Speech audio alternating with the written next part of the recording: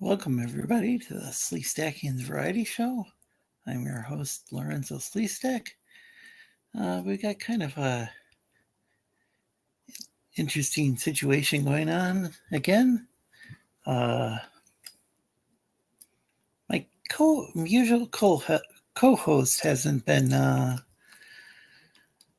He hasn't always been able to show up the last few weeks. That's okay. There you are. Welcome, Daniel. I didn't even know if. There we go. I didn't know if you saw the message or not. Oh no, I was finishing something right quick for a client, so I was just like, okay, let me finish this right quick, and then I'll jump in. Oh, okay. It's because it was something I really can't put on YouTube. So yeah. I totally understand. Well, welcome, Daniel. how's it going? AKA Tech, AKA High Tier Comics. There you go. And a Lion. Welcome to the chat. And this is Chris Longfellow. Always a pleasure to see you. And Suzanne. Always great to see you as well. So, what are we looking at? Something for Champ. like, yeah, more stuff that is like, I don't know. He asked for the stuff, but it's like, dude, we can't really put this stuff in 3D comic form because like we can't do that. I don't know why you're asking for this, but okay. So it's just characters being turned into evil and cat girls or something to that effect. Well, and I'm about halfway done with it. Yeah, good cat girl villain. That sounds good. So I'm just working on it now, and so that so it is done before tomorrow, because I'm gonna have another stream tomorrow, so on my own on my Ricardo channel. So like, hey, I need money. What time's that at? Usually it's 6 or 7, but I'm gonna try for 5 or 4. Central. Yeah. Okay. Texas time. Yeah. So what's on the menu for today? Yeah, there were a few different things that came up lately. I wasn't able to investigate the whole thing with what do they call this? It's not CPR. It's like CBR. CBR. Yeah. What the heck is the name of that publication? Oh, I don't know. I don't keep. Yeah, it's like something that comic book resources or something like that. Yeah. Now, supposedly, so. I always take it with a grain of salt when people are saying, when opponents of a publication are saying, "Oh, they're in like trouble with like finances or something along those lines." I don't know. I haven't been able to really investigate it because I just found out a few minutes ago. It sounds like a lot of the online stuff is kind of crashing down because, and I'm going to assume it's just mainly economy is not a good place to prop up multimedia businesses. So yeah, the thing with and I don't know in this particular case, but I know in general the legacy media outlets. I don't think they're doing the best. Yeah, they're not doing too hot either. So, and now CBR, I don't know. That might be online only, but it seems like maybe they're following an older model of. I'm not quite sure, because nowadays there's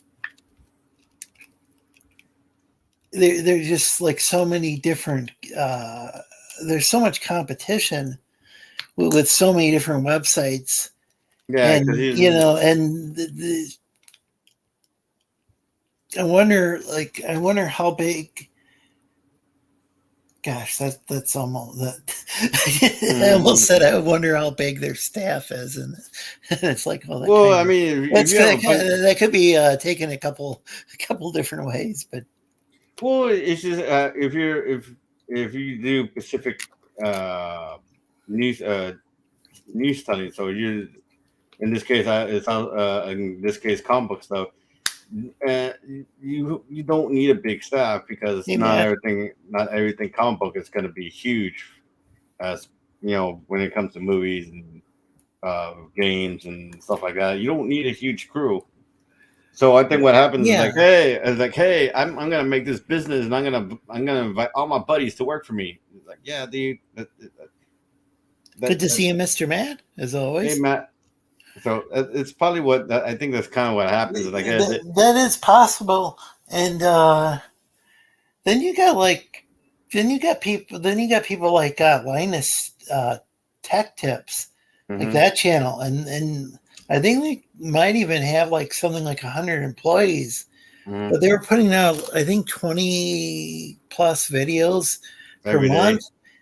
Yeah. I thought I mean a month, but I think it was per week on various channels. But then it turned out that I think they may have even admitted that the employees were saying that they were um, rushed, that they felt rushed, and they might not have used those exact terms, but they said we wish we had more time to work on videos, and they said things like that. And Well, because Nine is Tech also does other stuff aside from just reporting the news and or doing other stuff. Because I do believe he started off as like a legitimate business that worked on computers, built computers, here, or repaired computers. yeah, Um, and they'll actually build computers on there, and one of the things they got in trouble mhm. for was they ended up apparently they had a prototype case with like a what do you call that, like a water, was it water cooled, what is liquid Water cooling, cool. Yeah. and apparently it was only compatible. The people from the company were like, okay, this is what's reported. All I can say is what's been reported, and I can't really, I can't say for 100% certainty, but it sounds Mm-hmm. like the company is like, okay, use this particular graphics card with it, and it works for this particular graphics card. And it's like, can we try this particular graphics card?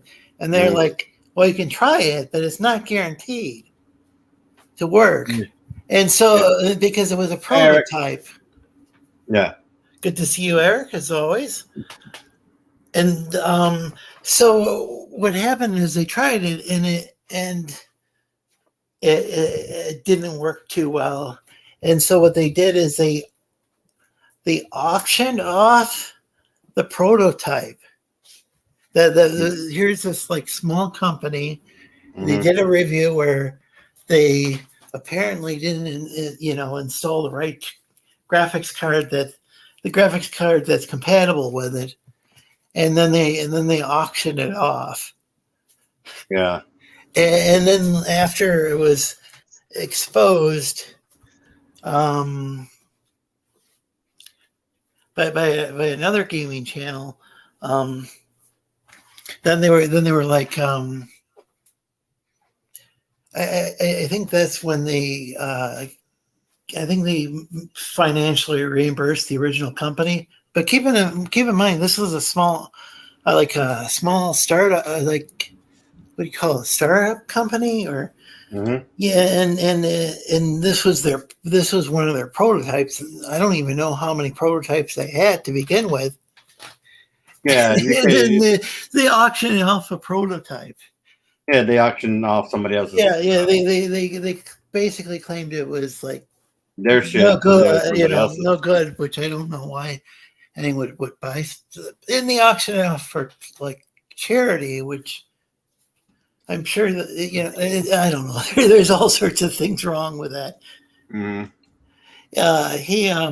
TJ. What's going on, man? What up, fellas?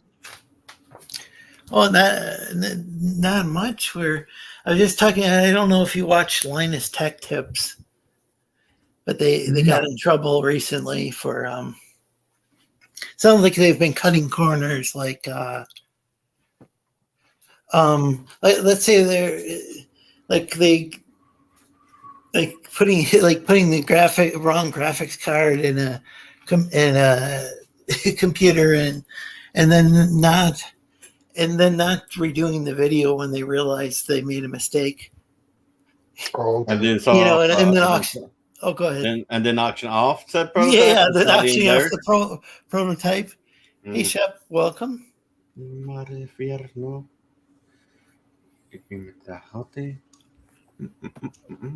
guys are welcome to join the panel. The link should be in the chat. Another thing that they did is, like, let's say there was a graphics card that they reviewed maybe a year ago, and then they got a new graphics card. When they compared the speed, it sounds like they compared the old results, the old benchmark tests for the old card to the new benchmark test for the new card. Not taking into account that the old card could have better optimized drivers now. Yeah. And so that was another thing. So Linus Tech Tips kind of hurt themselves. Yeah. They lost thousands of subscribers over this. Jeez. Hey, Shep, good to see you. Bless you, whoever sneezed.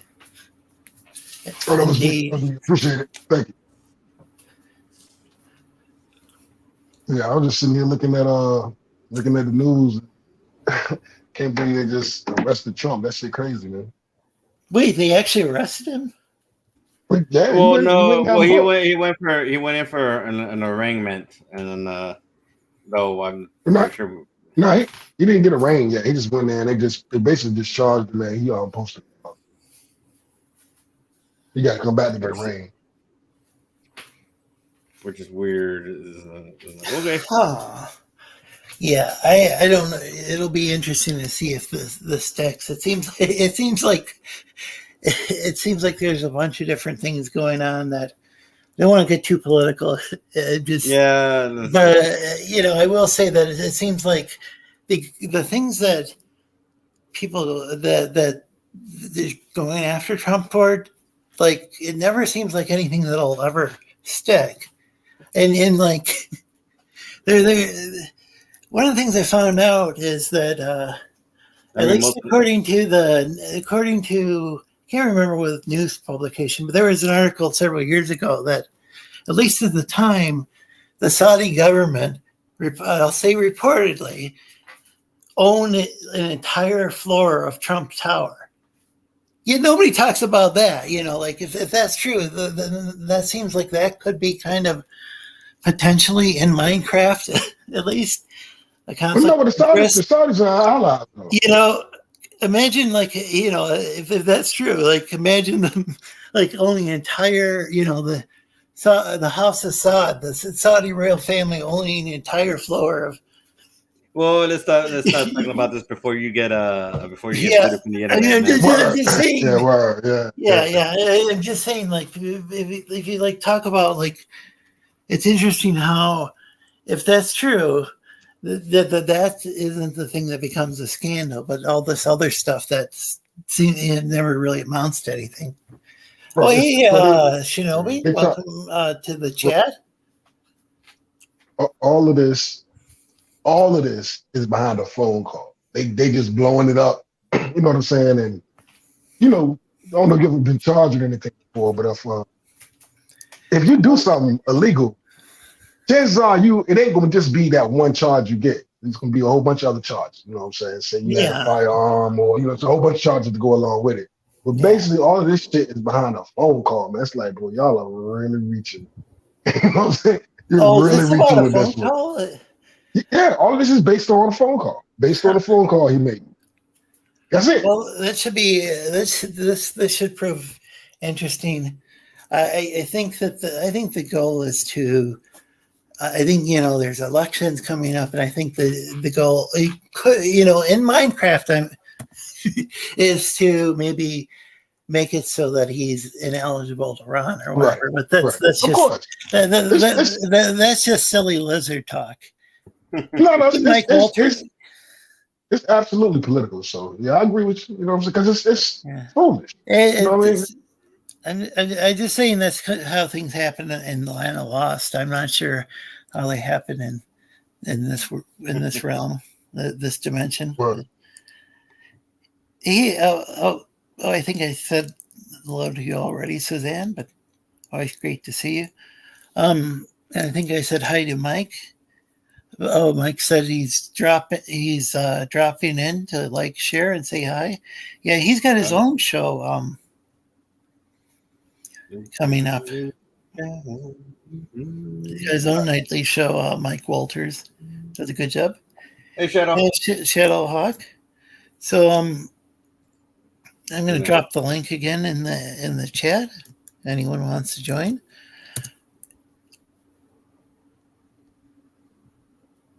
But yeah, so with the thing with Linus Tech Tips was just I was very disappointed because I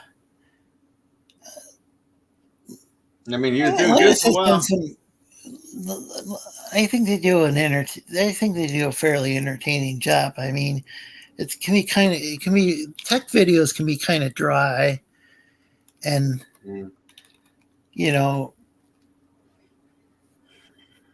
it just disappoints me. But then again, it sounds like they got several channels and they're trying to pump out videos, and it sounds like there might be several different stages to editing the videos. I don't know. That's just what some people are saying. It's like is this it could be scripted, and then they might have to do I don't know how many drafts they have to the script, and then there's all these different layers of editing and. Is this a company or is it like YouTube? I think it's like a multi-million-dollar company now. But there are several Linus Tech Tips YouTube channel, and then there's like maybe I can't remember, there's maybe 4 or 5 channels that they have now, I think. Oh. And they got they put out their own products now. Yeah, they do their own products and what have you. Again, it's like I was telling Lorenzo, is like at this point they kind of made their change, so they don't just do videos. So they're also doing new products of their own and whatnot have you. So yeah, I'm not really familiar with that angle, but that's interesting as well. I know they've even got a movie review channel. So well, yeah, I mean it's branching out. That's why they have more people, but and that's why other companies are having issues because it just depends on how they do it. I mean, it's easy to. It's hard to build an audience, but it's easy to lose an audience. You can do the wrong thing. There goes your audience. That's definitely the case. This is why this is one of the things I mentioned. Like, we should probably keep the political down to 0 if we can. I think the issue is a lot of things are political, but yeah. The partisan stuff, though, I think is the most divided because I think a lot of people, a lot of Americans, probably a lot of Canadians. You can probably go through a list of things that pretty much everybody agrees on. Yeah, but then there's these like wedge issues that people like to focus on and argue about, and that I think that really serves the people. Again, this is I'm just gonna say it serves the people. It probably serves the people who are, it's who have interest in promoting partisanship. If people are constantly arguing over wedge issues, I mean, it keeps like we got like two political parties in the U.S. and if people keep arguing over only the issues that are like, divisive or whatever, whereas, it keeps everybody, everybody's going to continue to be divided. Mm-hmm. But you got like things like, I think a lot of people are in the same boat when it comes to, I've seen a lot of people struggle with finances, Oh, we all have that problem. Yeah. And I mean, that's something that pretty much everybody could,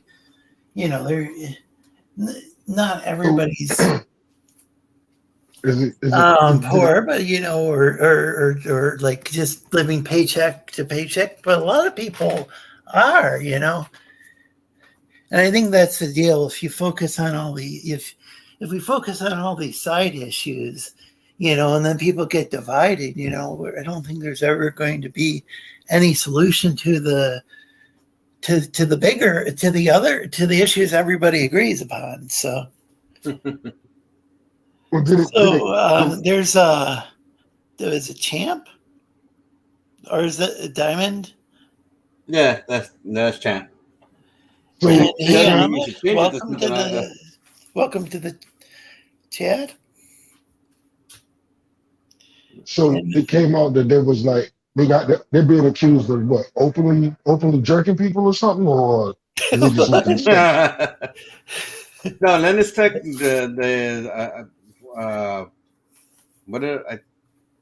apparently they took somebody's prototype and they sold it, or they auctioned it, and they weren't, I guess, they weren't supposed to do that. And also they weren't I'll say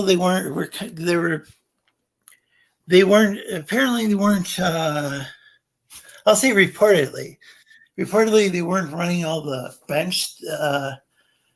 benchmark tests. Like let's say they'd have an old graphics card and a new one. They wouldn't necessarily run the new benchmark tests using the newer drivers for the old video card. Yeah, they would just like go over, because video cards, so that sounds more like can be optimized. They can be. So it sounds like updated drivers for the video cards. Like when something comes out, it can be pretty buggy, but after a while, you can a company might update the drivers, and then all of a sudden it works a lot better and it runs faster. So basically, they were trying to falsify. Oh, okay, I got. Well, they were taking the old results from the old card and comparing it to new results, to new tests that they ran on the new card. So it wasn't like they were. I don't know if it was falsify is the correct word, but they weren't. Or rigging the results, I guess. Well, what they were doing was they weren't taking the time to go and update, update the drivers. Update the drivers for the graphics card. I don't know. Because maybe if they're using Windows or Linux or whatever, there could be new drivers for that old card that make that old card run a lot snappier, a lot faster. Yeah. And that's one of the problems that they ran into is that.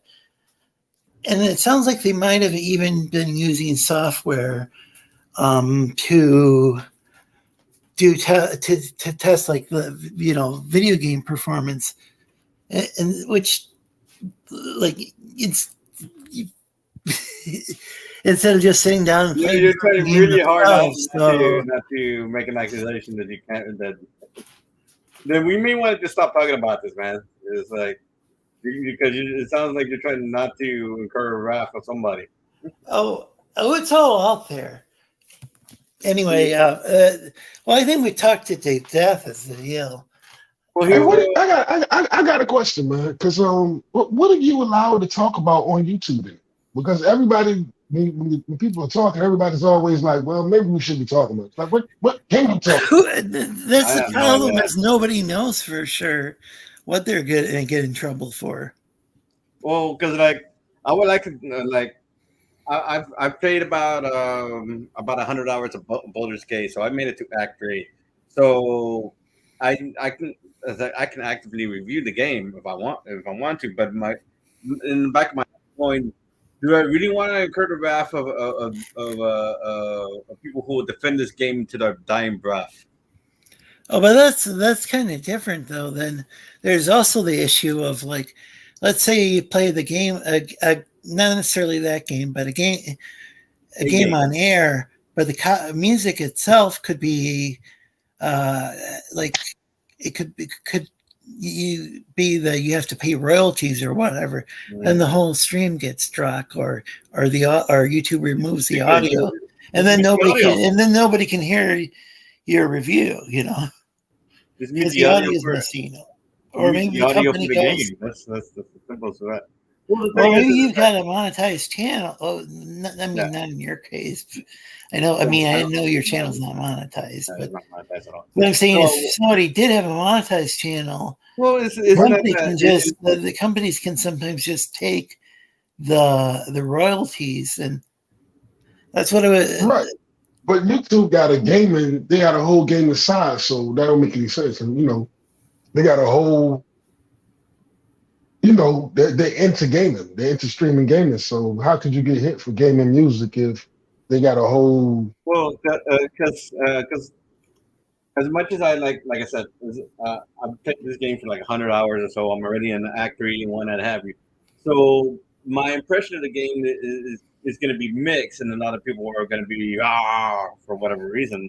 Yeah, that's one issue. Because I'm not going to give this game whatever free pass that they've been using. Okay, that's one issue, is the fans. On the other hand, there's games where you can get struck just for playing it on air because of the music. Yeah. Or even showing game footage. Nintendo used to go after people just for showing game footage, and I think they've. But People had to that be was part like, of the creator program, or what do they call it? They got rid of that but that eventually would be, after people but that would be for complained. but that would be for like unreleased titles, though, right? No, just to play any Nintendo titles, I thought.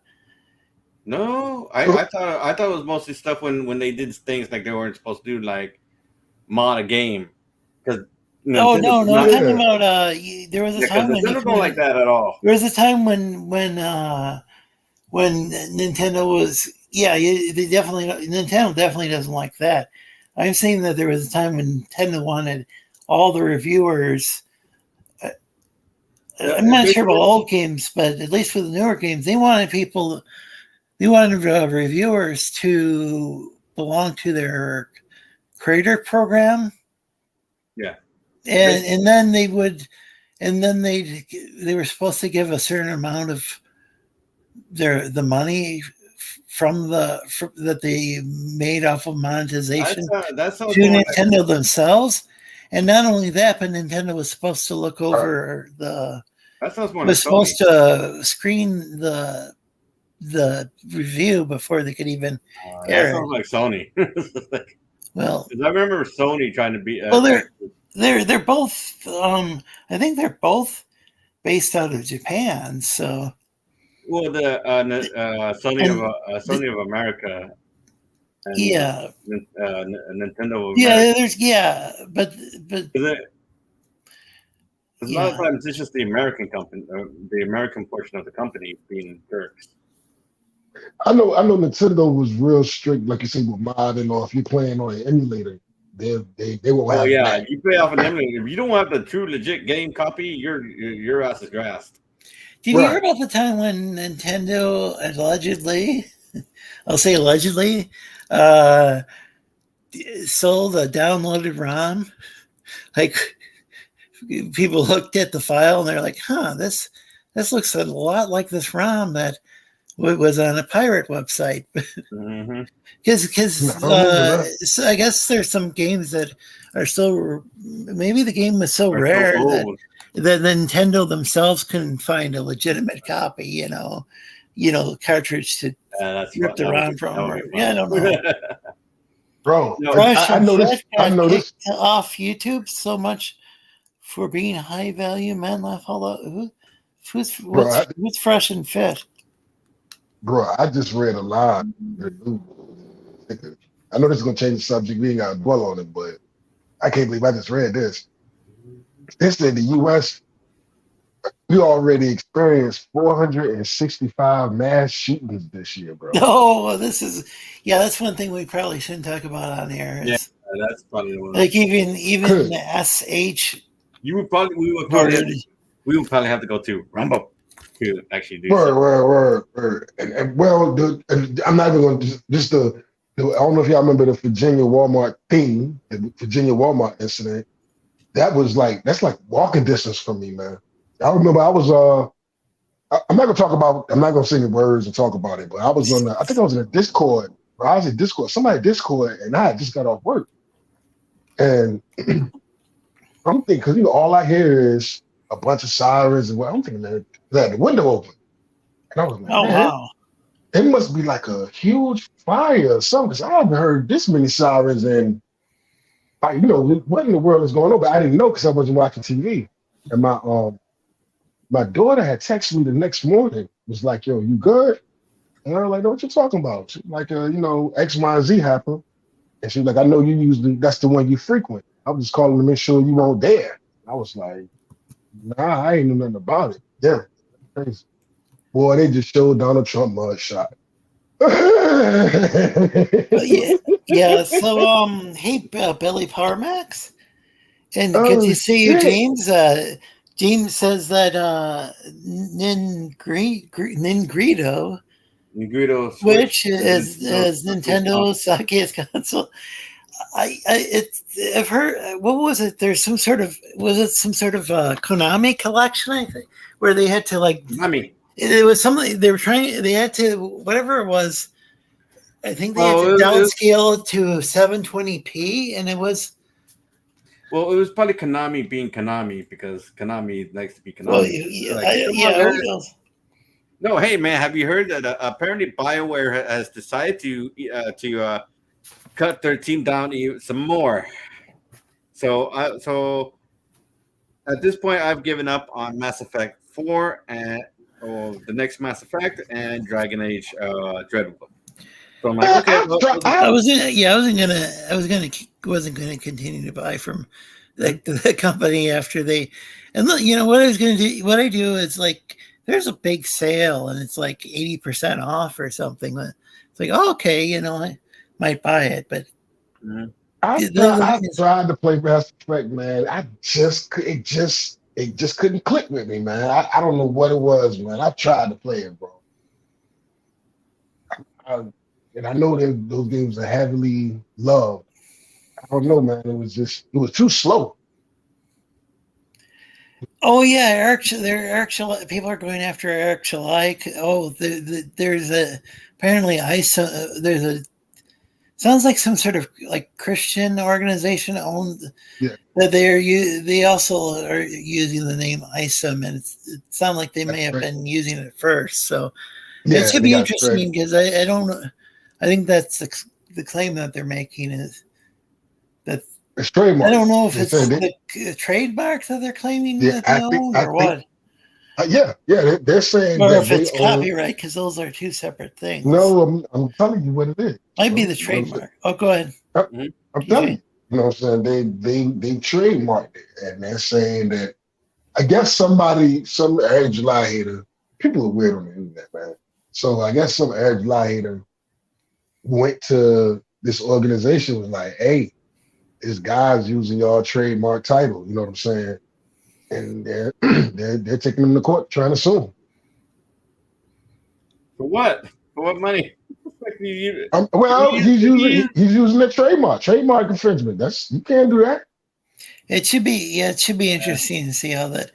It sounds like it's a totally different kind of thing that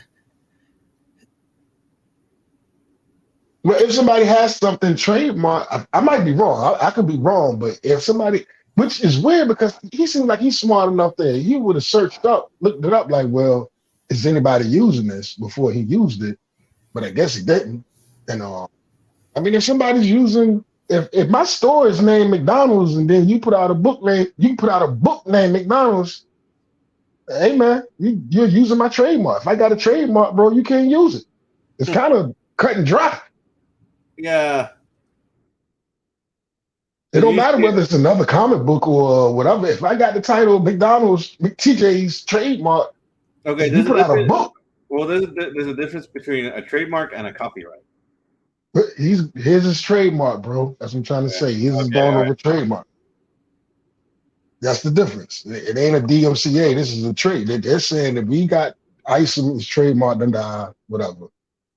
And yeah. I guess it's the only thing you can. I mean, the only thing he can do is rename the brand. I guess. Yeah. Rename the brand. Which maybe if you would have put dots in the middle, or if they got dots in the middle, where it's an acronym, or if it's just a word. I don't know, bro. I don't know. I mean, sometimes just even a slight word phrase change would nullify that. So I saw there were a couple of hats, and one was for one of the Isoms and one was for the other. The font style was quite different, but yeah, it should be interesting because I think Penguin Books. There was a Penguin Software, and they got it, and they might have got in trouble with Penguin Books because they ended up changing the name of the software to Polarware. They did a lot of old school, they call adventure games, like you go like they were the games where they're kind of like role-playing games, but it was like you type the word north or south, east, west, stuff like that, and like look tree or whatever, and you look at a tree, or you type I or inventory, and you see what's in the bag you're carrying. Very similar to role-playing game, but you're not exact. I think a role-playing game, you might typically have like more options of what you do with your character. You guys ever play adventure games? And like those Telltale games, I think, might count as adventure games. And that's the way it used to be, but nowadays it's like they kind of take a lot of the options out of games. Right now,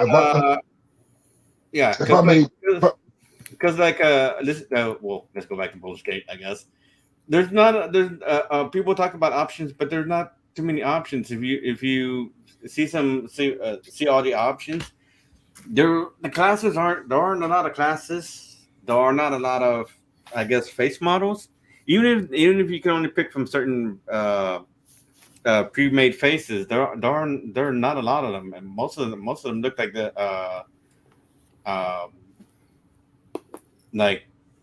kind of from some kind of weird British comedy sketch, and they look like they're like wow, that's like I don't know what Western developers are thinking, because like they just because even most average women don't look like that they've been hit with a dump truck 5 times in a row. They're like, God, man, what happened here? You look like she looked like she had she like, because like, and it's mostly just the women, because the women are like, it looks like one looks like she had an allergic reaction to seafood and pufferfish. I'm like, what the hell happened here? And this is I know that there's a trend to it's a weird trend. It's a bad trend. Well, there's a trend to try to make, I guess for some reason, the female characters more plain looking. So they don't seem to do that as much with the male characters. No, they don't. So and you might you might have like, say, it's really weird. Or you might have, say, like a heavy set female character because that's maybe more Well, realistic in America. well, But they don't. because, But they don't do that with the guys, which would be more realistic as well. Because there's a lot of people in like the U.S. and probably Canada as well. Might be I mean, overweight or whatever, well, that's or because maybe okay, we're gonna promote body positivity, but I don't know. I guess there is a thing where it's just I don't know. It just smacks of sexism. It's like, okay, you do realize that women do not all look like that, like that. And even the average woman doesn't look like that. well, now You know, it's it's because of the feminist movement, man, and they deemed female sexuality as like offensive, kind of like like not offensive, but women are supposed to look, the male gaze, so don't create women to look beautiful because of the male gaze. So we're not going to don't make a girl look. Now you can still have Superman looking like Superman. That's called the male fantasy, power fantasy. But the females are like, if you make that woman attractive, then you're objectifying women because not all women look like that, and it's just ridiculousness, man. It's ridiculous logic. I mean, because because if you're treating men like objects too, then that's basically the same thing. I think there is a general tendency to maybe make male characters more effeminate, but it's I don't think it's as common as let's make this female character a little bit more plain, or whatever. And the interesting thing is they don't use a model that looks plain. They'll go and take some gorgeous model, and then they'll just kind of tweak it to the point. And then they'll make it. Yeah, they'll do something weird because the graphics where the character doesn't look at all like the model. And it's like, well, and so it looks very artificial, doesn't? Versus if they just use somebody that looks kind of plain as the model, that would look more natural. Because if you Google up the model for Fable, they have the actual model for Fable. She looks cute. She's cute. I mean, she has this row of freckles and everything. Like, oh my god, why didn't you just leave her like that? Well, it's the game model looks like she's been beaten to death with a bat. Oh no! Here, it's the whole foolishness. It's the foolishness of representation, because what they're trying to say is, say I was for some unfortunate reason I was confined to a wheelchair. Well, if I'm gonna play a game, I don't want to play a game and be in a wheelchair. I'm living out a fantasy. I want to be flying. I can walk now. You know what I'm saying? I'm trying to escape. I'm trying to escape reality. I'm not trying to. Oh no! That's another issue. Is that? Oh no! I'm actually not opposed to. Somebody uses some sort of. Somebody has a character that's in a wheelchair. If it fits the setting of, let's say, it's place in the 20th or 21st century or something. If it's in the Middle Ages, I'm not sure if they had wheelchairs or. No, they wouldn't have been anything. For the peasants. Yeah, hey, Dan Dog, welcome to the chat. And even then, and folks, check out Mike Walter's channel. He's from what I recall tonight. From what I recall, history, if you were basically disabled, you were useless. You're useless scum of the society. You're about to get a drone. I want to be careful how you phrase that. You're talking about like in the Middle Ages, how? Yeah, I'm talking strictly Middle Ages. It's like sporting culture. Back for the Spartans in ancient Rome and when I have you, Spartans like, hey, this kid looks deformed, toss. Yeah. But I'm just saying, if I'm playing a game or a role playing game or anything, I don't want to be me. I want to be super jack. You know what I'm saying? I want to be super jack, handsome to the motherfucker. You know what I'm saying? I get all the bitches. Anything, whatever it is. I don't want to be me. The whole purpose of me playing is not to be me.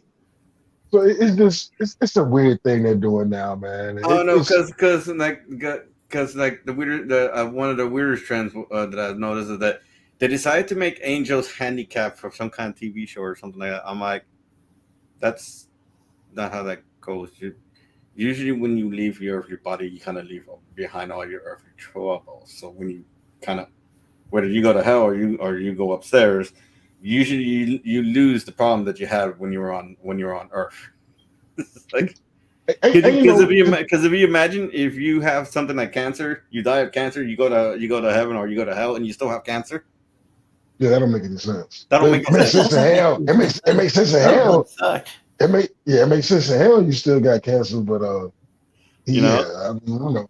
But I get it to a certain extent. To a certain extent, I do get wanting to see yourself on the screen to a certain extent, but not to the extent where they're pushing it. You know what I'm saying? It's like, yo, we need representation, and we need, you need to be able to see yourself. Like I've been watching TV since forever. I never was watching TV like, well, I don't know nobody on the screen look like me. I never thought that shit, even as a kid. You know what I'm saying? Like, nobody. It's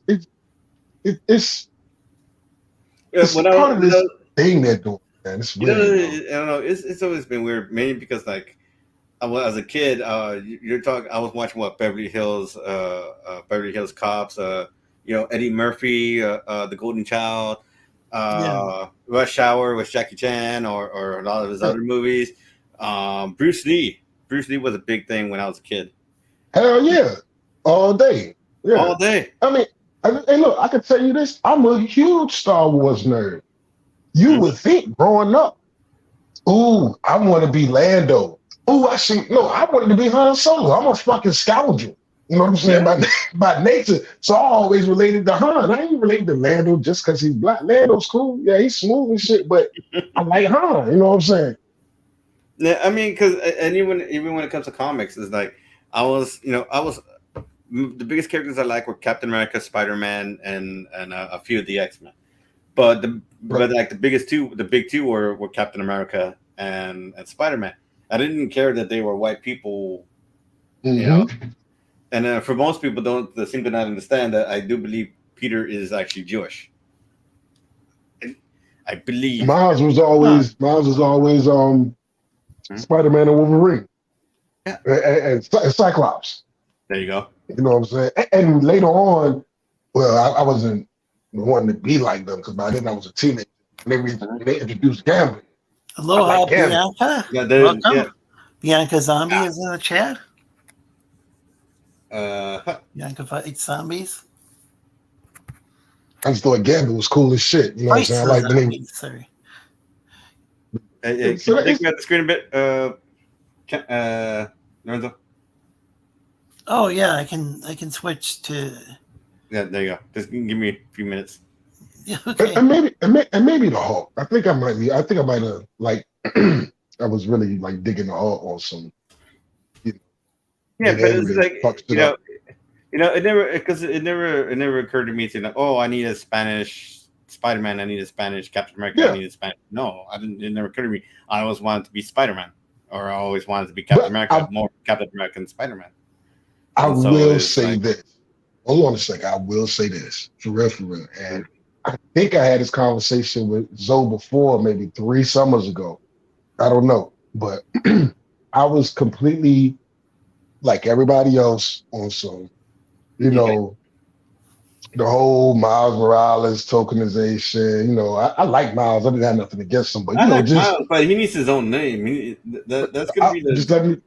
I'm trying to tell you. Here's what I'm saying. People were saying representation. Like, man, just make good characters. I was with them until I took my son to go see Into the Spider-Verse, and I'm trying to tell you, when I was sitting next to my son, and then the dude, the way they drew the characters looked just like my son, and they was like the same age at the time, and then they're playing like they playing like Biggie Smalls. And my son is like, we in the movie theater. My son is like, yo, that's the song you always be playing. I'm like, yeah, man, it's dope, right? Yeah, he's like, yeah. And, when I'm watching his face, and I'm like, okay, it makes sense. You know, I get what they're saying because my son is like seeing himself as Spider-Man, where I never had that experience, but I could see what they're saying. Then when we was like when we was leaving the movie theater, like one of his homeboys from school was there with his dad, and they bumped and see each other. You know, when the movie let out, they bumped into each other. And the two boys was like, "Yo, how cool was that? This, and that." And me and the two, you know, me and the other fathers looking at each other like, "Yeah, that shit was dope, right?" You know what I'm saying? Me and the two, you know, me and the two guys like, I don't know this man, you know what I'm saying? But you know, his son and my son they know each other. They was like, "Yo, it was so dope," and they was outside wigging out. And me and this man, you know, me and this other father, we was like, "Yeah, she was pretty dope, right?" He's like, "Yeah, it was dope." So I get it, man. It makes sense. They just, yeah, I get it to a certain degree, man, because it really did. It really, when I was sitting beside my son, I ain't gonna repeat it again. When I was sitting there and I was just like, when they were playing Biggie and then the father-son relationship and then he loses his father and blah, blah, blah, blah, blah, blah, blah, blah, blah. And I'm looking at my son's eyes, he was just glued to the shit. And I was just like, okay, I understand what they're saying now. You know what I'm saying? I get it. Says that he always appreciated Batman and Iron Man because they were immortals that kept up with the gods. Mm-hmm. And Eric and Boyd says Lorenzo wants to be used panties, man. That is a rumor. They can either and look, and then look, and he out there with the, you know, Miles is out. He a young, you know, young urban kid. And he got the J's on. You know, he out there with Jordans on with his joke. And my son, I dug it, dog. I get it. I get it. I don't hate it like those guys that say Peter Parker, Spider-Man. I'm like, bro, listen, man. Miles Morales is Miles Morales. Peter Parker, Spider-Man. Look, Peter Parker, Spider-Man, and Miles Morales is Ultimate Spider-Man, a whole nother universe that they done brought him over. It's a fucking comic book. Get over it. You know what I'm saying? They ain't real people, dog. Let it go. You know what I'm saying? What are we talking about? Well, I mean, no. What I was saying was more that like it would actually be the growth of the character. You feel like, to me, it would feel like the growth of the character if you kind of just, okay, I'm not Spider-Man anymore. I am my own self. I am this character. I am this name now. So, well, no, if you know, but Miles Morales, it was the Ultimate Spider-Man. It was a whole nother universe. So it was like it won't 616. Is it 616 or 313? I can't remember. I get them to DC mixed up. Well, it's 616 now. But the thing is like at this point, he just kind of needs his own title. Oh, he's Shep and Mahmoud. Like, why do you say that? Why do you say that? What's Mahmoud's? So Mahmoud's asking for Mahmoud's claims not to be moderator right now. This is. I thought, I don't understand how. Apparently, you're right. Sorry about that. I don't know. Well, we were a moderator before. I don't remember. I don't know how he became unmodded, but sorry about that. Well, what I was going to say is that it would be more the evolution for the character, more character development. Because there was like one point, there was a story point where he's like, he's kind of going out saying, "I'm not Black Spider-Man. I'm me." And it's like, and you would think by that point, it's like, yeah, I need to stop using the Spider-Man name. I need to make up my own name. I need to be my own person. But they didn't do that. I was like, you all had a missed opportunity right there. You could have just simply had Miles, just kind of graduate to his to a title of his own. But see, that was after the two universes, like, yeah, when he came over to the 616, because when he was in his own, he was Ultimate Spider-Man. So Peter Parker didn't exist there. You understand what I'm saying? Well, he died in that universe, but yeah. Yeah, so that's interesting that so they merged. Not back then. Did they merge the universes like the way that because I think Rebellious Pastry, welcome to the chat. I saw. Oh, by the way, check out the Rebellious Pastry. Posted a live stream, I believe, or uploaded a video earlier. Well, Like I said, me is Oh, not you're more. welcome, Mahmoud. I'm sorry. I didn't understand. Last week you were mentioning you didn't have you weren't a moderator, and I didn't understand because I had made you a moderator. I Something think must somebody, have happened. I think someone I took him must off have pressed the wrong moderation. button. Sorry about that. They didn't merge the universes. I can't remember what Inventor was, but some of the Ultimate Universe came over in the Basically, 616, and Miles stayed, but the other ones didn't. You know what I'm saying? Somehow I can't remember what it was. well, But I'm sorry. Miles is in 616 universe right now, so there's like 2 Spider-Mans running around. And I think that's. I thought maybe they got rid of the Ultimate universe. Yeah, they did get rid of the Ultimate Universe, Okay. but it seems that they're trying to bring it back. I guess.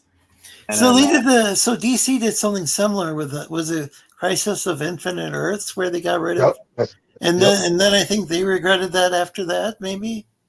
yeah. That was like what? That was in the late 80s, early 90s, wasn't it? Because I was young then. I remember that.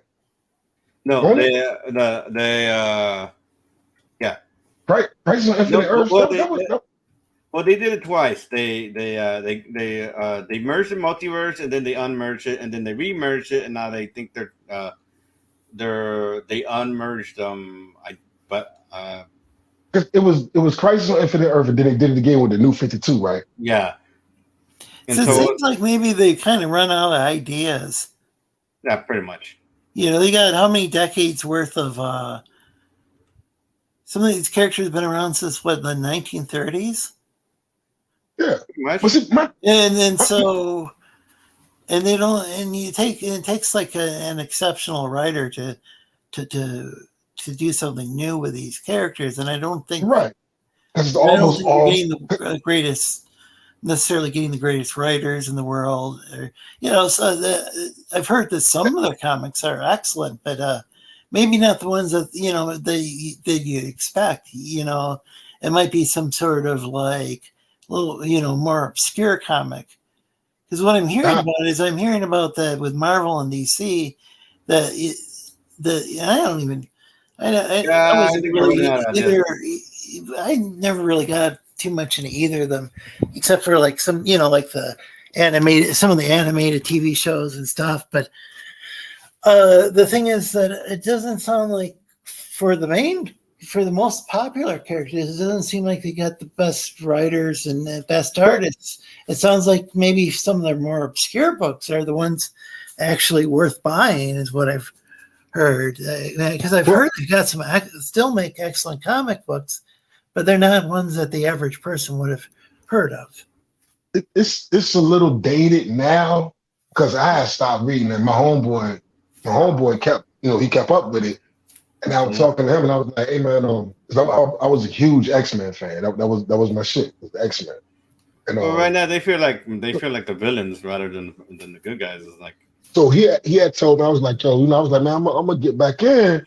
He was like, yo, I was telling him, I was like, man, it seemed like it got all bad. He was like, nah, if you want House to X and Powers to X, it's phenomenal, bro. Now they had the Fall of X, you know what I'm saying? And I ain't been keeping up with it, but Hickman run with the House of X and Powers of X, bro. It's phenomenal, bro. It's really, really good. It's really, real good. Like, I couldn't put it down. You know what I'm saying? I was just going from issue to issue to issue, bro. Mainly what I was doing before I was reading like old shit. Like I was going back reading like the original Infinity Gauntlet and because Hickman was trying to go summer with it. Basically, he was trying to have them be the bad guy for a bit, and then they realized, oh my god, things changed. Things got changed, and now things are just kind of infinitely more fucking worse than they were than when we last left off. And then they were supposed to go back to, I guess, to the correct universe, and it didn't go that way. They kicked them off, and they've been doing the gala stuff for. So Eric and Boyd says the Earth 2 Lorenzo Sleestak is called Sleestak Lorenzo. That's interesting. He streams a show on a platform called TubeU, and he eats daffodils while he talks. That's interesting. And you also got to be honest. So Mama looks like he's trying to join, but it says device is not connected. So, Mahmoud, it looks like you're having some sort of maybe some problems with your computer or phone or whatever connecting. And you gotta understand, like my man was saying, like some of these, most of these characters, the most popular ones, man, they've been around forever. So in order to come up with a good story, it's going to be hard because pretty much everything's been done. Well, yeah, that's To what a I was certain- saying is that you would have to have like exceptional writers, and Yeah. it used to be Well, they had some really good writers for the movies. I mean, it seemed like taking Iron Man and turning him from like what was he like a he was a C-list D-list character or character. something, He was- How are you guys becomes doing this that? really important character in the movies.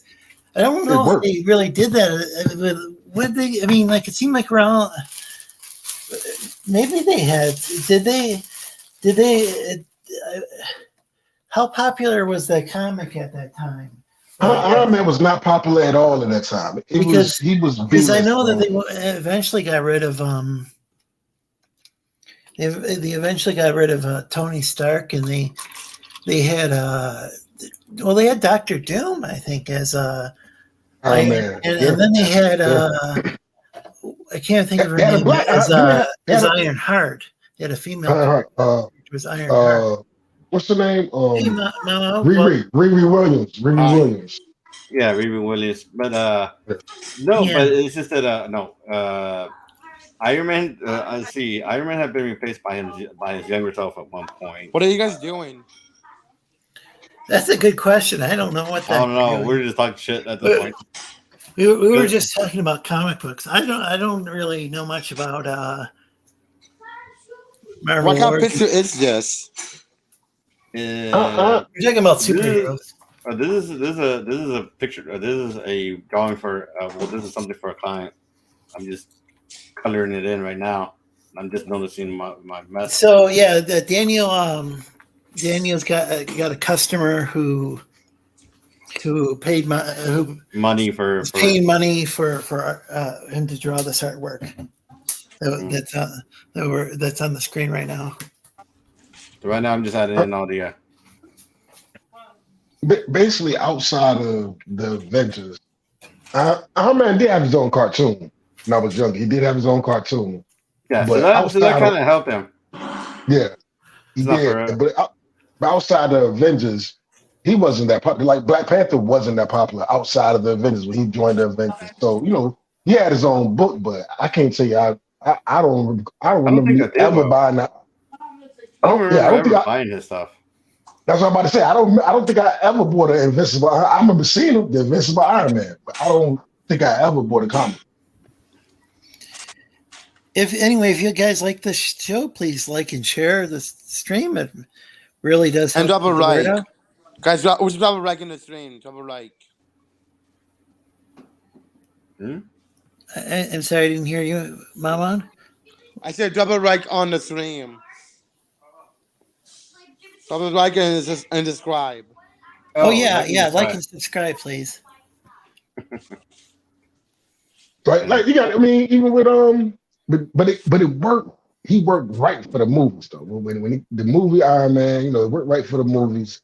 Thor ain't a big A-list character. You know what I'm saying? If he was in the comics like talking, basically he was an Avenger, unless you really read Thor, the Almighty Thor, the Mighty Thor. But I knew a couple of dudes that was into him, but most people didn't really read Thor like talking about. You know what I mean? Yeah, you know what? When I was some of my favorite characters, I take it back. One of my favorites was a Beast. I always fought with a Submariner, man. Namor. Always like Namor, yo. Namor was my dude. He was an asshole. I questioned their logic when they decided to bastardize his name for a movie. Like the hell you? So I don't actually. So I basically just watch YouTube. I've got Hulu. I've got Amazon Prime. I've got I even still have Netflix. I'm not quite sure why I have Netflix, but I still. Oh, I guess. Oh, every once in a while they'll have a comedy special I like, but and I've been using that the longest of all those services. But and I even have Crunchyroll. But the thing is, I mainly watch YouTube. I think the stuff being created on YouTube, and I think that, as far as like versus a movie or TV show, I'd much rather watch YouTube or some sort of streaming service. Oh yeah, where with user created content. And the same thing with comic books. I'd much rather buy an indie comic book than like. Yeah. And I've actually been that way for a long time. Like, I don't think I was even really interested in. I wasn't too interested in Marvel or DC. Besides, the occasional movie or like when they'd have a cartoon on TV or whatever. It was really I kind of got interested with when there were people like Ethan Van Sciver and people like that, like it's like here's Ethan, and when he was working at DC Comics, I think that was the first time I remember somebody on YouTube who was an actual employee or freelancer for a comic book company, and they were showing you it's like anybody can. This is the example I use. He'd have these stream, and it'd be like anyone can draw such and such character. Like one of them was Batman. It's like, well, this is really cool. Here's a comic pro showing people. Yeah. Yeah, this is before he joined Comicsgate, but. Yeah, I remember that. But I think I was. I think I was aware of him because of your boy Zach. But I think don't think he had joined Comicsgate yet. And it's like, wow, this is unless there was a video that was an older video that I ended up watching later on. But I do remember watching at least some of those live streams when they were live, where he was drawing different characters like. But by then, Big Rose Tico in the Slave Leia outfit and stuff. Yeah, like I've never really got weird. A professional artist go and do a live stream like that, and he was taking requests from the audience, I think, on that stream, and it's like, this is really cool stuff, and that kind of got me interested in mainstream comics, and then it was also at a time when there were a lot of changes going on. Like it seemed like DC might have been doing okay around that time, but or around the time that Comicsgate kind of started. But I think Marvel was the one that was real. It was really they were really changing their characters around, and in a confusing manner. So. So you'd go and you'd look for the Thor comic, and it would have Jane Foster or the Incredible Hulk, and the Hulk was actually She-Hulk, and it's like, well, this doesn't make sense. She-Hulk was already a character, so yeah, but it's like why call her Hulk now? It's almost as if wasn't she? I mean, She-Hulk was a cool character to begin with. I'm not familiar with all the incarnations of the Green Hulk, but my understanding with the Green She-Hulk is that she typically would remain articulate even when she transformed into She-Hulk. She was a lawyer. Whereas at least there was no pale Green Hulk. He wasn't he wasn't always he couldn't. Bro, She-Hulk didn't transform into the She-Hulk. She was always She-Hulk. Okay, she was always She-Hulk. So she didn't really transform. Basically, because she was a lawyer. Yeah. Okay, so she never went ape shit like Banner did. Mainly because the difference between her and Banner is that she didn't have any kind of emotional baggage to change into, and now that you just decided to give her emotional baggage, she didn't really that really wasn't. And if I'm mistaken, I didn't watch the show, but if I'm not mistaken, she became She-Hulk like through a blood transfusion or something like that. Yeah. Like she didn't get hit with gamma rays. Well, welcome Yeah, it back, was a Mom. blood Mom. transfusion. Yeah. So See, yeah, I like don't. when you was talking about Ethan and all Oh that, yeah, see, yeah. She received. by then I was like in my 40s, man. When you said me and my comic book days, I was born in the 70s, bro. So I'm talking about going to 7-Eleven and getting a Slurpee and a kite, and a comic book was like 75 cents. You know what I'm John? saying? What up, Lorenzo? How you doing? Good to see you. Good to see you, Dillard. Doing Great to see well. you guys. Rumor has it Everybody's got- that you're creating some comic books now. Yeah, I'm working on them. Oh my Well, goodness. Like that, bro. Thank you. Yeah, what Hey, kind you said of some, you called me a bitch ass nigga the other day, man. What was that about, man? you want to what? I don't know. Did That I? was out of Can we say nowhere. that on air? Sounds like me, but I'm not sure. Yeah, I said I was in the chat. You said something behind me. He's like, man, I ain't think about that bitch ass nigga. I was like, damn, what I do to him? You know what I'm saying? But whatever. It's No, cool. that How you doesn't doing, ring a- dog? That doesn't ring a bell. Yeah, But it's good. I may have said it, and if so, I stand behind it. Yeah, you said it. I ain't mad at you though. I was asking you why you said it, but it's cool. I don't recall what it was about. I probably had good reason. Yeah. What was the context? Mhm. No, I'm working on a bunch of comics right now. I just finished another page for Captain Finnerty. Just sent that off right now. Now I got to work on doing some lettering for my own comic that closed out like 2 days ago. Got to letter it and then send it over to DG to final proof before I send it to printing. And then, which reminds me, they said that So They sent out the wait a digital second. copies Wait for a America. second. So what's this comic that is this like is this the Buckler too? yeah. But it's all cartoony. Come back. Sorry. I'm sorry. I'm so sorry. Well, I'm throwing out all the Buckler stories out of sequence, but they're in the sequence that I want them to be read in. That's a dope hat, says Lion Radden. Yeah, it's called a boating Dillard hat. deliver. What did you say? It's called a boating hat. A vote? voting hat. Boating, like Well, that. boating, voice like is, yacht. Dillard delivers. Like Good like hat. yacht. Yeah, somebody said it's fly. I ain't mad at them. Hey, I gotta ask you a question, though. Now I want you to get offended. Okay, go ahead.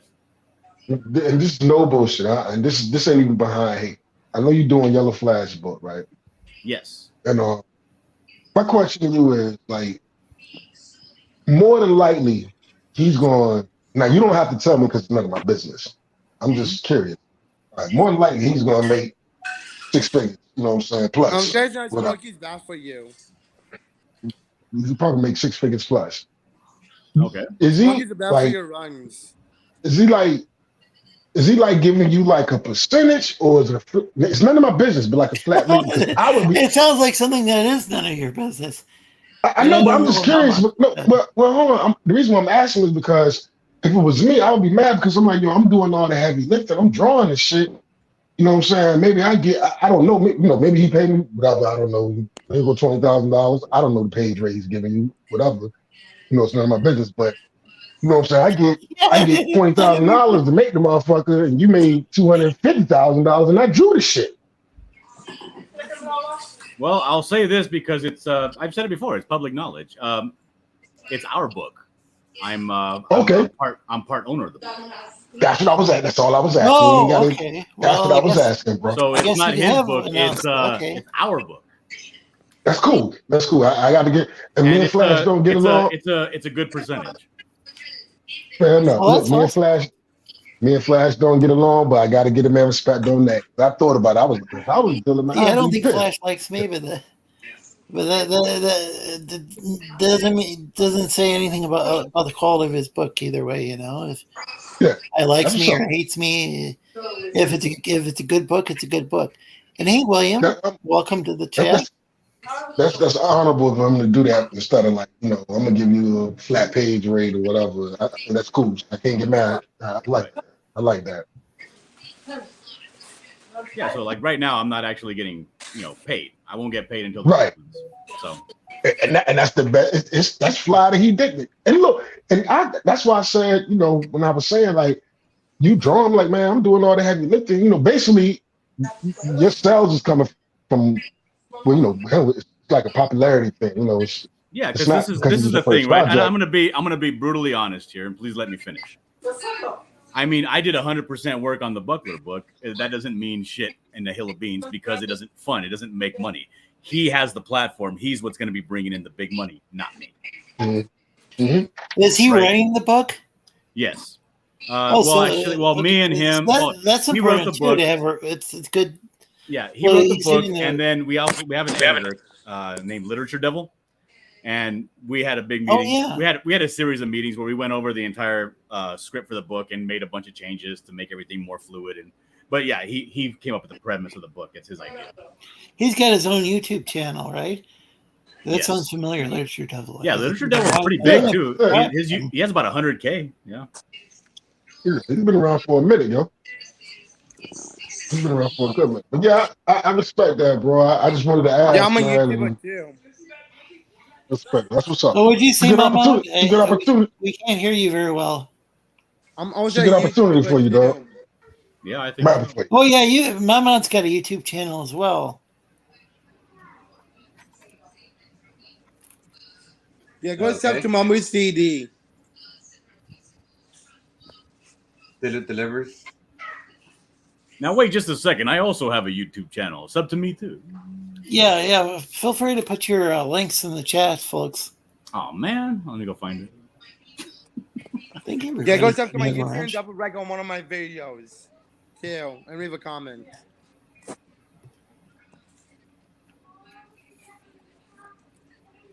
But yeah, now that I got my book finished, pretty much finished, I just got to do the lettering on it, which I can do pretty quickly. Now I can actually concentrate full bore, maybe even get like a page a day done on this Flash book, get really going on it. Oh, no. Yo, you know how to talk about it a little bit, or you got to keep it under wraps right now? I got to keep what the actual main character looks like under wraps and, the crux of the story. But you want to see like the first 5 pages? Oh, that sounds cool. Right now, currently, sure, if you Daniel, or AKA, go ahead. His artwork on the screen. It's high tier comics. These are basically they're characters for a comic, but which I'm showing it.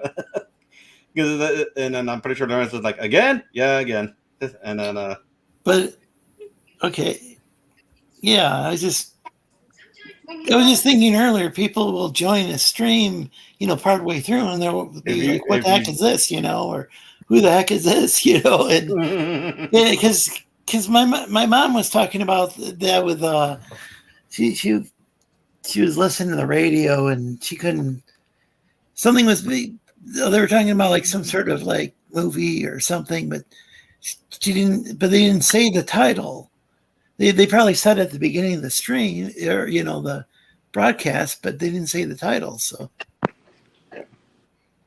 and it's like, yeah, that sort of thing happens on YouTube, and I got to make sure that doesn't happen tonight. I have a question. Well, you're gonna try and fail, because my mom, what were you saying? I have a question. I have an answer. How long are you guys going live for on YouTube? We didn't hear anything you just said, sir. How long is this live stream for? We still didn't hear you. How long is this live stream? How long is it? For? How long is the live stream? Yeah, we usually go 3 hours. That's usually the top. 3 hours. So that's more on Lorenzo if he wants to go shorter or longer. Oh, okay. Yo, y'all got to see Trump mugshot, man. This man, that man look like he is heated. Oh, Dylan, you were going to show off some pages, weren't you? He's grilling. Yeah, if you would like. Yeah. Yeah, that'd be great. Yeah, I mean, I don't want you to violate it, like, showing the first 5 pages. You know what I'm saying? I don't want you to violate. No, he's shown these on other channels and everything, so they're fine. Oh, okay. All right, cool, big. 48. I'm a fair guy, Dylan. Yeah. Let me go back, share, present, share screen, window, Clip Studio Paint. Okay, I'm sharing now if you want to.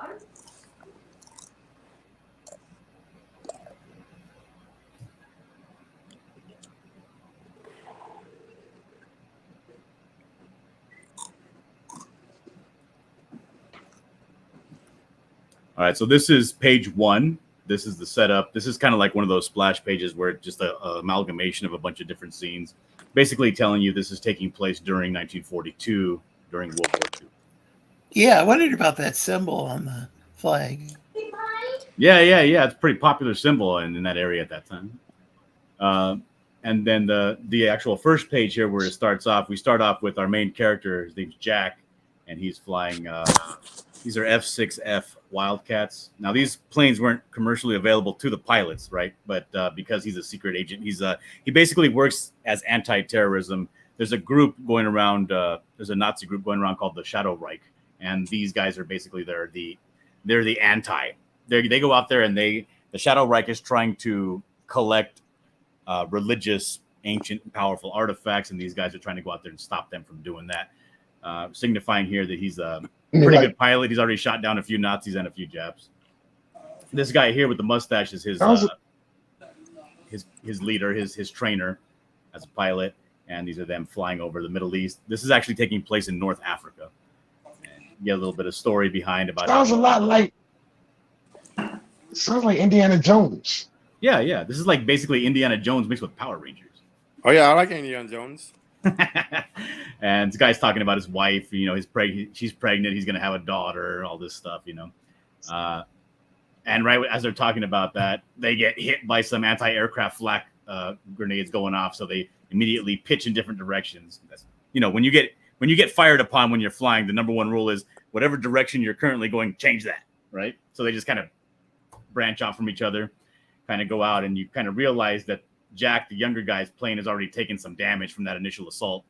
So he's telling him, I'm going to go broadside. You get the hell out of here. I'll take the heat and I'll go down. And so he does that, and his mentor is able to get away. Over here you see in the small distance, you can see his plane getting attacked, harassed still. And finally, they do end up shooting him down. And I found out that back in those days, you don't actually have ejector seats. So you had to turn your plane upside down and just fall out. And so that's what he does here. And as he's going down, his parachute opens up, right? And so then the German army is basically saying, let's get after this guy. We got to go get him. Then, it shows him, making his escape, basically. They're after him. He finds a nice rock crevice. Everything's kind of been destroyed because of the military conflict. So this rubble is uncovered this area here, which is the entrance to a ancient Egyptian site here in North Africa. And when he comes in here, he finds this relic in the middle of this old tomb area, and it starts to glow. And that's all I can show you, because the next thing you actually get to see what he looks like in his final form. Ah. Well, thanks for showing us that. Yeah, and that sounds like the Juggernaut. Here's the Juggernaut, bitch. You know what I'm talking about? The Juggernaut, he found the Crimson. What is it called? The Crimson. Hey guys, I have to go now. Bye. Crimson Bands of Sidorak. Take care, man. Yeah. I found that. Yeah. So yeah. But yeah, he basically finds a relic that imbues him with the power. This ancient land is crying out for a hero, a patriot, and it gives up its last little bit of energy to empower somebody that would fight on its behalf. And that's going to be our boy Jack. He's going to fight for the people. Man, I could have sworn, bro, that Yellow Flash was saying that he was doing some Steamboat Mickey shit, because I guess the what's it called when the shit goes up, public domain. Is it called public domain? Public yeah, domain, what is it called? Steamboat Mickey and the Murder Machine or something like that. I could have said something like his, and I was just like, bro, if you doing this shit, you of all people in the characters, you gonna do some Steamboat Mickey shit because the shit is up. You know what I'm saying? I was like, that's corny, but obviously he ain't doing that. That's what's up. So you sound good, man. Your art look good too. You know, so Thank how you. long you But been yeah, a married? lot of the stuff I'm doing, it's very much like in the style of like an old Rocketeer style book, you know. Yeah, I got you. Things like that. And look, so on one, I'm happy for you that Comics Gate provided you with. If I'm not mistaken, you said before that this is your full time thing now. You don't even you know Mm-hmm. he gave you the avenue where this is your full time thing. So I'm proud of you on that. So how long you been nice? How about that? Did you go to school for it, or this all self learned, or what? No, it's all self learned. Yeah. Okay. I did. I think I did a class or two, like in community college, like beginning drawing, but I dropped out of it. I didn't even finish school, so. Okay. But yeah, it's all self taught stuff. Nice, Probably man. because Nice, my man. dad used to send me a bunch of letters from prison, and he would draw on the letters, you know. And I would sit there and just copy his drawings down and try to learn how to draw that. Really? Yeah. Wow. That was So when how I was did you- maybe I was very young. I was maybe like 4 or 5 when I started drawing. You know, trying to copy his little, the penitentiary drawings. They draw like the watchtower, and they draw I know what you're barbed talking about. wire. They might not Oh, know, really? but I know what you're talking about. Wow, that's pretty hardcore. He would send me little presents of like little things of like where they get the cigarette packs and they would make little origamis out of them, and they would use the wrapping on the cigarette to kind of like seal it with a lighter, Well, So they Is your really pops do this home, or is this is something that people do in real life, not just like in a movie. Yeah, they do it in real life. I would Wow. get letters. I would get letters from him probably like maybe every 2 weeks. Yeah, That's dope. Is your Oh, yeah. pops home, or yeah, he is got around, out or is he got out a long time ago. He's since passed away, but yeah, he was only in jail maybe from the time that I was little to maybe about 6 years old, and ever since then, when I was 6, he got clean and sober, he got a job and all that. Oh, that's great. Hey, look. So how did you? Because I used to draw too, man. But like, how did you learn? Like, because he was just talking earlier about how Ethan before Comics Gate used to hold, his streams was about drawing and stuff. And how did you learn perspectives and shit? Because that was something that's I've noticed now when the artists talk about it, like, man, that was something I never really thought about. Now Mike is really hard on so correction. for people who are just tuned in, so Dillard is the one being interviewed. The art on the screen though isn't Dillard. It's High Tier Comics. Daniel Vega. Damn, I ain't mean to be interviewing you, but I was asking questions. I'm just inquisitive. I ain't being. I was looking at something right now. Sorry. It's called a conversation. I don't think of it as an interview. Because you guys were in a conversation, so I figured conversation. I find this far more fascinating than talking about like the big two and how disappointed people are. In that. Yeah. We've already talked about. There's already a bunch. You could probably go on Yellow Flash's channel and find a bunch of videos that discuss that in a lot more detail than we could here. No, because what I was saying is like Mike S. Miller, he's like really big on. I didn't know, like, I guess once you get to that stage of niceness, then you critique other people's artwork, even if you don't say nothing to them, looking at it like, yo, this shit is off. And who taught what I'm saying, like who taught you like the art of perspective and things gotta be autonomically correct and all of that, or did you learn it all on your own? I'll tell you. Comics Gate taught me that. Okay. I never did I did comics when I was little, right? Did my own little fake comics or whatever. But I never had a respect for the medium like is required when you actually draw comics. Now, when I would try to do a comic, it was like you learn perspective as an artist when you draw from real life. You learn perspective. But I never actually figured, because that takes a long time. When you do a piece of artwork, you're drawing something, you're seeing somebody sitting down or whatever, you draw it and you put a lot of work into it. So the perspective is there naturally because you take your time. Drawing takes you a day or two, but now I got to draw 7 individual scenes rapidly, right? So I would do that and they would come out off because I wasn't taking the time to actually incorporate the perspective. So looking at all the people and all the professional artists in Comicsgate gave me the kind of the realization that I actually do need to take this seriously and treat every single panel like it's a real drawing, you know? Yeah. And so then once I started doing that, the perspective kind of came back naturally. That's what's up, man. 'Cause I didn't even lie to you. I didn't even know that was a. I didn't pay attention to it too much. And then when I started seeing Yeah, them me talk neither. about it, Yeah.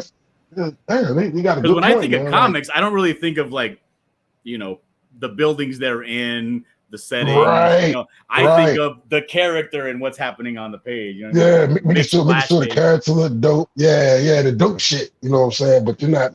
But yeah, 80% of drawing comics is perspective and background. You know. Yeah, and I didn't even know for real. Till Comicsgate, watching those channels and stuff, like them using references and how they would use. Oh, you got to. Everything will come out looking crazy wonky unless you use references. Yeah, you're only doing yourself a disservice if you're not using reference. That's what's up, man. I hear your kids in the background. Are your kids in the, you got a little artists in the making? No, they're terrible. Awful. I feel you, brother. I'm looking for this drawing that I was given by my daughter. I was like, oh man, this thing is, oh brother. And my oldest man, pull out a fly swatter and be like, when I was your age, I was already making great artwork. Man, I'm gonna tell you something. My oldest, she's in her 20s. She's in her 20s now, and it's so funny how she's like this nerd. And I remember seeing this kid. She draws now, and she does things. She's doing good for herself. But she will always be like, she would call me on three-way with her boyfriend, and like she'd be talking like Cowboy Bebop stuff. I guess she's like a girl, and I guess her boyfriend is like a nerd too. And she'd be like, "See, I told you, my daddy." You broke up a little bit there. Did you say you were talking about Cowboy Bebop? Is that what you're talking about? Yeah. My daughter, she would call me. I can hear damn word she would call me. She would call me with her boyfriend on the phone. I guess they would have like, conversations about who's the nerdiest or whatever. And she would be like, she was like, tell him that you used to sit me down when I was 3 years old and maybe 2 in the morning. We watching Toonami and stuff like that. I was like, yeah, that's why she was my little teeny. She was my little nerder. You know what I'm saying? And that's what I used to do. I used to watch nerd stuff with her and draw around her and all of that. And I was saying that to say that you'd be surprised when you get older how that stuff come back to them. And before you know, you'd be like, damn, what I'm saying? Like my daughter's like a little me. You know what I'm saying? Yeah, like it was really tripping me out because she doesn't really like watching a lot of cartoons. She likes watching her YouTube cartoons of like these little things called Cry Babies. She doesn't even like Barbie. She don't like the other cartoons. She likes watching little YouTube short cartoon clips. But she actually really loved what I liked, right? She loves watching the Ninja Turtles and she loves watching Power Rangers. Yeah. Yeah. Like, that's my girl. That's my girl right there. Bro, ain't nothing like her, bro. And she ain't gonna never stop being that little girl, man. And when she get older, man, and she's calling you and Netflix is dropping the Cowboy Bebop, and she's like, "This is some bullshit, Daddy." Well, she's grown. My daughter's grown though. This is bullshit, Daddy. Like, I know. And you sit down talking to your daughter about some nerd shit, like she's your best friend, man. It's beautiful, dog. Scramble says I took apart a decent guitar so I could paint it with my 12-year-old daughter. It turned out really cool. Well, thanks for sharing that, Scrambles. That is a really cool experience.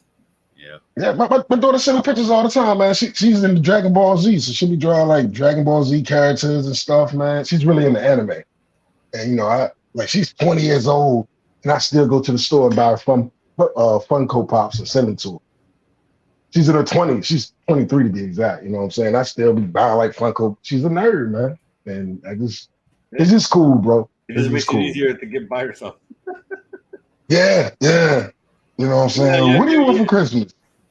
I want a new Game of Thrones book. Okay, that's cool. And like we share, like I'm on her Crunchyroll account, and she's on my Audible account. for like audio books and stuff. It's dope, man.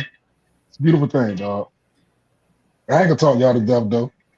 If you like what you're seeing, please like and share the stream. Help get the word out. Yeah, I saw something not yesterday, but the day before yesterday that really kind of gave me a gut punch. And it was this show.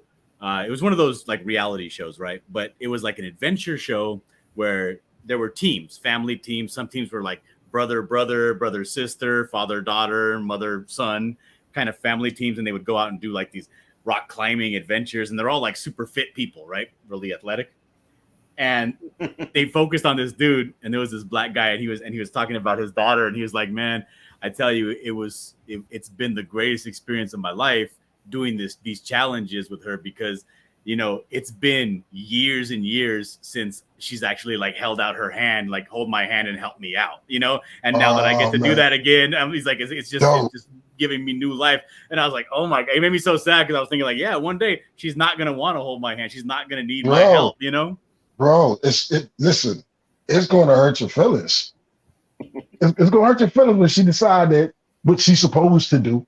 You know what I'm saying? She's supposed to do, but when she decide that, I got this. And you always no, dude, it already has. Yeah. I dropped her off at school, and I have to walk her to the gate so that she goes, because she's in kindergarten. I have to walk her to the gate, and she tells me, "No, I can do it, Daddy." She lets go of my hand, and I was like, "You motherfucker." You motherfucker, you know what I'm saying? Slow your ass down. Don't you do that to me? Don't you do that to me? You get over here and give me your hand. Yeah, man. Oh, I get it. The other kids will probably make fun of her or something for maybe or something. Yeah, so. pretty much. That sounds about like kids will be just cruel to other kids for simply like holding hands. Yeah. The same thing. We were kids. You know how it go. Mm-hmm. Like, you remember. Yeah, when you were a kid, you didn't even want the other kids in class to know that you even had a family. I had them, you know what I'm saying? Like, I know, you know what I'm saying? I'm over here by myself. What are you talking about? It gets worse when when a kid becomes a teenager. Oh yeah. Then they want to they'll walk a few feet away from their parents. Yeah, as if people can't tell that they're still walking with them, Yeah, my older brother is at some point he's gonna get it like, bro, it's gonna break your heart at one point, dude. It's going to happen, bro. It's going to happen, and nothing you can do about it. I remember when I had lost my daughter in Busch Gardens. She was a little girl, you know what I'm saying? My other daughter, we was all chilling and everything, and she's one of those inquisitive people that, whatever. And I turned around for 2 seconds. You know what I'm saying? Not paying attention. Turned back around. She wasn't around. And I panic. Bro, me and my wife, we was just like, oh my God. And I found her over there fucking off at a tree. So I cussed her little ass. Are you crazy? I like to have a heart attack, man. What's wrong with you? You know what I mean? But in her mind, she was just, I don't know what the fuck. Something caught her attention. She was like, ooh, look at that. You know what I mean? But yeah.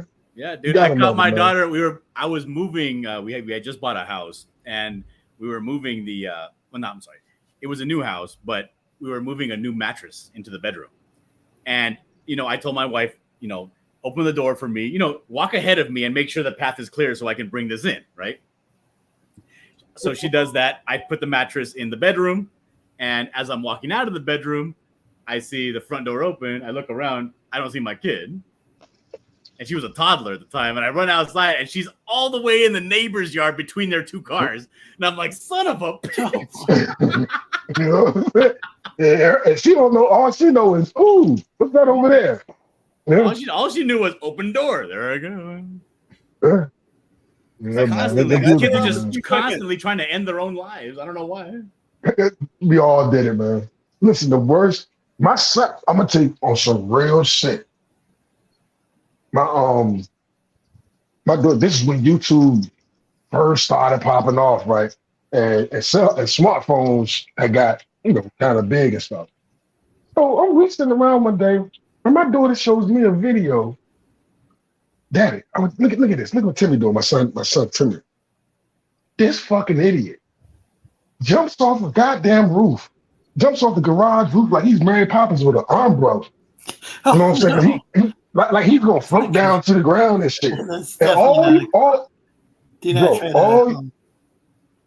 all you can hear, they're filming it. All you can hear is him hit the ground, and then he starts screaming. Luckily he ain't break anything. I cussed. I said, "Are you gonna sit there and record this shit? What is wrong with you? You can record your brother doing some retarded ass shit, jumping off a roof with an umbrella. They don't know. They thought it was fun. You know what I'm saying? They always trying to hurt themselves, bro. The worst thing you can hear kids say, you know how I go, hey, watch this. If they say watch this, they about to do some dumb shit. Hey, y'all, watch this. Yep. Nah, don't do that. So my kid's actually sick right now. I'm getting she got the fever, but I gotta go. My wife's texting me to say she needs help giving her medicine. So thanks for having me on, Lorenzo. Thanks for going to the stream. Yeah, I'll talk to you soon, man. Peace. Take care. Yep, he's a dog. Did I miss an amazing Dillard story? Oh, hey, Tim. Pretty Welcome. Hey, what's up? Tim's got, was it Melvin? Is it Melvin 3? Yep. Melvin 0? Melvin 0 was added. Yeah. Oh, yeah. Okay. Well, you could say Tama, you know? So wait, what's the status of Melvin 0? Melvin 3, it's the Melvin 3 campaign. It's funded. I got $525. Is there any way you can turn your mic up a little bit? Oh, can you hear me now? Check. Testing. It's a little better. There you go. Yeah. Okay. So, what's Melvin's 0? Is that a prequel or? Yes, that would be a prequel. That used to be a thing back in the day. 0 issues. You kind of get like a what happened before issue 1 kind of thing. Kind of like a pilot episode for a TV show. Yeah. I'm bringing it back, baby. So is that with the Melvin 3 campaign, or is that another campaign that's going to be? No, it's all in one campaign. Okay. I added it to sweeten the pot there to kind of get people interested. You said something, son of Jor-El? Oh, okay. Well, are you comics gay or? Oh, well, I kind of was like, okay, I'm just me, but I do like some of Comicsgate's,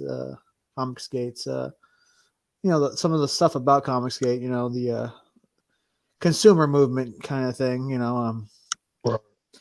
But the Wheelers kind of forced my hand and forced me to take a position there, being a bunch of dicks. So I decided to. We've actually had the Wheelers on the Yes, I know. I've got kind of an interesting policy with StreamYard links and stuff. You leave it open for everybody. Policy. Yeah, and that can be good and that can be kind of bad. I personally wouldn't do it. But I get along with the Wheelers myself, and I realize that some people don't. Nobody Who does. the fuck are the Wheelers? Well, there's Mindy, who's super talented, and then there's her douchebag husband that kind of rides her coattails. Well, he's the writer and she's the artist. Yeah. What's your name again, dog?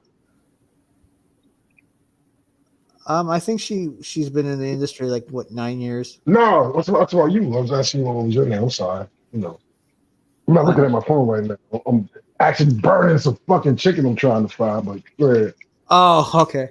My bad. No, that's what was your name? Well, my name is Timothy Olson. Okay, nice. My name's Timothy Wilson. Nice to meet you. Yeah, nice to meet you too. Good. Okay. Yep. So you said you funded 500 and yeah. So you got a YouTube channel?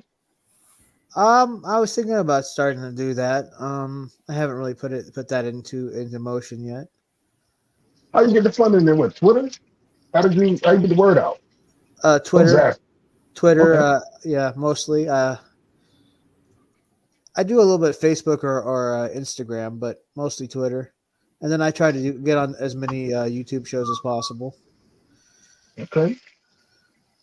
I forgot to put Dillard's link in the chat. I'll put it in there. Whoops. No, I think he posted some link earlier, but I'm not sure. Yeah. Here we go. Here we go. It's at Dillard. John Dillard 1. Dillard. Well, I thought it Oh, was I Dillard can Cross. highlight it. Yeah. Oh, okay. That's his YouTube channel. Oh, so Scrambles had said, my son is 20. We saw a concert in May and talked almost the whole 3.5 hour drive. We have never been closer. It was a really positive experience. It's part of growing up. F around and find out.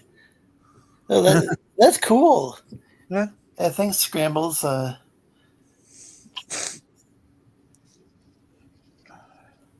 Well, anyway, I think I got 34 days left on my campaign, so I funded really quick. Okay. What was the funding? What was the goal? I did a really short goal because I find it gets funded and then I can get it out to people. And so I always go 500. So try to aim low. Artist? Yeah, I try to aim low and then hopefully it gets higher than what I asked for. Congratulations, man. Oh, thank you. Yeah. You were saying? What about artists? So does each book have a different artist, or how does that work?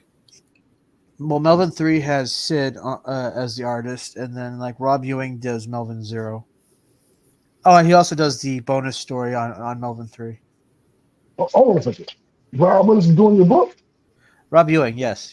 He's Rob Willis. I think it's Rob Willis. My bad. I'm sorry. Yeah, not Rob Liefeld. I wish I could afford Rob Liefeld. No, Rob Willis. I don't know if you remember. I've heard. I think I've heard Rob Willis. Yeah. Bro, listen to me. Oh yeah. When Commons Gate first popped off, and it was in this infancy stage, there was a guy named Rob Willis. Oh yeah.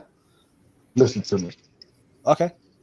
He was, he's posting his artwork. He was supposed to be the next Jim Lee. His shit was that dope.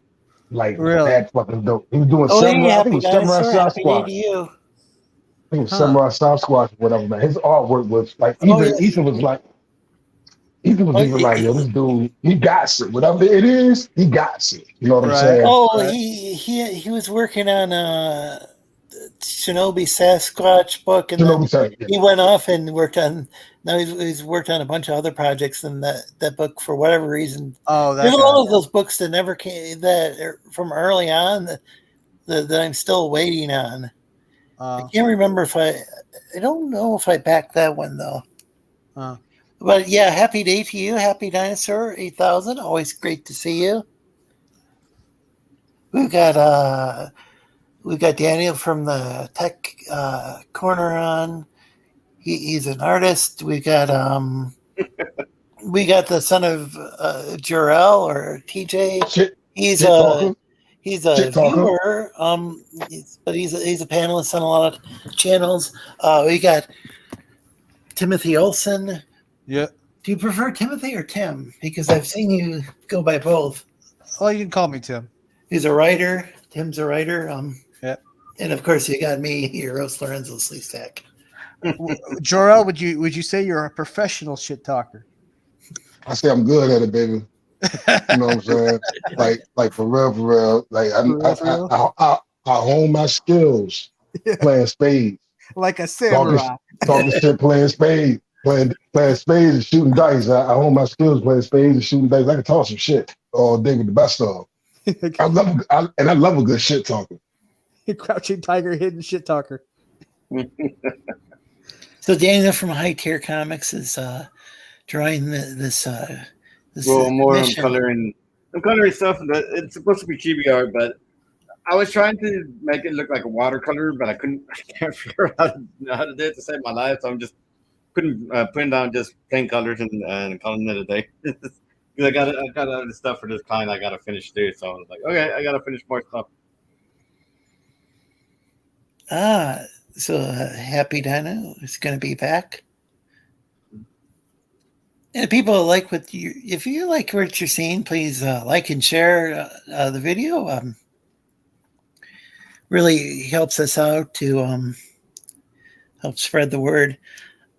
I don't know how many people are getting their notifications. I know a lot of people. YouTube says a lot of people don't have their notifications turned on. Oh, That's, really? Huh. And if people have it turned on, I don't even know if. Oh, well, I don't know. Sometimes I'll receive a notification after a stream airs, and I'll be like, "What the heck just happened there?" You know. So it's always something. yeah, it's. Then there's some channels where I don't ever seem to receive notifications, like even some pretty prominent like review channels and like gaming review channels. I don't. It's like, why don't I get a notification when that goes live? You know, and it can sometimes help to unsubscribe and resubscribe with the bell on, even if you had the bell notification bell turned on before. It seems like after a while, sometimes it doesn't send the notifications, and so I have to resubscribe, unsubscribe, and resubscribe. I don't know why that happens. YouTube is awful. It does seem like it seems like the powers that be do plenty of things they can to keep people from watching video, or sometimes they'll really boost the hell out of a video, and I'm appreciative when they do that. So yeah, they're fucking awful, man, and it's bad because it's like I was asking you earlier, like, well, what can you say that you can't? What can you say that you can't? It shouldn't be that way, man. And I do understand this. You're on their platform, so they got the right to say, look. First of all, I ain't charging you shit to be here, and if you're nice with it, I'll pay you. So it's hard to get mad at them, but at the same time, like, bro, you're really dictating. It's getting to the point where they're dictating the conversation because YouTube is so prominent now. Most people don't watch it. I don't watch TV no more. Like, the only time I watch TV is like football season, NFL season, like the Olympics. Well, that's what I was saying earlier. Is that it's like I don't. Not only do I now watch TV, but I've got these streaming services. Yeah. A lot of times I just watch live streams instead. But I'll still watch the Hulu or Crunchyroll every once. If there's a particular show that I'm interested in, I might watch that on a fairly regular basis. I might. My list. If I really get into a show, I might start, like binge watching or something. But other than that, I'm typically watching YouTube. Yeah. Occasionally watch a little bit of Twitch, but I don't like how the Twitch commercials over there. But I don't like how the chat works as well with YouTube. Most of the time, I enter chat. I have no interest see what the Twitch past whatsoever. chats are. It's all like a blank slate when I join I go to watch a Twitch channel. I can't scroll through and see the past chat. Now, occasionally I have that with YouTube, but I think that's a bug. But the thing about it with the YouTube, and that's what everybody's doing now. It is what it is, but they're dictating the conversation. So if they get to the point where if I can't say something because YouTube disapprove of it, which they got the right to do because it's their shit. I don't. It's not a good thing, you know what I'm saying? Because it's like, okay, we only allowed to talk about what we want to talk, which is I understand it because it's your shit. Well, the thing is, there's a matter of debate as far as how much because there are some people who argue that if a channel let's say a platform. How much can a platform? This is a question that people are asking. Is how much can a platform edit things before they become like a publisher? Because these platforms have certain exemptions from the law is my understanding. So so Should that it they be don't should it be get treated? sued if some random hopefully won't get sued if some random jackass says something, that's that they could, let's say they have some sort of they're inciting some violence or whatever. YouTube can say, well, we're not a publisher. This happen this happened without our we didn't give them permission to do that. They just until you make a more enticing alternative to YouTube. It's always going to be this way until there's an alternative. Yeah.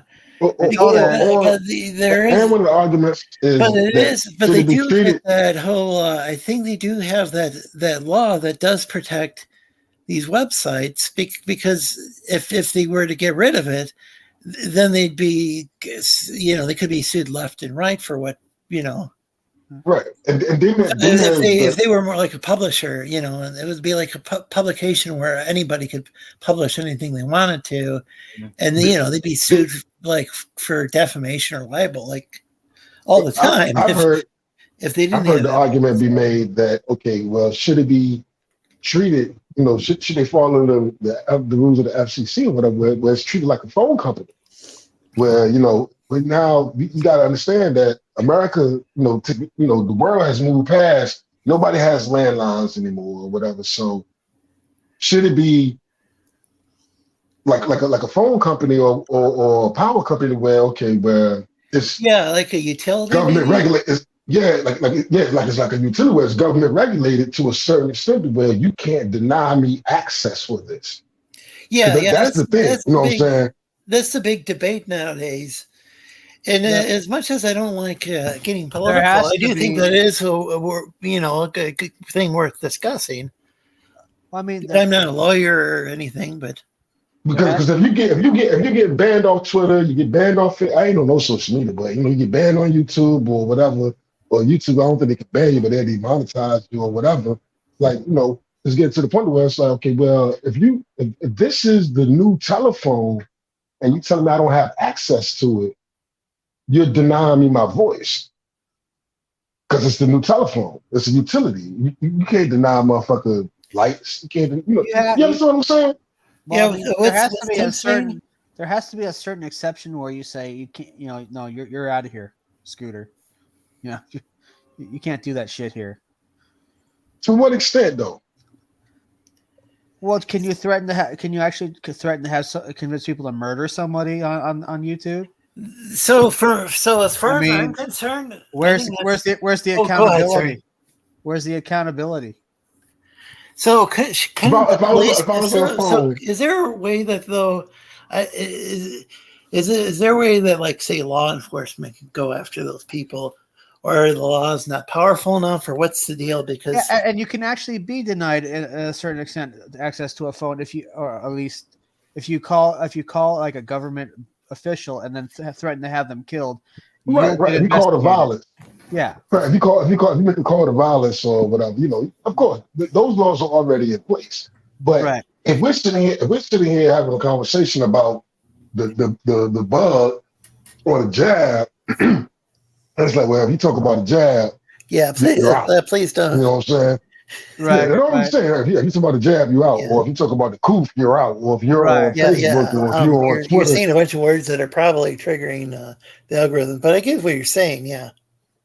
Okay, I didn't know that. I thought those words was not the trigger. If everybody uses those words, I think it's pretty much. I think YouTube knows what that is. Right. Well, I mean, go ahead. Well, I mean, the point I was saying is, like, well, if you're being denied, because that's the new, these are the new forms of communication. If you're saying that you control the conversation, there's certain things I'm allowed to talk about, and there's certain things I'm not allowed to talk about. Whereas if it was like just telephone or newspaper or something, I'm able to say whatever as long as I don't make a call to violence. I don't cross the line like you were saying. Talk to somebody and convince them to do something horrible. You're kind of like talking about what the public square, what we used to like YouTube's the modern day public equivalent to the public square. Yeah, yeah, Is that what you're arguing? yeah. That's my, and I'm saying that what's being the scary part about it is, and don't get me wrong, on one hand, I'm like, yo, it's their platform, and I understand that, but at the same time, they're dictating the conversation. Right. So it becomes to where the question got to be, okay, well, they have amassed enough power. You know, technology has shifted to this being the main form, the new public square. At what point do we step in and say, hey, you're not allowed to silence people, whether you like it or not? Scramble says yesterday YouTube gave him 2 community guideline violations for comments he left, but they won't allow him to see which messages broke the rules, supposedly. And hey, Anna, welcome to the chat. Always good to see you. Anna hosts an excellent channel, as does Scrambles, by the way. Well, it kind of goes back to both my host sorry, excellent gaming channels. Cool. It kind of goes back to my original statement about like until there's an alternative, it's probably always going to be this way. But there's multiple alternatives. Yes. Right now. Yeah, there is not, but they're not as good as YouTube or as dominant as YouTube yet. Well, I think there could be some legal alternatives. Unfortunately, I'm not a lawyer, so I don't know what the deal is and why. I'm not. It seems like that's not even just with cult violence, which I would think the police would investigate that. Though then again, I don't know how seriously they take that. But then there's also a situation where, and like offline, if someone were to go and let's say they're going to make some merchandise and it had someone else's, brand name on there, they would get a lawyer would send a cease and desist letter. Right. But if somebody goes and they use content, even for review purposes, that they could argue in court that it's fair use, YouTube will just like take down the video in certain cases. So it's interesting, it's because you don't have to send a cease and desist letter. On the other hand, they might not know who the person is or where to send the letter. But Temple plays it fairly safe, right? But the reality is, at any given moment, if the powers that be at YouTube is like, listen, he's doing too much, they could just kick him.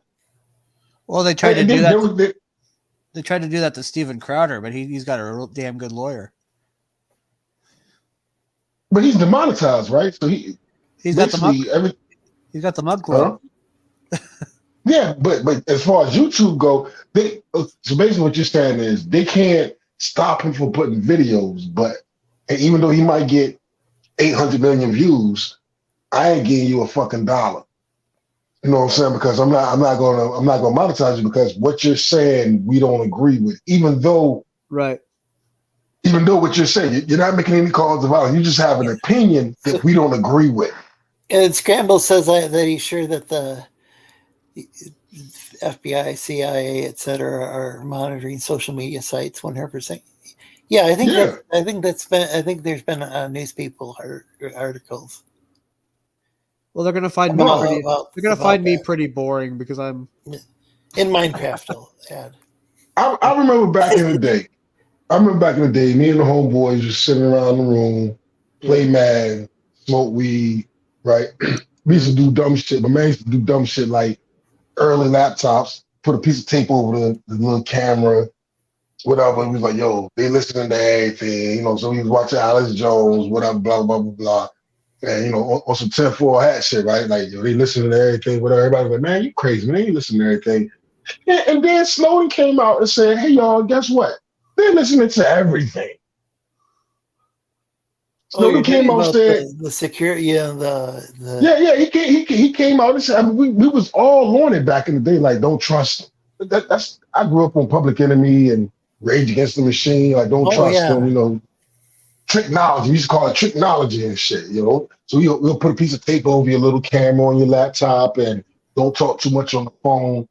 You know what I'm saying? Watch your mouth when you're Yeah, on I the phone remember talking Public and shit. Enemy was even like talking about. They were even Chuck D was like rapping about like he didn't sound like he didn't even like the Super Nintendo, and you know, like it seemed like he was very much like well, you know, he used technology to you know On some CD or whatever, you know, he Big Brother, recorded on an some Big album or Brother whatever, shit. but he wasn't. He was very. It seemed like he was very selective on what. Yeah, the algorithm, the word algorithm didn't even exist then. It was just basic. But even back then, he was like, I can't. Yeah, watching, you know, He said Big something Brother. about There was like, on some yeah, Big Brother what was it? watching your Something ass. Right. The line was something about Endo, and he said, I threw it out the window, just like the Super Nintendo or something like that. Which, Yeah, he's you know being what I'm saying? hyperbolic, but he was like trying to make a point about. Big Brother watching your ass, or the conditioning of the mind. You know what I'm saying? The condition of the mind. I think You doing these I things. think he might have been concerned about the latter, and I'm not saying that that's what the purpose of I'm not accusing Nintendo of anything, but I'm just saying. Yeah, I think he was concerned about that. yeah. So what I'm saying now is that, you know, Eric Snowden come out and he said, "Hey man, all that shit is real. There is a goddamn thing. There's the shadow place where they're logging everything they're listening to everything you say. Everything you say, all your Yeah, emails, all your shit, they're watching you.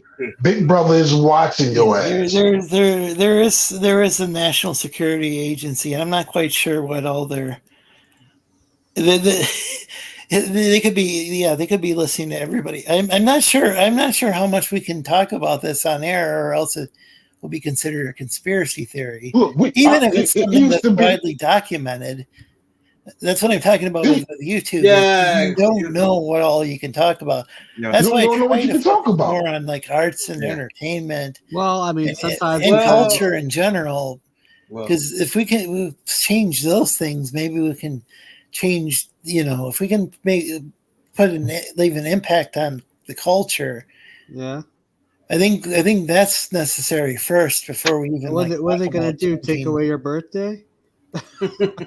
well, in any case, guys, I'm gonna hop off. I'm gonna get something to eat, and I'll see you guys next time. You could. Yeah, thanks for showing up, Daniel. You did an No excellent problem. job of enjoying the the artwork and the colors. Thank you. And it's cool. I don't see you color things all that often. No, well, this is just plain colors, and like I said, it was just me trying to get those done so I can get to other stuff, and so. But you can find me at Tier Comics on Twitter. You can also find me at the Tech Corner on Twitter, Instagram, and YouTube. Sounds great. I'm working on my I'm reworking my Patreon, so it's going to be for safe work stuff. So I'm going to be adding comics to that. So look out for that soon. And I still have my shop on Etsy. It's Vega Illustrations. If you look for the shop, so I'm going to try and add some more stuff here in the coming days, hopefully. And I will see you guys next time. But take care. All right, later, guys. Yeah. Well, that was cool. I always enjoy having Daniel on. He hadn't been on for a long time, but he was on last week's stream and this week's stream. Oh yeah. Yeah, he was. He was kind of like trying to say my something. regular co-host for the longest time. For a while, someone else who I met through him named Geass, Master Geass, big anime fan, and manga fan. If you might guess from the name, I don't know. Okay. I don't know if any if you watch like Code Geass or I don't know, is that a manga or anime? I don't know. Yeah, I don't. I'm just learning about a lot of stuff myself. So, Lorenzo, TJ's trying to say something. Do you know what just happened today? and I know you know what just happened today, and I've brought it up a few times or whatever, and you're scared to even talk about it. What happened today? I'm interested. I don't know what's These going on. motherfuckers. Pulled If you're talking in, about Daniel, he had to leave, but he has to leave when it gets late. He's staying with it. He's got family that he's trying not to keep awake. Okay. What these go ahead. These motherfuckers put on some, no pun intended, some trumped up charges. Charge the ex-president. Yeah, I'd rather not talk about politics on here. Okay, what I'm saying is, okay, I won't say nothing about it, but what I'm saying is, my point is being made that you're even scared to talk about it. Right. Yeah. That's my point. The thing is, like, I've got people from around the world who are watching that, This is some historic. I'm not going to talk about it. Colonel Mark says even when Colonel Mark says bad topic, it's a bad. Even when and think about what Colonel Mark is saying. He's saying you're not allowed to talk about it because you're scared of reprisal. I just don't want to talk about politics nonstop. Yeah. It's a bummer, and it's also one of those things, like, if we were talking about culture, come back. Somebody can come back 5 years from now if YouTube's still around and my channel's still around. There's nothing more important. We could be talking about that. If we're just talking about like what Daniel was drawing and John Giller, who was the book he's drawing. That stuff would still be relevant because it's art. But if we're talking about some political shit, event, nobody's even going to care about it in 5 months probably, because they'll be on to something else. I disagree with that statement, because I think, hold on a second, bro. Hold on a second. I disagree with that statement because I believe there's certain things that are monumental. Right. Yeah, and but what's I'd rather happening not talk about them on my show because there's nothing more important in my eyes. No, but the thing is, if I lose my channel, then where are we gonna talk about this stuff? You just made my point. George is streaming right now. He can,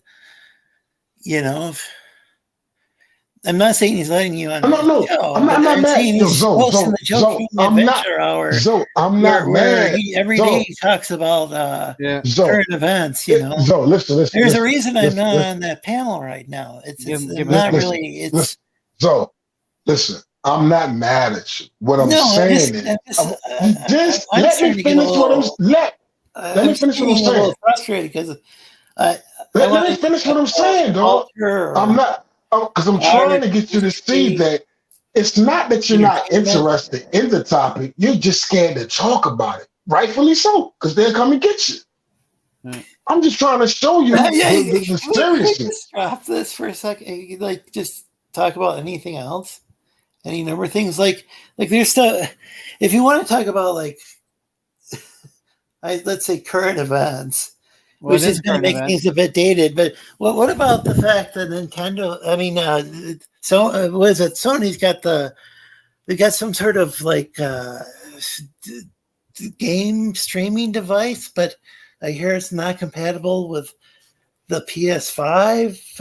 Let's talk about Grand Theft Auto. This was something that I heard today, and it's like, let's talk about Grand Theft Auto 6 then. Yeah, isn't that like real politically correct? No, what it's going to do is it's going to scan your face to see if you're old enough to play it. Really? Yeah. So when parents buy it to unlock the game, they have to have their face scanned to unlock the game. Yeah, I'm not going to play that then. Yeah. Yeah, like I I heard about that. I heard about that. If that's the case, I don't know how true if that is. that's not the case, then maybe I'll check it out. But It's I a was new being thing. part of No, hold on a second. GTA 5 online. It's just like you have to like pay rent for your or pay your condo fees and all this stuff. You gotta pay for I ain't really talking about. but so like it was going in a direction where what's the name of the company? Rockstar Games. Rockstar. It's going in they're going in a direction that I didn't like in the first place because it seems like they're trying to really monetize everything. It's not isolated Rockstar Games. Basically, it's based on the rating, like the mature rating, the 13 and up, and what's suitable. So what he's saying is it goes back to the early hip hop days where the parental advisory sticker, or a rated R movie, like a rated R movie. You do know that. Let me finish what I'm saying. All right, chill. All right, chill. All right. You finish what I'm saying. So what he's saying is it's not isolated to Rockstar Games, but what he's saying, and I heard this before too, but they're going to be the first implemented to where you're not going to be allowed. Like if I was 16 years old or 15 years old and I could ride my bike to GameStop, I can't ride my bike to GameStop and go buy Grand Theft Auto 6, or I can't digitally download it unless they, age verification. Yeah. I don't know if that's good or bad. That's creepy if true. Well, we're moving there, man. Facial recognition is coming. You know what I'm saying? So it's what's going to probably happen is probably people are going to be buying it illegally. Like bootlegs. Yeah, I don't know if it's good or bad though. People, there's lots of people who get they might get a cracked copy or and I'm not advocating like software piracy, but you're right. At this point, when they're doing stuff like that, why not? Fuck them. Well, I mean, but see, that's why the reason why I say I don't know if it's good or bad, because Rockstar Games is very mature. I was young too, and I was playing those games and watching rated R movies and doing a whole lot of stuff. So, but is it because Rockstar do some shit? You know what I'm saying? In the games, in the Grand Theft, you can do some shit. You know what I'm saying? For real. Yeah, I don't like it when I'm online and there's a bunch of little kids. Yeah, that's exactly. annoying. That doesn't mean I want to have my face scanned. It doesn't mean that I'm going to go through that to play a video game. But yeah, the thing is, my folks would let me, like, I'd go to the movie rental store with my parents, and I'd rent different things. I don't remember the ratings on everything I rented, but I watched all sorts of classic movies when I was a kid. Another thing is I do remember one time being in a record store, and the record store's policy was you had to be 16 to buy the album. Parental? Wait a second. Unless you had parental approval, and my dad was with me. He happened to be with me. Well, I didn't have a car anyway. So, but the thing is, my dad was with me. He's like, yeah, you can buy it. He gave it okay. But the thing is, that was a surprise because not all places made that rule. Had that policy. That parental advisory sticker went. It started off strong, then afterwards nobody cared. You know what I'm saying? Like I could go into a store and it looks like we lost Tim, I guess. Oh no. Yeah, I don't even. What's up, Lorenzo? Not much. I was just telling TJ that I didn't really want to talk about like politics and like and shadowy government agencies and all that, and so we went into this long discussion about it. Oh goodness, man! Our refrigerator went out. We had to go get another one. What happened? Our refrigerator went out. Oh, I'm sorry. Yeah, it's crazy, dude. It's like, well, I guess it's all the heat, the heat wave or whatever. Like that's when everything seems to break. But yeah, it fucking broke. So we had to go get another one, and I just got it in the house, and I'm tired of shit. No doubt. Well, at least you had the money to go and get another one. Well, Remember the days? Remember the days when appliances didn't break? When your daddy can hand down a motherfucking receiver that he had for 20 years, and that bitch still work like a, still run like a purr like a cat.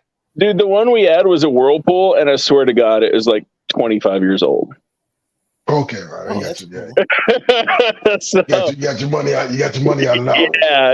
Yeah. So, I mean, and I got another Whirlpool. So, hopefully it's not like the Chinese version of Whirlpool and it breaks like next week. But it probably is. It probably is. But them motherfuckers got put. Well, I'm not trying to get. See, I gotta watch myself. I'm not getting political, but there's it's widely known that appliances, all this stuff, they basically had theory show. They basically had a meeting. Awesome. There's no money manufactured. There's no money in making some shit that's gonna last forever. Yeah, there's not. There's not. There's no. If you put it that there's way, no money in it. Yeah, I agree with that. But so here I'm just gonna put the link to Tim's book. People can check that out. As I tell people, this is an open panel stream, so there's going to be people come on, and people are going to be coming and going, and not everybody's going to get along, and that's just how things are in life. Did I piss somebody off? I'm always pissing. You pissed me off, but I apologize. Do I need to go? I just didn't want to get too I didn't want this to be depressing. Talking about me. Because I'm gonna keep it every day on Twitter, I see just the most depressing stuff imaginable. Yeah. And it's tweet after tweet after tweet, and it's like, man, still shout them out. Look, I'll slide if you like. TJ, it's time for you to go. I ain't mad at you. I thank you for having me. I don't want to piss you off. You know what I mean? I'm just saying. I was hoping to hear some stuff like arts and entertainment. There was some arts and entertainment. Ain't no good news, nigga. Where's the good news? I got some good news. Okay, let's go. I'm almost at $12,000, and I launched yesterday. That is good news. It's called Boobs. Yeah, Boobs number 2. BOOB titties, boob. Yeah, bring it up on Kickstarter. Check it out. Yeah. Okay. Can you want to show that? Well, I'm not on my laptop. I'm on my cell phone, but Lorenzo can show it. I'm sure. I want to see the boobs. I like boobs. And it's all edited, Lorenzo. You don't have to worry about getting your channel struck or anything. So is that on? It's on Kickstarter. It's on Kickstarter, not Fund My Comics. Okay. No, I don't fuck with Fund My Comic. I only do Kickstarter. Okay. Oh yeah. I'm sorry, I forgot about that. I can't keep all the. I'm having a hard time keeping remembering. Yeah. Okay. I remember now. Yeah. You said 12. You said 12. Trying to keep things from getting too. Let's see. You said 12 grand. I posted the link in the chat. I'm gonna have to. I posted that from my phone. Hopefully I'm going to have to go over to my YouTube and click on the link there. Yeah, there you go. Yeah, that works. Hey, you say 12 grand? You already at 12 grand? Yeah, it's only we still got 29 days left. Yeah, that's amazing, bro. Hey, look, I don't know who you are, and so I'm saying, it's mostly a popularity contest. How did you receive 12? How did you receive 12 grand in one night of funding, man? Like, Well, how you got you know, how did you get the word out? It really isn't I like think it's quality of product. It's the Yeah. fact that we delivered very well last time. We had nothing but positive feedback. We had 526 backers on our first book, and we made Okay. close to 27,000 by the time it was done. So That's this time, I think it's going to be a little bit bigger than that, and then of course the next time it'll probably be even bigger than that. I think Trip Story is probably going to do better than Boobs in the long run. I'm guessing Trip Story, which is our next comic coming out. I'm looking for that to be $100,000 campaign. Do you have a YouTube channel or? No, we don't do YouTube or anything like that. It's just You did all this without YouTube? Yeah, we don't use YouTube. We don't need it. Yeah, so it isn't really a popularity contest. And it's not a popularity contest. Everybody hates me. Like, fucking look into it.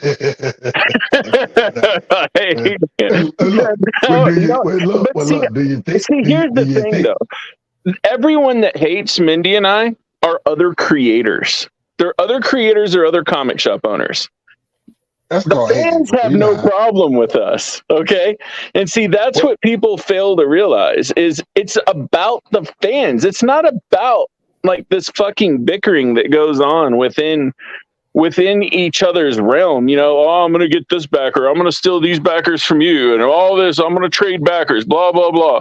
It's not about that, man. It's about creating a good product and taking care of your fan base. If you do that, you're going to be successful. Well, how much would you equate your success from last night to boobs and the love of boobs from the male population? Well, see, it's really a triple entendre. Boobs isn't just about a pair of tits. It's not. You're gonna crush. It's chasing Amy, dude. It's the character's name. It's the character's nickname. It's also a metaphor of everyone in the comic industry, all the creators that act like boobs, like idiots. And it's also a play on Comicsgate and how they act like boobs. That is a true. We do have comic skaters on this channel, and no, I'm not talking about the fans. I'm not talking about the fans. I'm talking about the people at the top, the people who claim to be Comicsgate, who sit here and promise books and never deliver, or take 3 years to do it. Those are the boobs. That is a triple entendre. By definition, it's not about the fans, dude.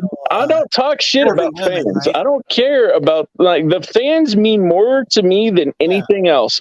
But the people who claim to be part of the movement and part of this leadership that say they're going to do shit and never fucking do, or that they try to play that whole grift thing that, I'm just going to throw out a book, throw it on Kickstarter. I don't care if it's quality writing. I don't care if it's quality art. I'm just here to make money.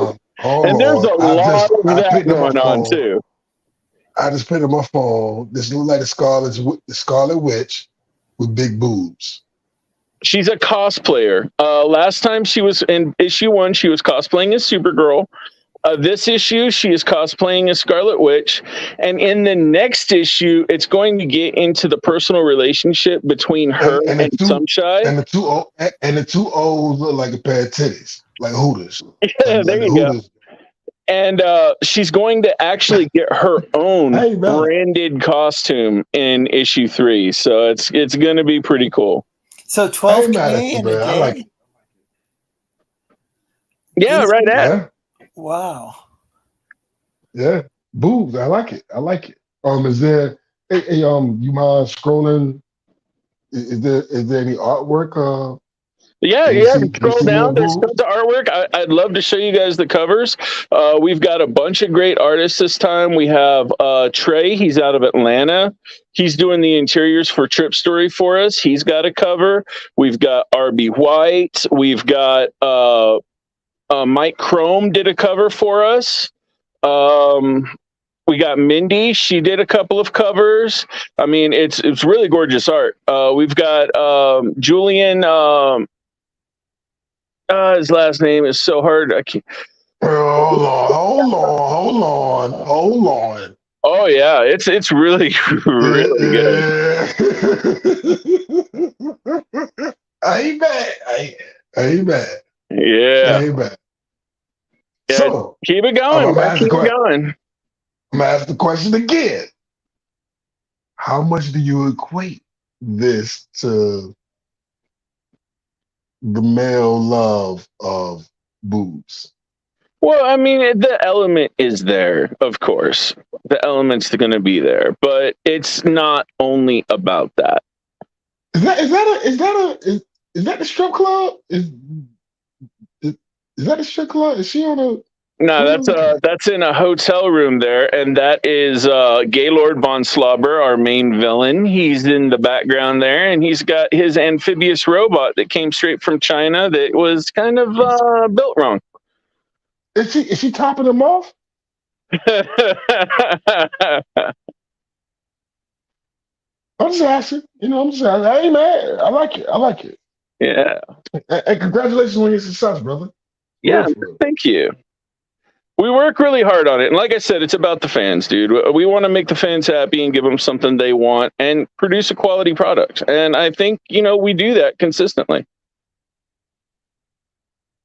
No doubt, man. Looks nice. Looks interesting. Like you should package that shit with a small bottle of lube. Oh, you should look at our website. We have branded towels and lotion. Man, no, I can dig it. I ain't even mad at it. We call it the emergency kit. You know what? Hey, and wait until you see our plushie. This campaign, issue 2, we came out with our own boob neck pillow. It is a plushie that I had designed, and it is fantastic. I don't know how I feel about this. I ain't mad. I don't know how I feel about this. It smells of degeneracy, but I like degeneracy. Yeah, I ain't mad. Much love on your success, though. I ain't mad. Well, it's not just my success; it's everyone who's worked on this over the course of the last 2 years, man. I mean, it's everybody. It's a team effort. We've got Andrew Thomas, who works hard on our lettering for us. We got Mindy. She draws her ass off. RB White, he's done a great job for us. We've got tons of artists on our website who come out with monthly art prints. They bust their ass. Elsie Freitas. We've got Rivaldo. Just so many names. I mean, just so many people have helped us get to where we are. And I mean, it's only going to get bigger. No doubt. And look, so clearly, just the fact that you use Kickstarter alone, I would say it was a fair assumption that you're not a comics getter, right? Oh no, not at all. Okay, so how did you? Well, was it the algorithm? As being an independent creator, and you're pushing, you're doing your independent book. Facebook quite a bit. I'm sorry, what? Don't you use Facebook quite a bit to promote your stuff? We use Facebook, we use Twitter, we use Instagram. I mean, we use all kinds of things, and it's just we don't focus on any one set group, and I think that's where we get a lot of our success. We've got fans that are like really into the mainstream stuff. We've got fans that are really into Comicsgate. We've got fans that are really into just good books and good comics and good stories. So what's your turnaround like? So when your campaign and as soon as the last book was 100% fulfilled within 60 days. So they're not gonna go and string you along for like 3 years and then then berate you because you 60 days or wonder where less. your book is. Because this is one of the things that TJ and I have And kind you of know why said it about took is like 60 days? is they make it seem like it's the some of the creators, and I'm not even saying most Comics Gate creators, but let's say Ethan Van Sciver. He might kind of make guilt trip the customer, and And it's bullshit. It's 100% bullshit. for wondering where their comic is after it never should happen. And bro, I can totally understand if people like his artwork. I used to be a big fan of his.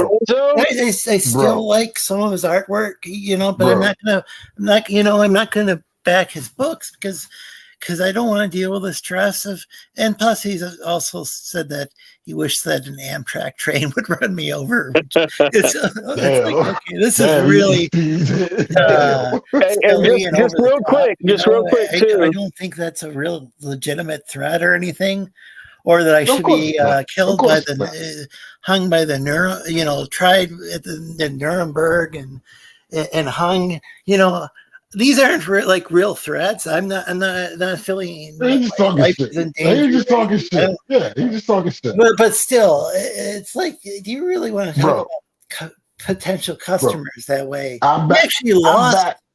You actually lost my friend Hargrave as a customer when he did that. Because he went and he said anybody who was on that Discord server.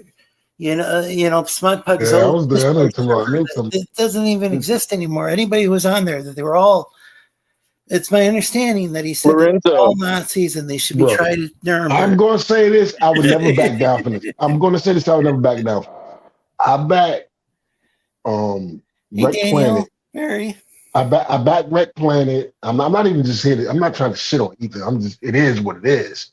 I back Wreck Planet, the Eyes of March special edition, that one that was, just for that day. That day, my son was a freshman in high school. He didn't start fulfilling until my son was graduating high school. There have been people that That's unacceptable. Died waiting on EVS's books. That's unacceptable. He might get mad. I said it. I don't care. He's already mad. So, what did you say, Mike? I said there have been people that have died waiting on. Yeah, my friend Stu, who I know I've met him in real life before, only one time, but he's come up. He came up in to my town. He's living in a tourist town to begin with, but he came up and I got to hang out with him and go to the comic book shop, and then him and his wife, we went out to dinner.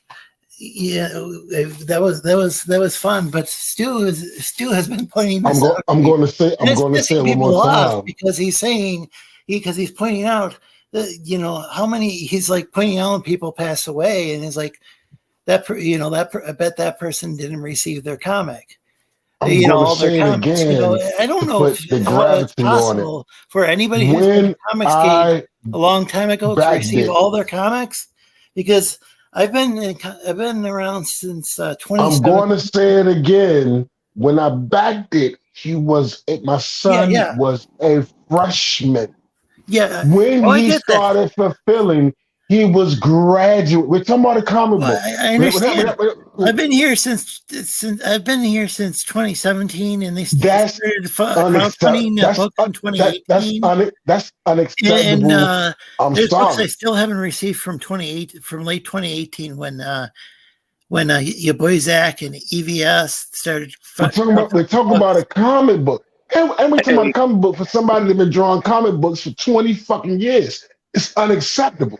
No, I must say I've received all my books because I only backed the Cyberfrog from Ethan, but I received that after that Blood Honey, that first Cyberfrog book. I received that he went and ran a bunch of other campaigns for that, and I received my I backed the original, and I received that months after people had received their copies of these other.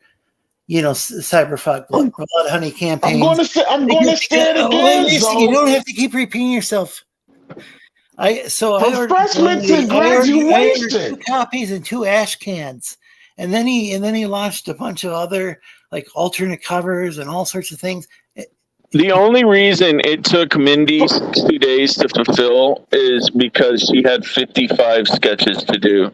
56 sketches. From a freshman to graduation, bro. No. Mr. Hanafui's arguing with no. I think he's trolling you. I'm sorry, man. I mean, and I like Ethan, man. I like E, man, but no, from a freshman to he's graduated? Yeah. For a fucking comic book? Yeah. No. As a matter of fact, I moved. And my copy came back to him. He was like, well, I said, I ain't even give you my new address. I don't care. Keep the fucking $50. Wait, did you really? So you did move?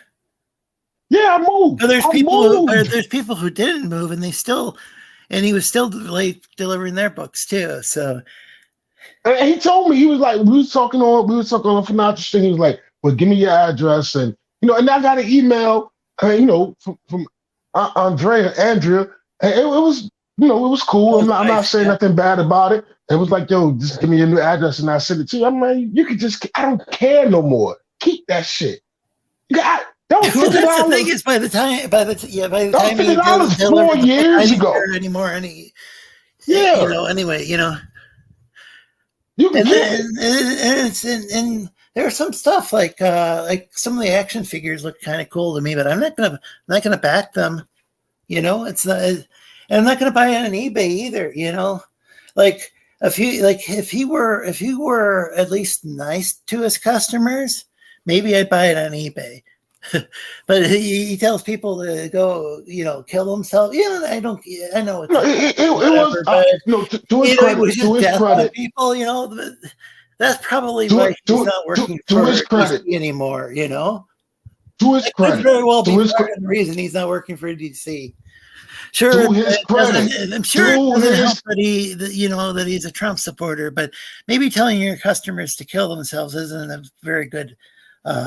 At least that's not a very good business strategy. To his credit, I don't know why he got fired, but that could have had. God damn it, so to his credit, when I explained to him that I moved, and because I had just got the email that it got sent out, and I was like, "Yo, I moved." He was like, and it was probably still at the post office, the old post office, it gets sent back. He's like, "Well, you can go." He was like, "You can go back to the, it said the post office going." Yeah, I was like, "Man, I'm cool, man. I ain't worried about it." And he didn't, and then I got an email saying, "Hey, just give me the new address and I'll send it to you." And it wasn't personal. It was just, I don't give a fuck no more, man. You can keep it. I'm not even doing that of meanness. We you know what I'm saying?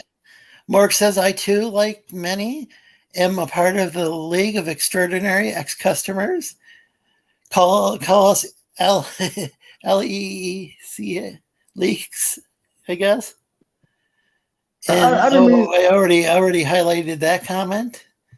We already talked about that. And he said, Colonel Mark says, hey, man, now TJ's kids can join the Army and his book will be ready for him when he comes out of the service in 4 years. Bro. Send the comic to me then, says Mr. Yanafui. Well, that's way down in Chile. The part that was or whatever. Yeah. The part that was maybe you could go to grad school. Maybe your kid could go to grad school, like get some sort of PhD, get a PhD, and then they'll get a comic book. The part that was insulting to me, and look, he was really nice about it, and he offered me multiple chances. I just didn't care anymore. Well, the part, I gotta say that because that's true. But the part that was insulting to me was the nonchalantness of, oh well, from the jump. Like, bro, like, come on, man. Like you're making it seem. Look, if I get it to you, if you get it, you get it, and you'll be happy when you get it. And if you're not even happy, if I'm taking too long. I don't think Obama was still president when he ran that campaign. I think hell no. But no, what I'm saying is, it was the nonchalantness of yeah, I took 4 years or 3 years or whatever, and what? If you're mad about it, I'll refund you. It was the nonchalantness about it. Like, man, Well, it's not just that. It's the fact that he was also showing off his brand new house and shit that he bought and the fucking warehouse space and shit. yeah. And so, I mean, and he did give me the opportunity. I will say that. He did. It wasn't like he just shitted on me like, fuck you, take the L or be happy about it. He offered me chances to get it. I said, man, I just don't care anymore. That was $50 I spent 4 years ago. $50 been gone. You know what I'm saying? I ain't worried about the money. I ain't worried about the money. That's like really good art right there. I ain't worried about the money. I'm just mad that you just blowing this shit off like, all right, you'll get over it. I found that offensive. That right there is one of Mindy's best drawings, I think, that she's ever done. Yeah, I think it's pretty sweet. And I'm looking at $5 for the digital tier, that's actually. Oh, dude, how many pages is in that? From the first campaign, we cut our prices in half. And look, here's the Oh, open that's door. excellent. How many? Can How I many say something? pages is the book? I don't even know how. 435, somewhere around there. Okay. Look, here's the okie doke. So you're not like drawing like 100-page. You're not. You're not writing 100-page books. No. So here's the okie doke that really blows my mind. Right. Here's the okie doke. So okay, well, we're gonna hold this closeout stream because we're closed. The campaign is ran its course. So this is the last time you can get it. Except this ain't the last time you can get it because even after this. It's gonna still be open, but it's now in demand. Like, bro, it's like you're playing with me. Like, okay, well, I think there's really not that much of an incentive to deliver. You know what I'm saying? If somebody can just, hey, can you shut up for a second, TJ? I know I talk a lot too, but there's not any incentive. Like, if somebody can have their book in demand for like 3 years or whatever. I don't know if I'm not saying that necessarily was the case, but if they could hypothetically could do that, then there wouldn't really, what is the point in delivering if you could just keep it up there? It's not just that. It's where's the collectability? Huh? No, it's not just that. It's where's the collectability? Yeah, that's a good point too. It's not even about that. If you're going to hold a stream, and then the stream is, hey, we're closing.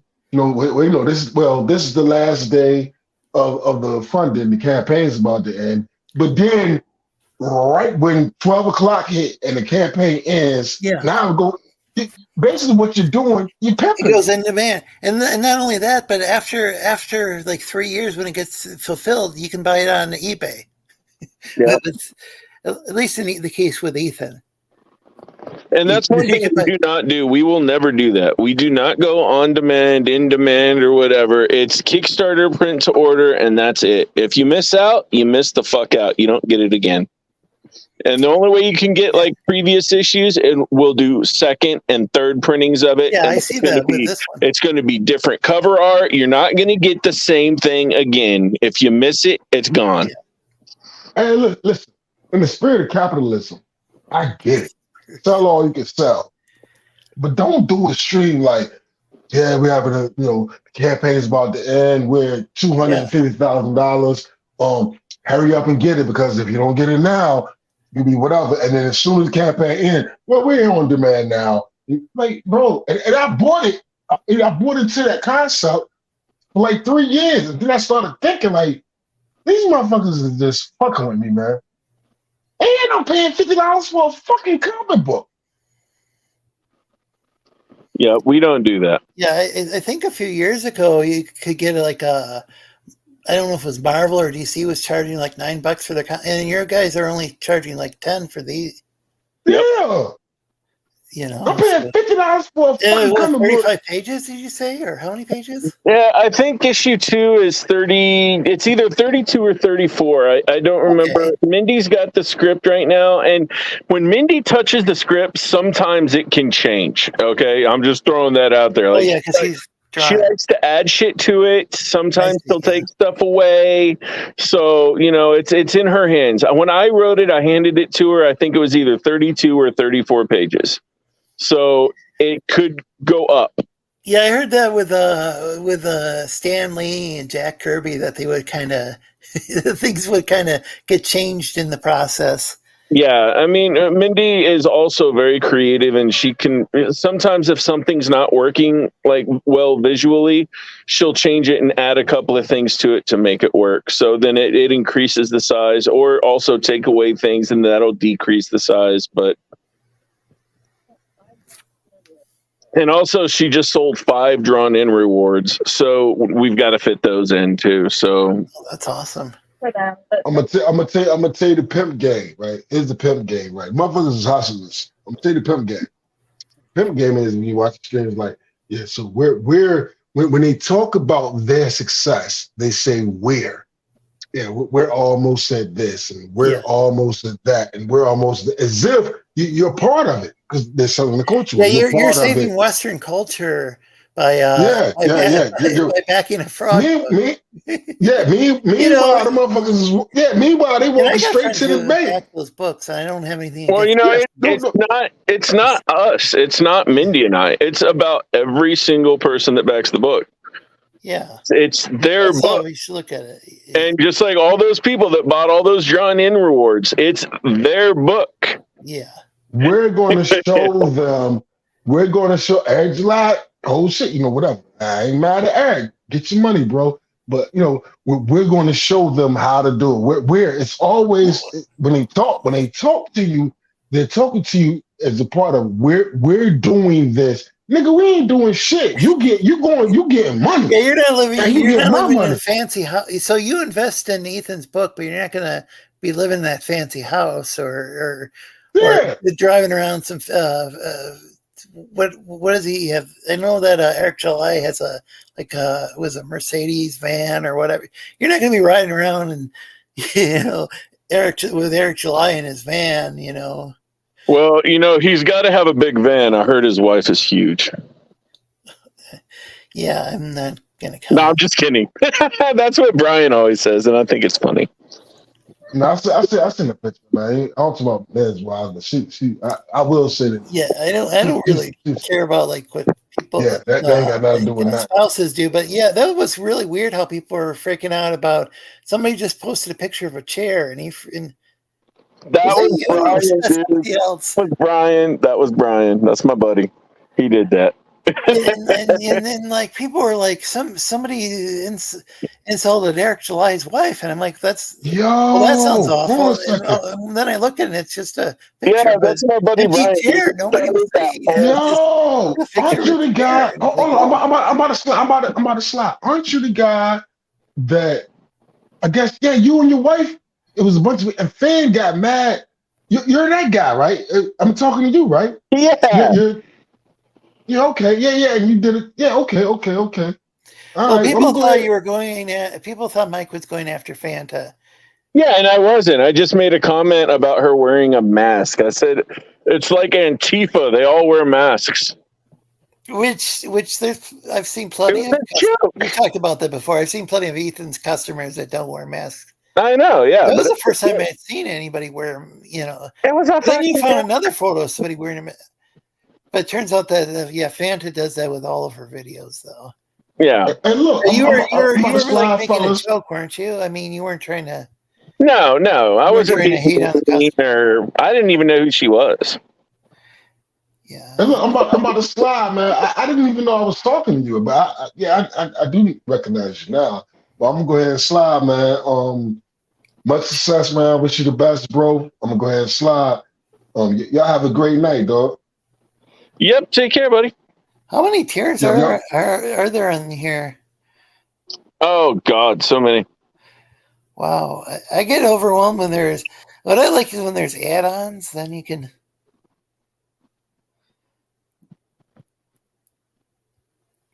then you don't have to just choose one tier, or can you back multiple tiers? How does that work? Well, you can back a tier. You pick which one you want, and then everything that you see there is also pretty much an add-on. Like you can do it Okay. so many different ways. This is getting overwhelming for me. Yeah, there's a lot. We wanted to That's- give people a lot of options this time, so they could do pretty much whatever they wanted. Oh, some of these are foil covers. Yeah, a lot of them are foils, and we're even doing foil prints and stuff. So, And try not to go too fast through here because well, that's fine. it gives me a headache doing that, and I don't want to give if any of the viewers are like that, I want to give them headaches too. So, fortunately, this isn't the smoothest scrolling because let's see, I can what.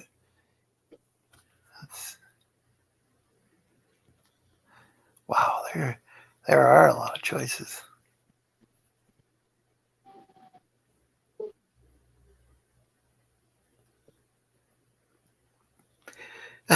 Wow. Fabulous. I'm just trying to picture like what would happen if I went to the grocery store wearing that. And David Fott, the guy that designed GVS, passed away. He died. Well, that's too bad. Yeah, he had colon cancer. He passed away about a year ago. And this is his last published work, unfortunately. Well, that's too bad that he. So it's been in the works that long? That cover, yes. It was originally that cover was originally going to be on issue number 1, but we postponed it because issue 2 was more about Gaylord than it was boobs. So we decided to put that on issue number 2, and unfortunately, during that time, he passed away. Oh, I'm sorry to hear that. Speaking of which, did oh gosh. So a Gaylord? What? What's that? What's that all about? Gaylord von Schlauber. That's his name. Oh, the character's name. Yeah, Gaylord von Schlauber. That's his name. GVS. We've got a city nearby named Gaylord. Think really hard about that, Lorenzo. GVS. I think I know what that's reference.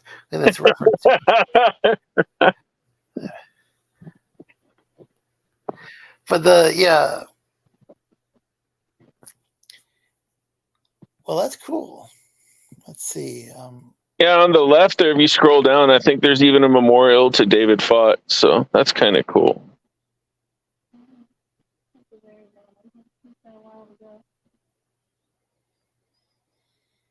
Well, it's too bad that he, well, not only that he passed away, but that he didn't get to see his. Yeah, we reached out and got a hold of his sister, and his sister said that it would be good for us to go forward and go ahead and publish it. So, yeah, it's too bad he didn't live to see that. But on the other hand, at least the backers aren't, passing away waiting for your. Well, hopefully not. Yeah, no. I mean, it's a couple months period. I mean, that's hypothetically possible, but it's a lot more possible if you took 3 years to, publish a book.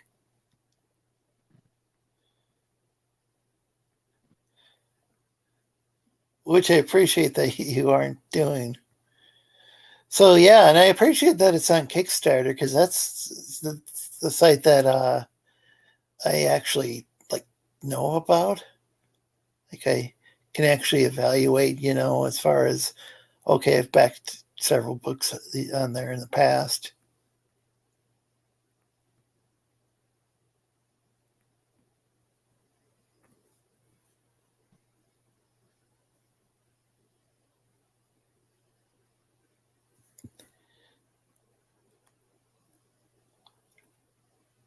So are all these? So are these all the variant covers available? Or Yep. oh, there's a lot. All different ones, and there's packages like that's the full frontal package. So the full frontal one is like all the nude covers, Yeah, it makes sense. and then there's also prints. All the nude prints would go in there, and then the kitchen sink is pretty much one of everything, except the limited variants. So you get like one of everything. Wow. And I think there's even a Gaylord and a Boobs miniature that you can get. So this is one thing that I have wondered about with creators, like the variant covers and stuff. Mm-hmm.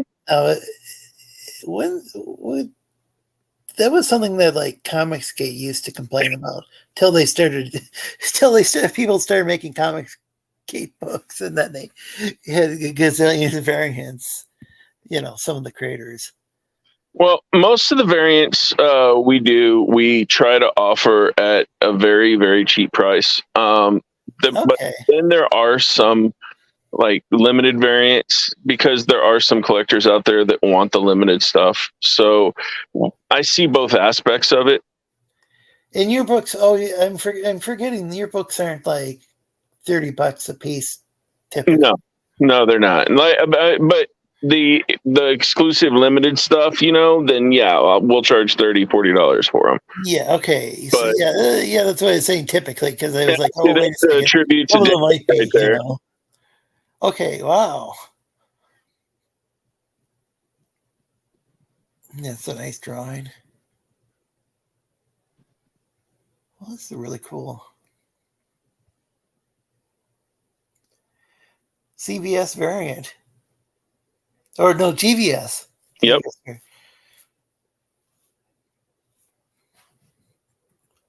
Well, this is really cool.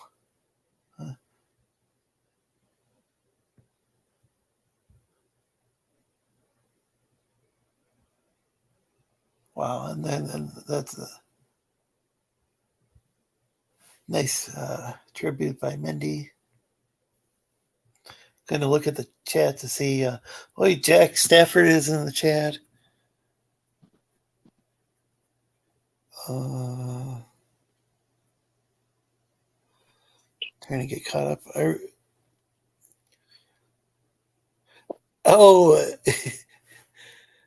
Mr. Yanafui had said 4 years ago, TJ was sending dick pics to Ro. I think TJ doesn't like him. Yeah, he's already addressed that on air a few times, and he's not here to defend himself. Because he doesn't like him. You guys can watch the replay of the previous streams TJ's been on. I think that stream's still up, where he might have talked in a couple streams about that. A couple of my streams. Colonel Mark says, I remember when EBS said fall 2018 to everyone else. These books have to be on time. Guess he changed his mind though. I thought the campaign. I thought he launched the campaign in late 2018. I could be wrong. And ahoy, Jack Stafford. Always great to see you. This is ahoy, Lorenzo TJ. Oh, and me mateys in the chat. I'm lurking. Oh, so wow, this was a while back. Oh, I'm not even highlighting the messages, am I?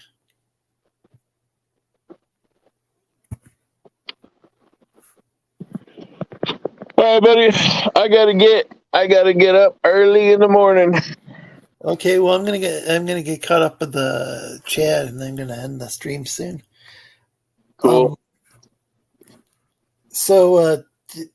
Let's see. Did I post the link in the chat? Yeah, I think you did. You can always post the link again. Yeah, sure. And I'll read the rest of the chat, I think I can get caught up quite easily, and then I'm gonna call it a day. Cool. Anywhere else? Any other social media sites you want to plug, or do you just want to? Oh, well, you can hit up our website if you want, divinitycomics.com. You can find us on Facebook, Mike Wheeler, Mindy Wheeler. You can find us on Instagram. You can find us on Twitter. Just pretty much everywhere. We're not very hard to find. And if you can't find us, it's probably because you already have us blocked. So you might want to.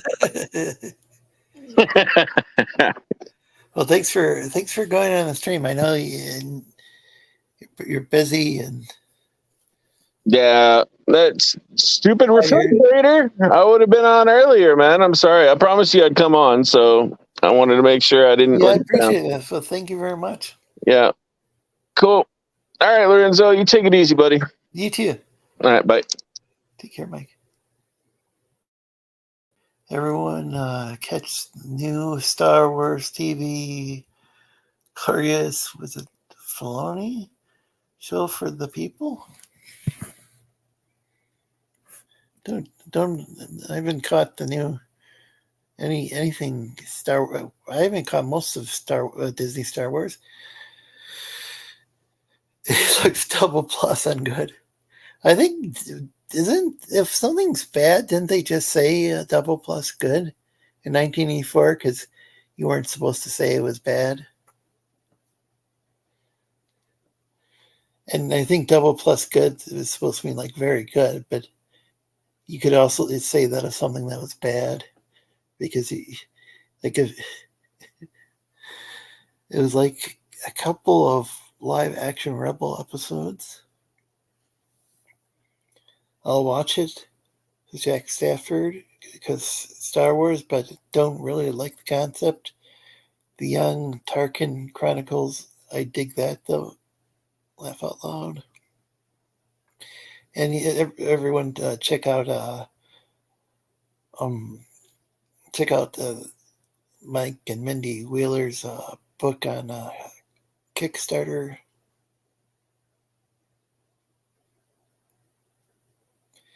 Oh, and also check out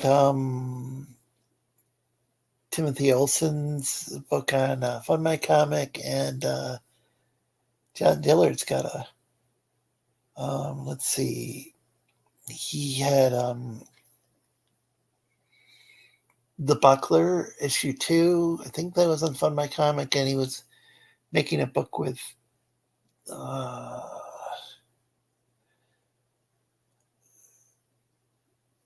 also making a book with Yellow Flash, and then like Captain Infinity.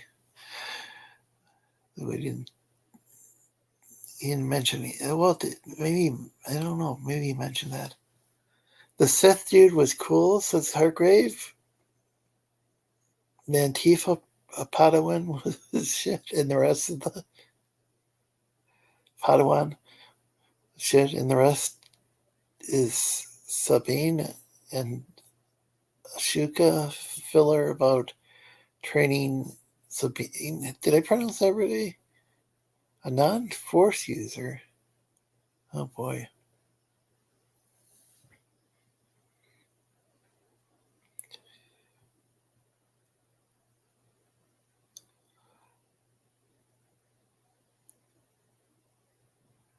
Oh, sounds like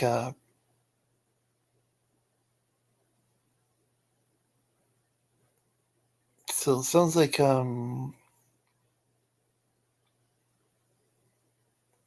there might be a review uploaded in the future to Hargrave's channel. So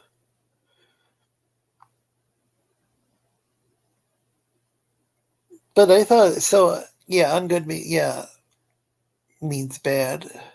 I felt that. So there is a bit of a. I think it's a bit of a conspiracy theory. It's theory that that Orwell based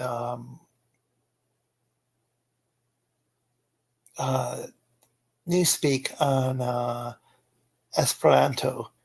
Now he did he did stay at somebody's house who is an Esperanto speaker, and an Esperantisto. Anyway, the problem was though that the guy, I think, refused to speak whatever the local language was. I can't remember if it was like English or French or whatever. And I think that it was unnerving because, because like he could have communicated with George Orwell, but just insisted on speaking Esperanto, and Orwell didn't know Esperanto. He didn't know it. So, but I think it was actually more basic English that was the inspiration behind Newspeak. I think that's what he cited, but like in Esperanto, bona is good, and malbona is like ungood or bad. And then that could have been an influence, but overall, Newspeak was kind of inspired by this basic English, which is like I believe the Good News Bible.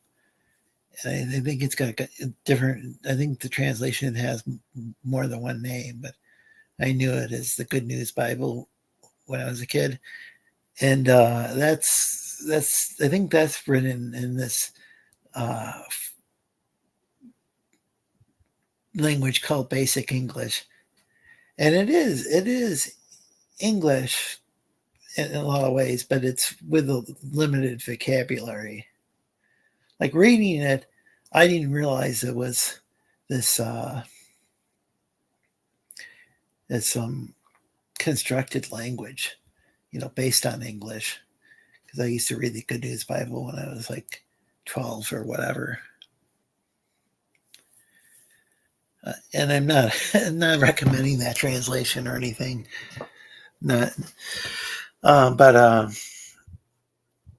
I believe it's in Basic English, though. Which and I think Orwell didn't like that concept because he believed it could such a limited language would control people, be used to control people.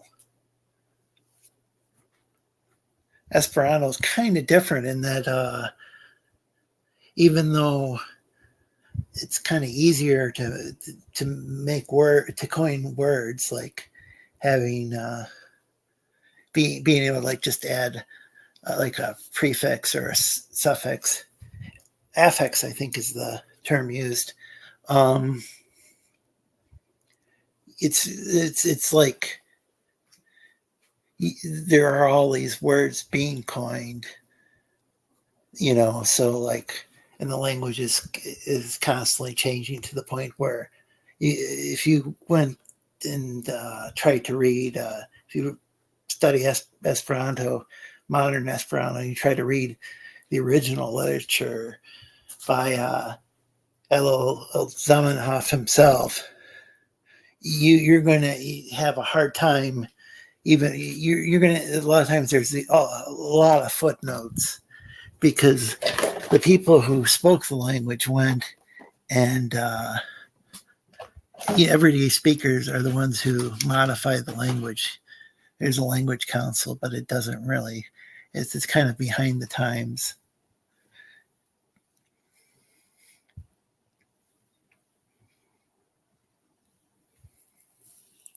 Well, hey, Eric, welcome back. I was rambling on about Esperanto, language that George Soros speaks, by the way.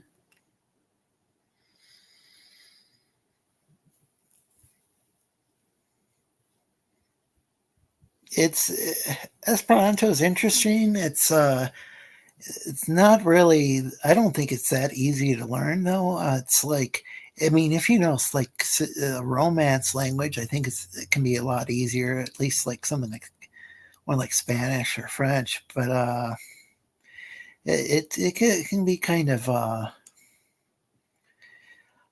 I don't believe it's 10 times easier to learn for like an English speaker than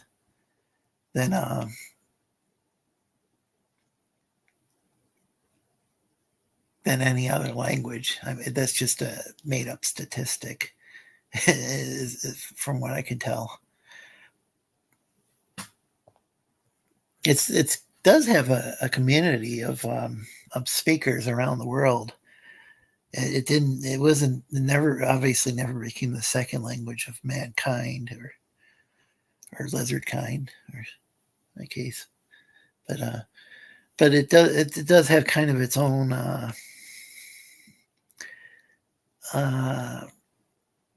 what's that word called when people are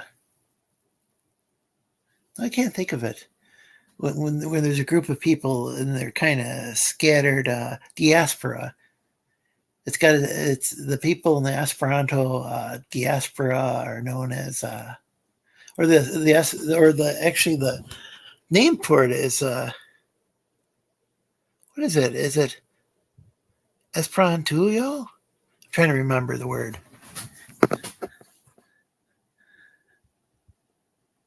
Or is it Esperanteo? I'm forgetting my suffixes. No hablo pendeo? Or is it? Or how do you pronounce pendaggio? Oh, I just don't think I can. Oh no, I don't know if you can say puta on YouTube. Right. Newspeak was about simplifying language for control. So few adjectives. So ungood, double ungood, and double plus ungood. But I thought even saying double plus good, like if you want to like cover up if you want to be kind of like Dr. Was it Farnsworth on Futurama? Good news, everybody, and it's always bad news, because I thought I read somewhere in 1984 that he would, or somewhere that like George, either in 19. I'm trying to remember. Did he have like a section that explained the grammar, or was that like a separate essay or what, from the book or what? Because I think I remember seeing like a list of words from 1984, and it was like, and like double plus good was like sometimes used as a euphemism for something that was really, really bad, but you'd call it like good though. I put Esperanto on my salad once. I threw up afterwards.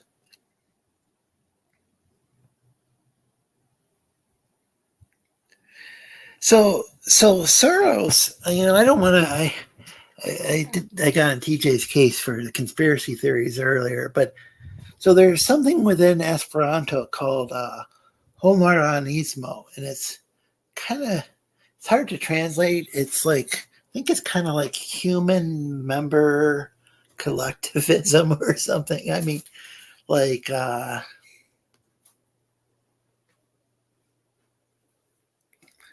if I remember correctly, I think like it's like a tree is a barrow, and is it a barrow ano?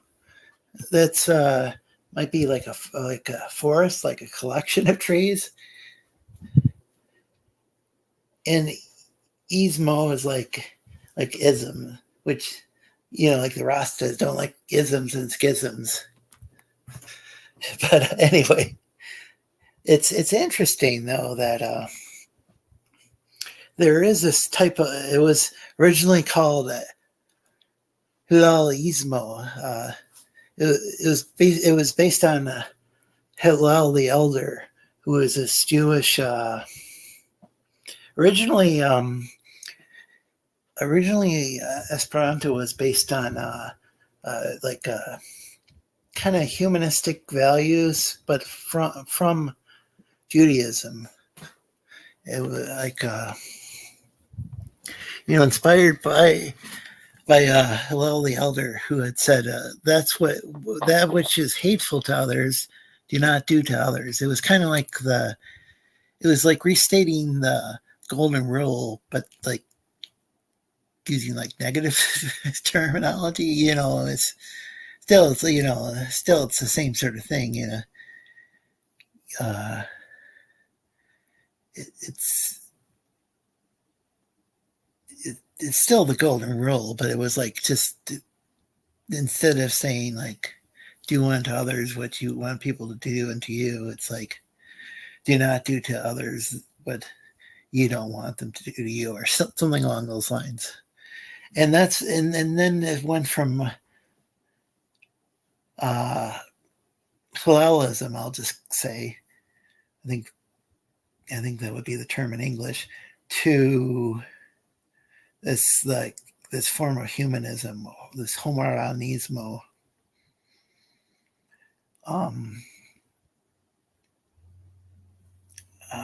It's also sometimes translated as humanitarianism, but it's a very unique Esperanto concept, and it very well could be that George Soros, again, I don't want to say this for certain, I'll just say in Minecraft, but I'm not even sure. This is just a hypothesis, but it could be that in his mind, he's living up to this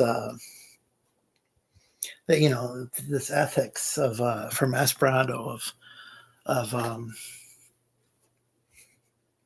because the language was supposed to be associated with helping one's fellow man, and this whole like international breaking down of international boundaries in a way, like people from across the world being able to communicate their differences, because Zamenhof grew up in let's see, he was Lithuanian, but a Lithuanian Jew living in Poland, and like there'd be people speaking Polish, and then there'd be people speaking Yiddish, and I think Russian as well, and like there was just like all the people couldn't communicate with each other. And as the Encyclopedia Dramatica, as he joked around, and then he created another language because he's a troll or something along those lines, which wasn't what really, it's a joke, but unfortunately he ended up kind of adding to the linguistic confusion by creating this other language that later on, decades later, George Orwell, is stuck at somebody's house. He's staying with someone and he can't even communicate with a person because they refuse to speak the local language. They're just speaking Esperanto. So. But Soros is a native Esperanto speaker. He also this is a native speaker of Hungarian, I believe. Yeah, Shatner did the movie in Esperanto. Very, very poorly pronounced Esperanto. I must say, it's trying to think of the movie. I've got it on. I've watched it. I've got it on DVD actually.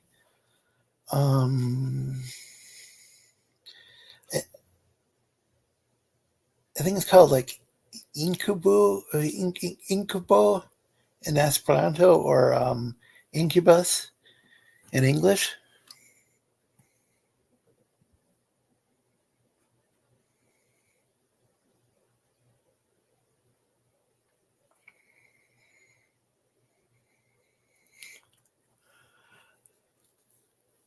Yeah. But you would like, but my point is, I know what double plus good means. Yeah, it means fantastic. But the thing is, but if you're like a government official, or if you're trying to toe the party line, not get in trouble, you would say double plus good, even if it was like a real shitty situation. Is my point. Like you, because you couldn't get away with criticizing, the official position. So you would like basically say that something was fantastic when it was just completely terrible. Oh yeah, the Newspeak. Yeah, I thought there was a Newspeak dictionary. I really liked the essay Orwell wrote called "Politics and the English Language." It's so I think this is really an important thing. Like, I think it's important to discuss culture. Hey, George. Hi, I'm here to talk about stuff that makes people angry, and I'm here to create havoc and confusion. This sounds like a normal day for you, George. Is it? I stopped counting. I stopped counting the pain that I feel every day. A commune laugh out loud. I don't remember the commune coming up, but everyone have a great Thursday. Gotta go. Well, take care, Eric. Well, didn't George Carlin say "do unto others before they can do it to you"? That's an interesting quote. Lots of German speakers in Poland too. Yeah, there were. That's a good point. Yeah. I've got some Sleestak. Well, not Altrusian family members. Some of the Sleestak, but their surname is Sleestak, and they're from. They what is their what would that be? Sleestak and Low German. I got to look that up. Plattdeutsch. But yeah, I got some relatives who are Low German speaking people who lived in Poland, and then they got kicked out after World War II.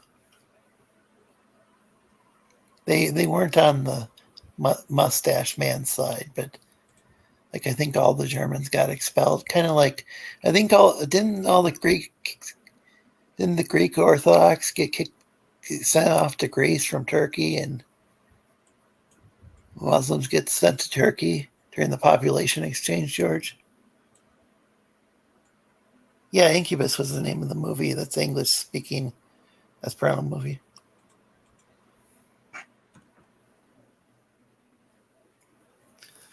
So we were talking about the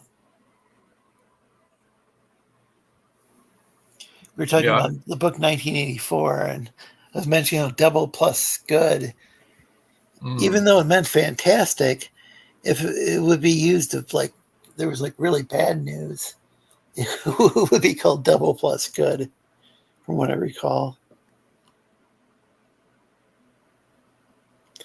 Jack Stafford says ahoy. So I'll post this link again for people to. That was the book that was the book called Boobs.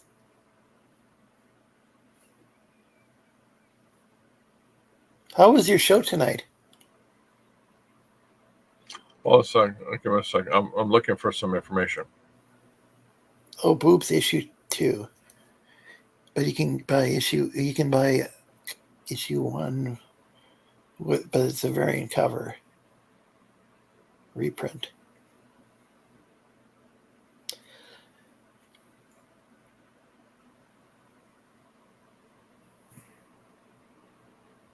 No, I'll be back in a second. I gotta get some water. All right. Okay. Right here. Hi, everybody. Hello, everybody. Greetings. Hello. Hello. Hello. Hello. Hello. Bueller. Bueller. Bueller. Hi, Jack Stafford. Hi, Eric. Hello. Who else is in here? Hargrave. Hello, Hargrave. Oh, Colonel Morg. Hello, Colonel Morg. Mystery on a Fui. Hello. Keep going. Keep going. Daniel Barry Sports Highlights. Hello. Keep going. Keep going. Scrambles the Death Dealer. Hello. Anna before and 4 and 4. I have no idea what that means. Hello. Waterboy. Hello. Willie May. Hello. Lynn Ratton. Hello. And who else? Lorenzo. Hello. And what's going on in the world? What's going on with all this stuff? Oh. Uh-oh.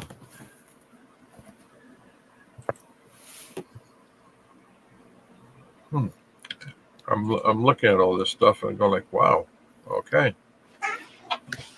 That's why it's better not to look at stuff. What are you going to do?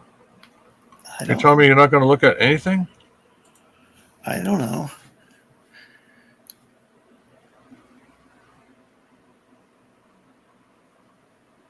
Why I'm looking at you. You're blue. That's nice and soothing.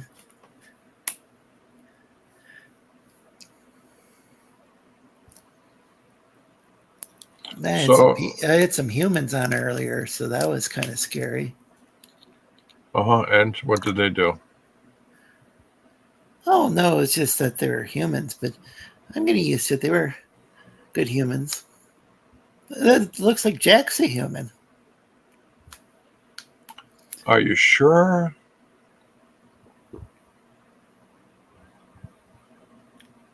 I saw some human, and then they were wearing a mask, and they took off the mask. Like, the mask was so realistic. It was this thing I saw on Twitter. I'm trying to remember if I retweeted that earlier. Well, you know.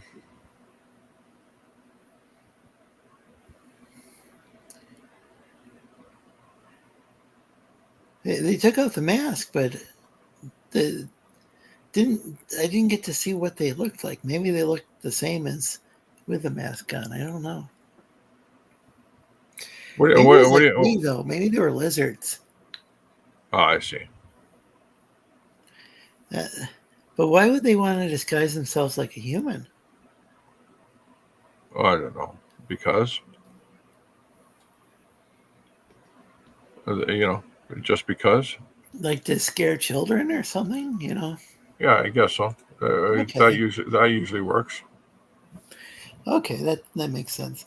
No, we got plenty of human viewers, and I respect all of our viewers, even if they are humans. Some of them. Cats and dogs are welcome too. Horses.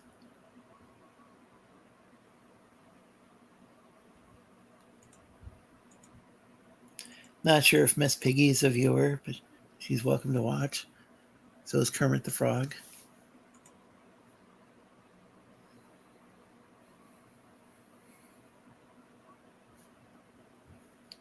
So, were you guys on Denali's channel? Wait, what? Were you guys streaming on Denali's channel tonight? Yeah. Okay. Was that one else? So did you get demonetized yet again? Yeah, same problem as before. And before YouTube corrected the problem, and now I'm waiting for them to correct it again. I have it all documented on my Twitter, pinned to my Twitter feed. So it's not like making stuff up. I have shown a consistency of YouTube's poor behavior, and they're not happy. They also at one point in the back and forth communication on Twitter, they actually told me I should delete my original tweet that I called them out on because it has my personal information on it. It's like, yeah, I can't dox myself. People know of me, who I am. They also know, or if they want, my address is easily discoverable because I actually have public information about myself. George Peter Gatsis owns a trademark called the Black Diamond Effect in court, so you can find it under the U.S. Patents and Trademarks Office if you do a search. It's not rocket science. I remember somebody tried to trademark somebody else's name, and even in that process, yeah, but it doesn't matter. But the point is, thank you, YouTube, for your concern. It's unwarranted, unnecessary, and I'm not deleting the original post. Wait, so they're concerned trolling you? It sounds like not even Minecraft. Yeah, it was a concern troll. They didn't like the fact that I pointed out, oh, by the way, you did this before, exactly the same as before, and here's the evidence as before. Since you responded before, and you actually remonetized my channel before, and there was nothing done to my channel before, during, or after, then nothing's changed. But you made the same mistake again. So, yeah, the other day, all of a sudden I got this movie recommendation, and it was like, I went to press like on it. It's like, I can't press like. Oh, it's members only. Interesting. Because if I find something, I will typically press like. If I find something that's I think I'm going to enjoy, I'll press like. Seems like it helps me find it again, but I couldn't do it because it was a members only stream. It's like, oh, looks like George is monetized again. And then all of a sudden, it's like, I see you on Denali's channel. It's like, Yeah. You see, it's not I'm being clever. I'm just actually removing all possibilities of YouTube trying to come up with other excuses other than the core problem, which is they made a mistake. Clear. There's no misunderstanding here. There's no ambiguity. There's no room for other interpretation. No, YouTube made a mistake, and I'm not. And until they correct their mistake, I'll continue. We'll continue splitting up the live streaming movies on my channel, which is the primary reason for the channel, and live roasting of the news. So the live roasting of the movies on my channel, the live roasting of the news on Denali's channel, and it's laser focused. And here I keep thinking it's the news that's in this, but then it's like, no, it's the movies. Yeah, it's the movies. Like it's the movies. Like I said, it's thoroughly documented on my Twitter account. It's pinned to my Twitter feed. It's this time around, I realized it was. I think I realized it was the movies because we talked about this before. But when it first started happening, I thought it was okay. They don't like potato chips or whatever. But then it turned, Yep. But then it turned out to be. I'm wondering if it's automated or if for companies going. Oh no, it's not automated. It's 100% human intervention. It's not automated. You got to be careful around those humans. Yeah, I know. Really, all those humans, they lack the subtlety of aliens. Yeah. It's just terrible, absolutely terrible. Yeah, and I want to be careful that, like earlier I mentioned those lizards from V. Didn't agree with their methods. Now maybe maybe they had a right to be upset with humans, but yeah, I didn't like their plans. For yeah. Well, you know what? You know what we got today? We got Donald Trump. No. We got a Donald Trump. What do you call it? Mugshot. So he was arrested because TJ started talking about that, and then he just went and stopped talking about like politics and certain government agencies and all sorts of stuff. And they're like, "Oh, can we move on to a different topic?" So even it got to the point where even Morg was like, "Well, that's not a good topic, TJ." But you know what really pissed me off? It's such a low res image, Low res image? Yeah, the Donald Trump mugshot. It's such a low res image. You can't get like a high res version. You think you're right, So the original at the police department. I see.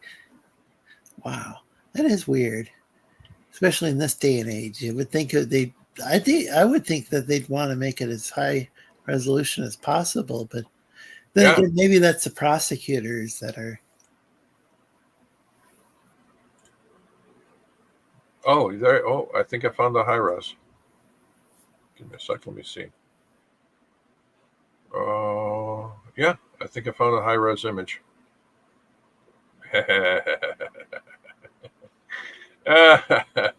Not to make T-shirts.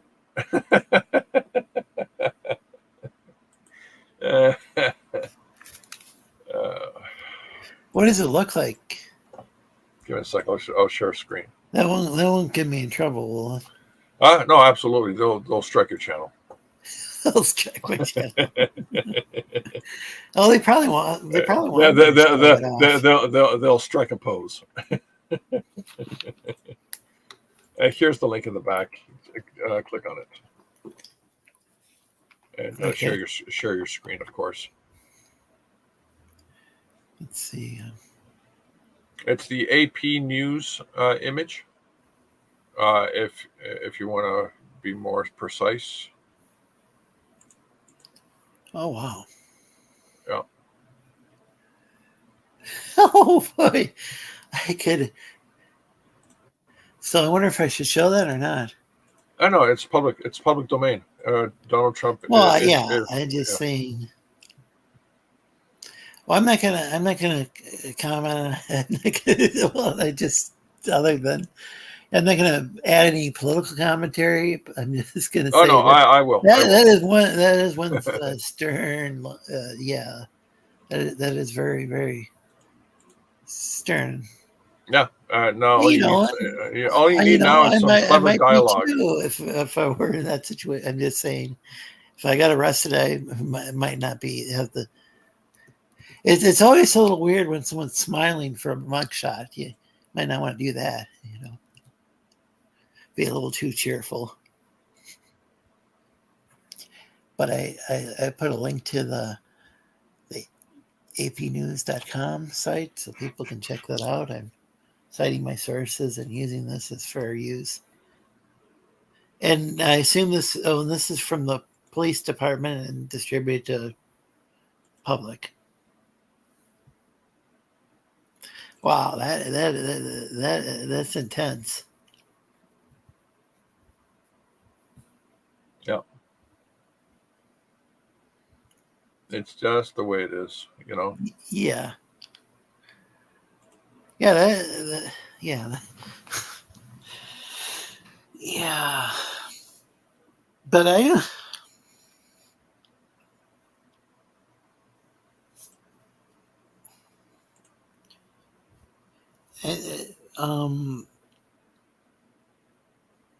do you cover any like cultural things? What do you mean? Is it just like political commentary, or is there like? You do cover some cultural things. You got to give me more to work on, man. Yeah, how can you be so shallow? Jeez. Yeah, I think a lot of things you cover are cultural. Now that I think of it. Oh, we talk about food a lot. Well, what? We talk about food a lot. Like one of those public service announcements. Did you know the actual definition of the red substance in cooked meat is? The red substance of what? In cooked meat is? In a cooked steak? No. Is? Yeah, it's called you're a bitch.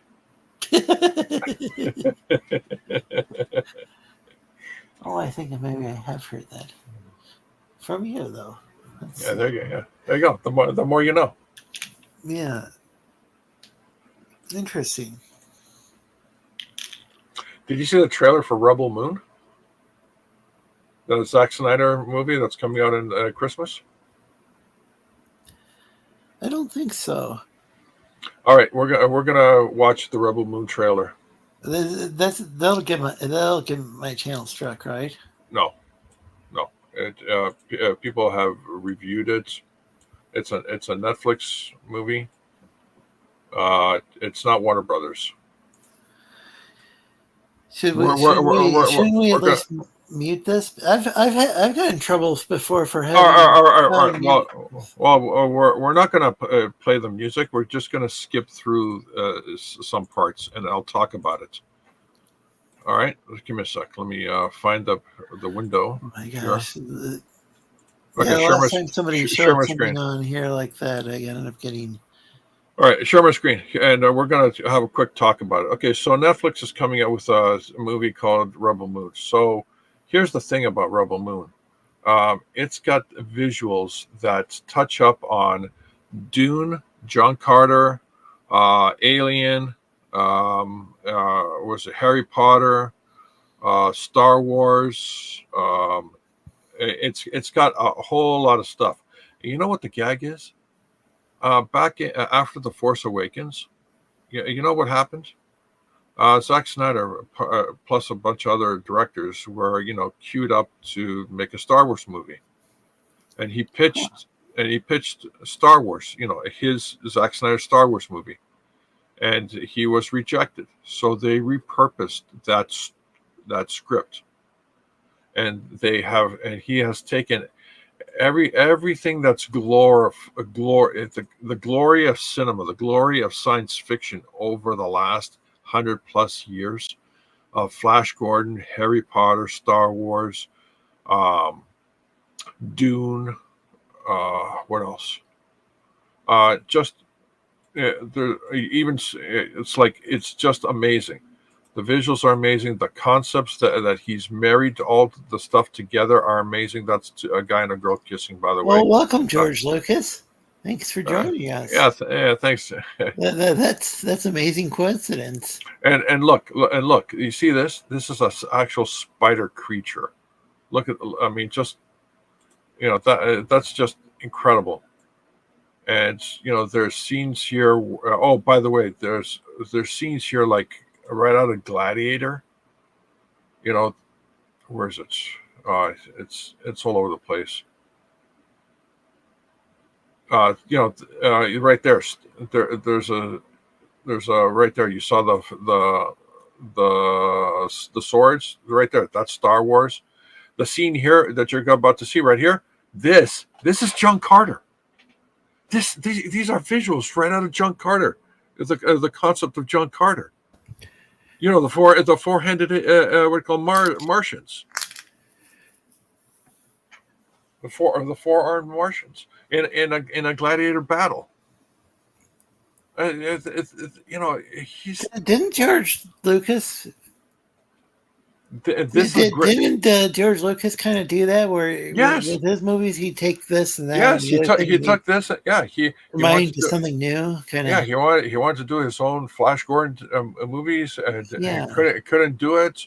So he said, "Screw it! I'm making Star Wars." I mean, look at this. This right out of Harry Potter. a griffin. He a freaking griffin. What else? What else is in here? It's the visuals in this is absolutely stunning. The concepts that he married together into this production are absolutely incredible. And so this is what he abandoned. No, Disney. Disney. Netflix. And Disney said, "Yeah, thanks, but no." Okay, and then so it got repurposed, and he went to Netflix. Okay, so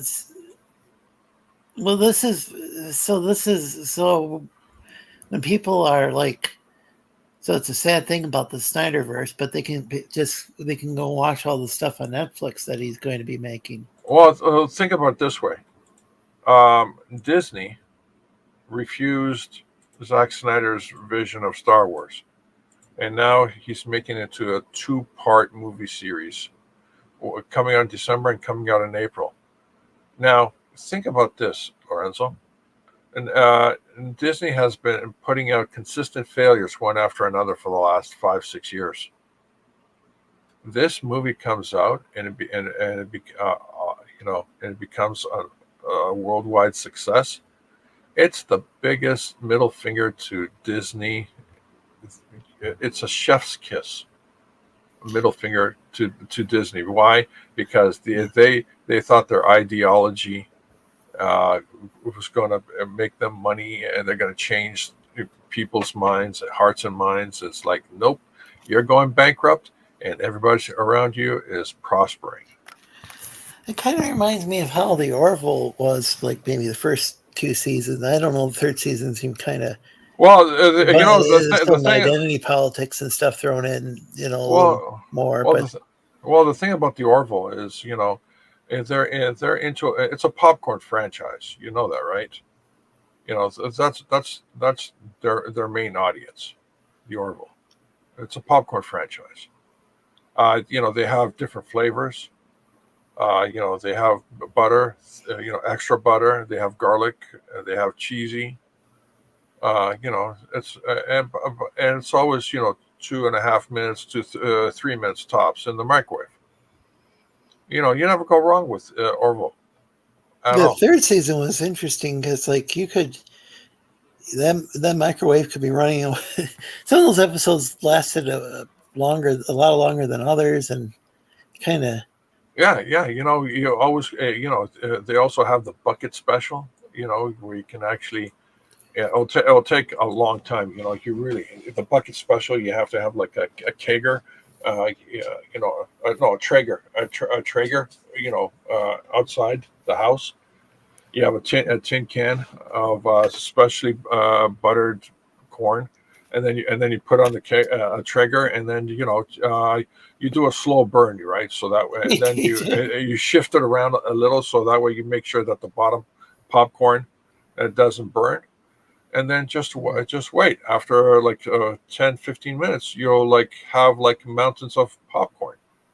Yeah, ready to go. Just have the family and friends. Somebody was in the back for a second, but I didn't. Wait. Have family and friends, circling around the Traeger, so that they can catch the popcorn coming out. It's a family affair. Mr. Yanafu, he's going to build his own theme park with blackjack and hookers, just like Bender. It sounds like Disney. Sounds like where Disney's going. I will buy a season pass, Mr. Yanafu, says Jack. And hey, Caroline, welcome to the chat. Always great to see you. Gosh, it's got to be. Was it 4? Was it like 4 a.m. or something? I don't think this is the real TJ, by the way. That's me, baby. No, it doesn't sound like the real TJ. This is a fake. This is an imposter. He sounds way too black. The TJ we know is vanilla. Why white. is always got to be some black shit? Man? Stop it. Wait, what are you talking about? What are you talking about? Hey, can you do me a favor? Hey, so no. Can you do me a favor? A flavor, well, a strawberry, peach. Just pull up. I think it's like I heard about a lot. These dudes are getting very ridiculous. What are you talking about? What are you talking about? I'm good. I don't know what Raider range is. I ain't no snitch, man. You know, than- it's hard for me to snitch, man. But So Jiffy Pop greater than Raider range. I don't know. Yeah, Jiffy Pop. Whew. Is Raider range another brand? No. Raider range is I think it's old school, but Jiffy Pop is let's say Radar range is more like, you know, grandfather. Jiffy Pop's more like the middle class kids, you know. What about did anybody put that on the stove? Did it actually work? Because I think I tried that before. That shit ain't work like talking about. Oh yeah. Oh, by the way, you know, I discovered on a YouTube video. I don't know where it is, but let me describe you how to make a nice deep dish pizza without using the traditional method. Is that you have yourself a pan, obviously a pan that would actually go into the oven as well as sit on top of the stove. A pan, not a panda, right? Yeah, that's right. Don't put a panda in the oven ever. That's right. And what you do is you put down your first ingredients that you build the pizza backwards or upside down. Actually, you put your ingredients down on the pan. You put a layer of cheese, then you put the next set of ingredients, more layer of cheese, then the third layer of ingredients, then a final layer of cheese, and then you put your dough over that. You pat it down all around, and you tuck it all around the pan. All right. Now that you have all this done, you put your actual skillet. Your iron skillet, right? Not something that will melt in the oven. It's got to be an iron skillet. You put it into the oven and you cook at 250 for like 15-20 minutes, and you will have a perfect deep dish pizza. Because when it comes out, actually you have to wait. When you take it out of the oven, you actually have to wait at least 15-20 minutes, maybe a half an hour, for it to cool down. And then what you do is that you flip it. But you make sure you flip it properly so it doesn't get away from you. You flip it, and the pizza's now sitting right side up, and you use a pizza cutter to cut the deep dish pizza, and you got yourself a really great meal. Somebody accused you. I don't know who it was. Can't remember. But they accused you of back in the day, George, like you was rocking with Riffless? Is that true? What? A what? You was rocking with Riffless. A what? You know Riffless. You know who Riffless is? No, who is it? You know. Wait, who's Roughness? Ren RENFAMOU. Renfamous. Renfamous. Okay, what about Renfamous? What about Renfamous? Somebody accused you of like back in the day, like rocking with her. Is that true? Okay, they accused me of what? Like you was you was like cool with her and shit. I don't even know the person other than I know the person exists, but I only know of the person because a lot of people talk shit about that person. I've never actually communicated with that person. Or there was a lot. All right, I was just asking. Okay, so you're saying I was cool with her? Oh, that's what they said. Who's they? Who's they? I can't remember. It was Make it up. Just make shit up. Who was they?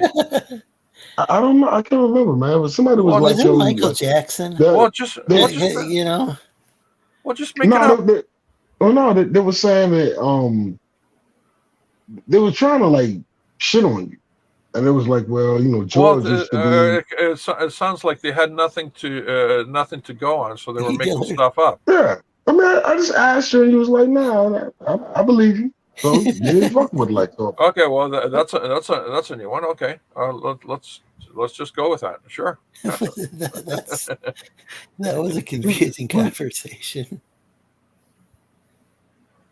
Is this okay? I wanna rock with you. Oh, so this is Dillard, the guy who's night. gatekeeping his channel. I see. All right, That's Dillard. right. That's right. Internet gatekeeper Dillard here. What's up? Yeah, that's right. I go on his I go on his channel. I take the slings and arrows of my dad jokes, and the guy disrespects me. What a Dillard, man. Wait a minute. You just said you go on my channel. How is that gatekeeping? I couldn't get on your channel the last time, so I can just because you can't make friends with people on my channel doesn't mean I'm gatekeeping you. No, I can't make friends with Captain Finney for striking people like Hargrave. That's all. I don't know what's going on with that situation. Hargrave was striking people? Yeah, no, not Hargrave. Captain Finney struck Hargrave, as far as I understand it. If I'm wrong, okay. Does Infinity live in New Zealand though, and the person striking the channel is from the UK? Oh yeah. The Zelish really don't respect international law. Yeah, that's true. Okay. So if you're wrong, what? What if I'm wrong? No, if I'm wrong, then what will happen if you're wrong? Well, it's easy. There will be consequences for the person who. Consequences will never be the same. No, consequences for the person who discovered I was wrong. Ah. I just made. Wow, what do you mean wrong about? Internet meme. What would you be wrong about?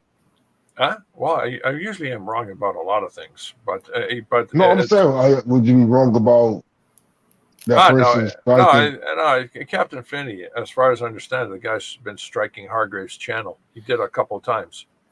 Well, okay.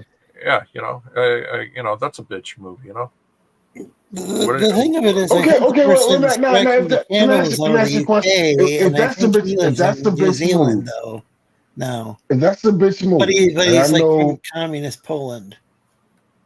I know we're not allowed to talk about Air July in any negative light. Wait, hold on a second. If whoever that guy was that was striking Hargrave, I mean, when Air didn't he do the cardinal sin when he struck when he struck Vicky and won't that like wasn't that strike regarding a copyright claim? DCM. It was. Vicky had I think a few panels she showed for my comic, the year-old comic, and yeah. So I don't think it's the same thing. How is it not the same thing? Well, as far as I understand it, Eric July doesn't have any legal notices in the ISOM comic book #1. So how can there be a copyright claim if you don't have a legal notice in the actual comic? Yeah, I'm not. So Hargrave says, yeah, he's got a stream harassing Jack Stafford. Yeah, I haven't seen that one. Finity's got me blocked, so I don't really know what he's. What it appears to me is this, and I'm not trying to step on any toes. I'm just. Of course you are. Of course you are, because you're saying it. No, you're concerned trolling. Well, let me finish what I'm saying. It appears to me that when someone else do something, it's like, oh shit, you violated to the most highest extent of violation. And then if somebody that is cool under the umbrella of we're cool, it's not the same. It's just well, of course, it's not the same. It's just we have in the United States of America and Canada, I believe, we have a two-tier system when it comes to rules and regulations and laws and one law for me and one law for them, so to speak. So it's perfectly Right. legit. It's perfectly legit. Okay, so you do understand what I'm talking about. Okay, fair enough. Okay, yeah, I got you. Yes. So one guy can do it, and the other guy can do it, but one Ru- guy rules- is ru- just, and the other. Well, I'd and like the to other, welcome Dillard to the stream. the other person. Hey, thank you, Lorenzo. I I feel welcome. Rules for thee and not for me. The old Yeah, saying, exactly. rules for thee and not for me. No. You're not getting it. You see, like for instance, if I go over to your house and punch your daughter, you're gonna get mad. But if I go over to somebody else's house and punch their daughter, you're gonna be like, "What the fuck do I care?" Yeah. Yeah, Well, yeah. Well, yeah. well, if you do that to somebody's Like daughter, I'm liable to get laid out if I punch somebody's, but if I punch somebody else's, they'll be like, "What the fuck do I care about that?" well, what if the daughter actually knows karate? Oh, I'm fucked then, dude. I'm fat as fuck. I can't even run away. Yeah. We here at the I fuck with- Sleestakians channel do not advocate punching people's daughters, Yeah, their sons, me. nor their sons either. Oh, Yeah, we can't advocate violence, man. Gosh. Are people still allowed to play patty cakes, or is that abuse? No, patty cakes is soft abuse. It's absolutely soft abuse. And 52 pickup is abuse too. Yeah. Oh, by the way, poker's a very abusive card game, because you know why? Because it teaches you how to count and all that stuff, and some people just don't like to count. It also has a very violent sounding name, like poker. Yeah, exactly. Why would you play a game that you're going around poking people? Why? Gosh. Yeah, I poke somebody's eyes out with that. With one of those cards. Well, that's an extreme stretch, because there's no way you can poke somebody's eye out with a card, unless you use the card to slice the eye. Think about it. If you're one of those, I don't know if it's ADHD or autism, but say Rain Man. I'm gonna say Rain Man. Say if you're one of those dudes, you ain't cheating. You just smart as fuck, right? So you can go to the casino and beat the house. You can play 21 and beat the house, but you ain't cheating. You just smart as much. You know what I'm saying? You ain't cheating. You're still counting cards. Well, no. But you're not cheating. But hold on. But you're not. Let me finish. But you're not cheating. You're just smart as fuck. Yeah, I know. You know what I'm saying? I know what you just described is no different. So then the casino say you can't be here because you will legally beat us. You are saying that something that's no different. Going to the casino or going to the stock market, it's no different. The game is rigged against you. Right. So if you're the person that can beat it legally, you're not cheating. The thing is, you beat them. You beat them by playing the game, and chance allows you to win, and you're gonna walk away with all their money. And you know what? They're not gonna let you walk out of the building right. with their money, right? So they're gonna intercept you at the door, and they're gonna say, we have a nice guest suite, in the penthouse, 5 floors down. It's right beside the incinerator. It's a real hot place, What I'm saying, George. What I'm saying is, if you're not doing anything illegal, if you just happen to be, I think it might be illegal to count cards. What you were saying, TJ, is correct. The casino is engaging in illegal activities. Yes, you are correct. Yeah, I mean, if I can beat you and I'm not doing anything illegal, I'm just smarter than whatever. Then how you gonna ban me? In that scene. You know what? There's nothing illegal about wanting to cheat in a game. Okay, so let that sink in for a moment. But no, George, what I'm saying is, if you're one of the super savant people that can actually in the game of chance, TJ, why don't you say the same thing 20 times over and over again? Because we're all stupid, apparently. No, that's not. No, no. What I'm trying to say is, how is it possible for them to ban you, and you ain't doing nothing wrong? Because it is completely allowed for casinos to do illegal activities because they provide the tax revenue to the state. Oh, Yeah, it's also like I said, like I with, said, it's not Austin illegal Tom to Cruise and cheat Dustin in a Hoffman game, movies, man. so. Gosh. Now, if like for instance, right, for like make it a parallel here. For instance, it is not illegal for a person or a team to watch videotape of another team and see how they play and strategize, right?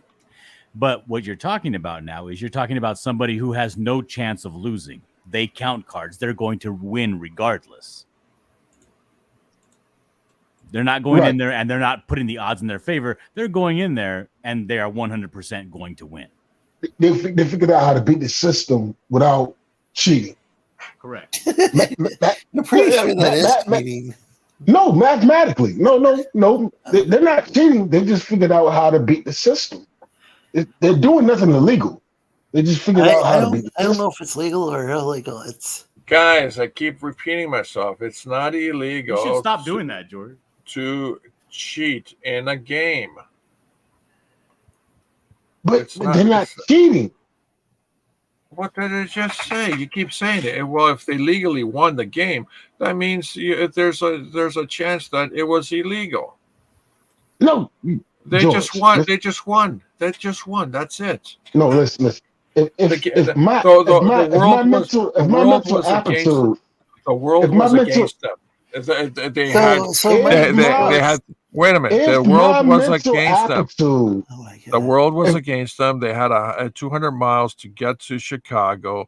It was midnight. They had a half a pack of cigarettes, full tank of gas, and they were wearing sunglasses. What do you want? George technically is correct. Like, for instance, if somebody cheats during the Super Bowl, nobody goes to jail. It's not illegal.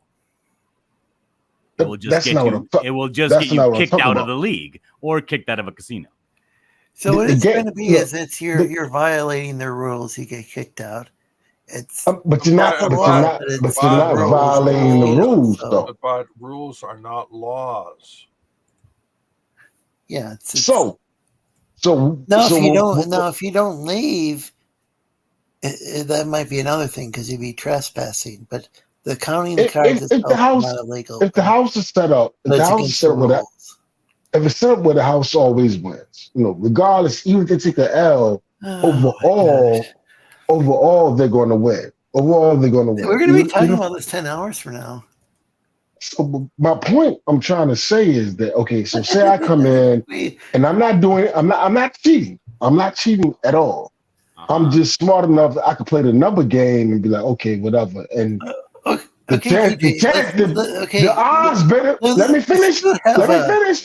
So the odds benefit me, and I'll win more than I'll lose. How do they say you gotta leave? Because is this what happens if people die and they go to hell? That's what happened. Possibly. Did I die and nobody told me? Because what happens, TJ, is when you walk into a casino.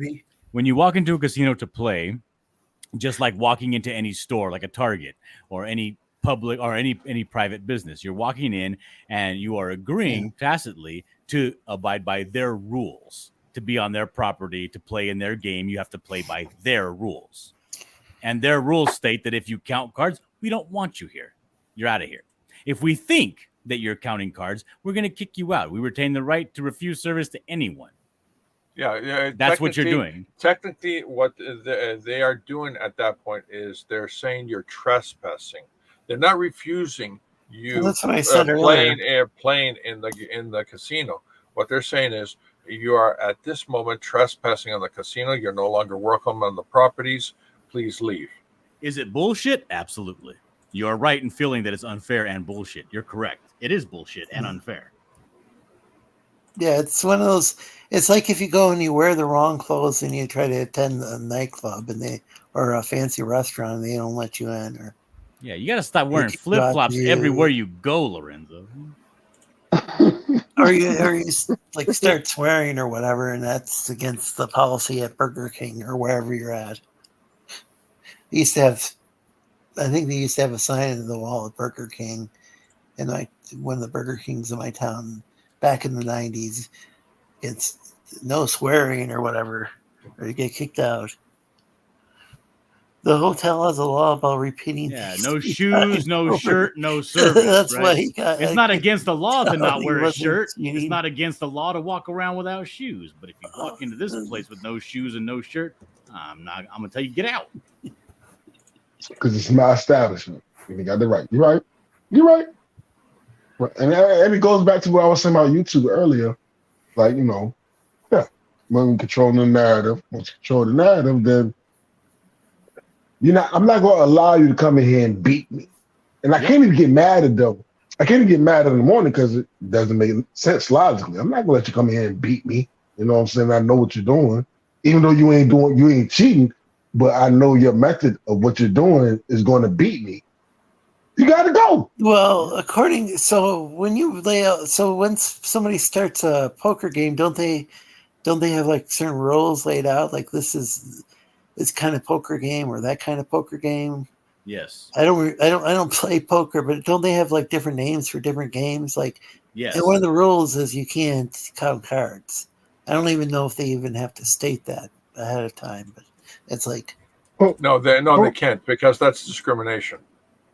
Oh, really? It's black discrimination. From my understanding, speaking of which, what happened to the TJ's little press? He lost his blackness. All of a sudden, all we get is this. Nobody talking about TJ black. Why did TJ lose his blackness? What TJ's no longer. He lost his face. He doesn't even have a profile pic anymore. TJ, what are you doing? Whitewashing yourself? What the hell, man?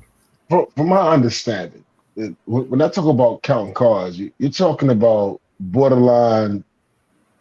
Wait a minute. Why your profile pic isn't showing up? Yeah, why are you deflecting, man? Let's talk about the serious things. Well, I mean, if you want to talk about that, I mean, why do you always bring up my skin color in the first fucking place? Why can't I just be TJ? Well, you're the one changing your skin color constantly in your avatar. What do you want us to do? Just ignore it? Well, why just listen yourself? I mean, you can be serious about this. On one hand, y'all say, well, Confiscate ain't racist. It's not a hate group. It's not this and that.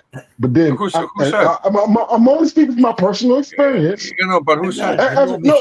Listen. Let me finish. Y'all brought this shit up. Confiscate is made up of individuals. People. Why every time I get around y'all motherfuckers? What are you talking about? Confiscate is, of course, Confiscate's a race. Why you see everybody racing to make money? Why every time I get to talking, my skin color is important into what I'm saying? Because you keep changing your avatar, man. You want us not to notice? Why is that so? Why does the color of my skin matters about my opinion? I wasn't talking about your opinion. I'm talking about the fact that you keep changing your avatar. Why do I have to always address me being black? Why are you deflecting? You're the one changing your avatar from black to white. Every stream I go on, everywhere I go, wherever I talk, I'm always addressing me being black. Why is that an issue? I'm always addressing me being a lizard. Okay, people talk about that everywhere I go. Lorenzo's green. I am blue. Dillard is a douchebag, and you're white. Hey, that was a bit rude. Well, it's annoying. It's annoying. It's not only annoying. It's white now. It's 5 years old. I've been dealing with it every time. Every time I say anything, it comes back to the color of my skin. And I'm asking you, why are you making this? Why are you making this? Nobody here really cares about. I don't think you really cares about here. Why are you making? Why are you bringing this up? Y'all don't play fair. Fair enough, though. What are you talking about, man? I know the reason. Can I answer? Go ahead. Well, the thing is this. A lot of people on the internet are fucking lame, and they don't really have good jokes, a lot of good comebacks. So they keep going back to the same thing. I experience it too with the Mexican stuff. Oh, yo quiero Taco Bell. Every time I show up on a stream, hey, yo quiero Taco Bell. When I say something or I make fun of somebody and they don't got a good comeback, they'll go with the yo quiero Taco Bell. Wait, are you saying you're a Mexican? No, I've never heard anybody. And you might have, in the past, whatever, but since hey, Dillard, when are you going to come over and cut my grass? Yeah, you know what I'm saying? I know exactly what you're saying. And it's because people they're pretty fucking lame. That's why. They don't got a good joke on the ready. They don't have one in the chamber. So they go with the, racist joke. I just brought it up because shit get old, man. It get old, man. White. He's in whiteface.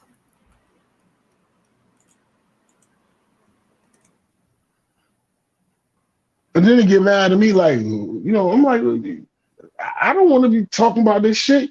Well, you didn't paint yourself green, so I'm not offended. Now, if you went around in green face, that'd be something I'd worry about. I just thought it was interesting. It's nothing I'm worried about, really. Lorenzo, let me ask you a question. If I was talking about the price of eggs, okay? I'm talking about the price of eggs.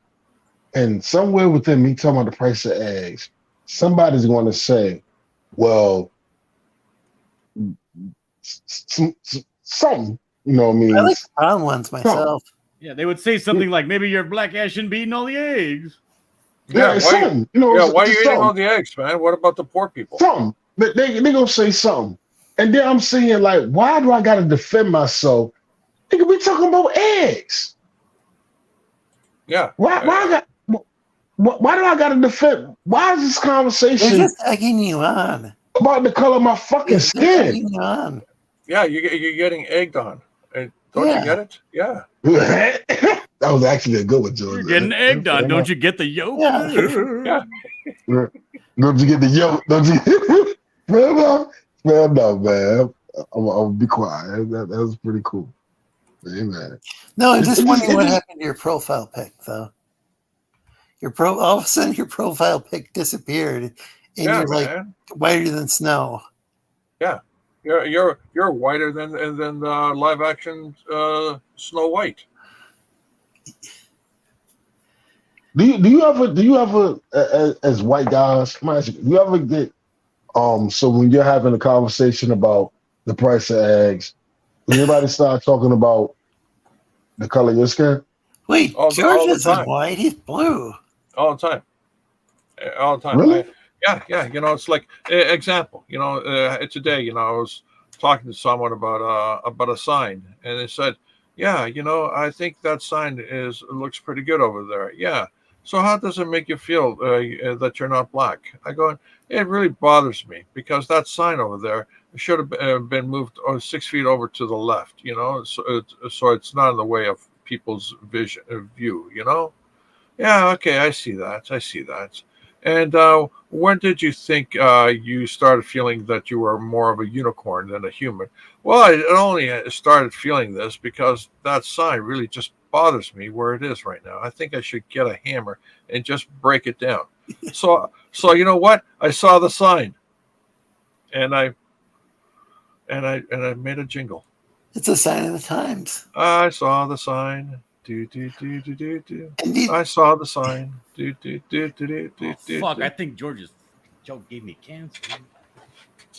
People are feeling depressed. Wait. Are you saying when people are feeling depressed, they always say that they're feeling blue. Wait, are you saying my jokes is causing cancer in you? Yes. Well, there's a cure to cancer, right? No, there isn't. Yes, there is. Says who? Joe Biden? I can't. No. It's, I actually get that too, Dylan. He's saying this is not a medical show. The technical term is Renzo's medical disclaimer.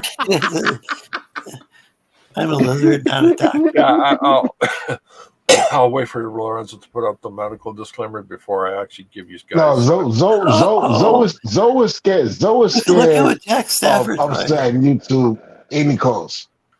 So that when you hear, you got to realize that there's a very huge list of things that you cannot even speak on. And if you do say something that you didn't even know you couldn't speak on, Zoe's going to drop a disclaimer real fast, like, yo, I disavow. I don't know what he's talking about, but we gonna keep talking. I ain't mad at you, man. I just don't like the state of. Anyway, I'm talking too much. It's cool. I thought Liam was orange, not ginger. Oh no, that guy's definitely orange. Forget about it. George opened up his eyes And say the sign.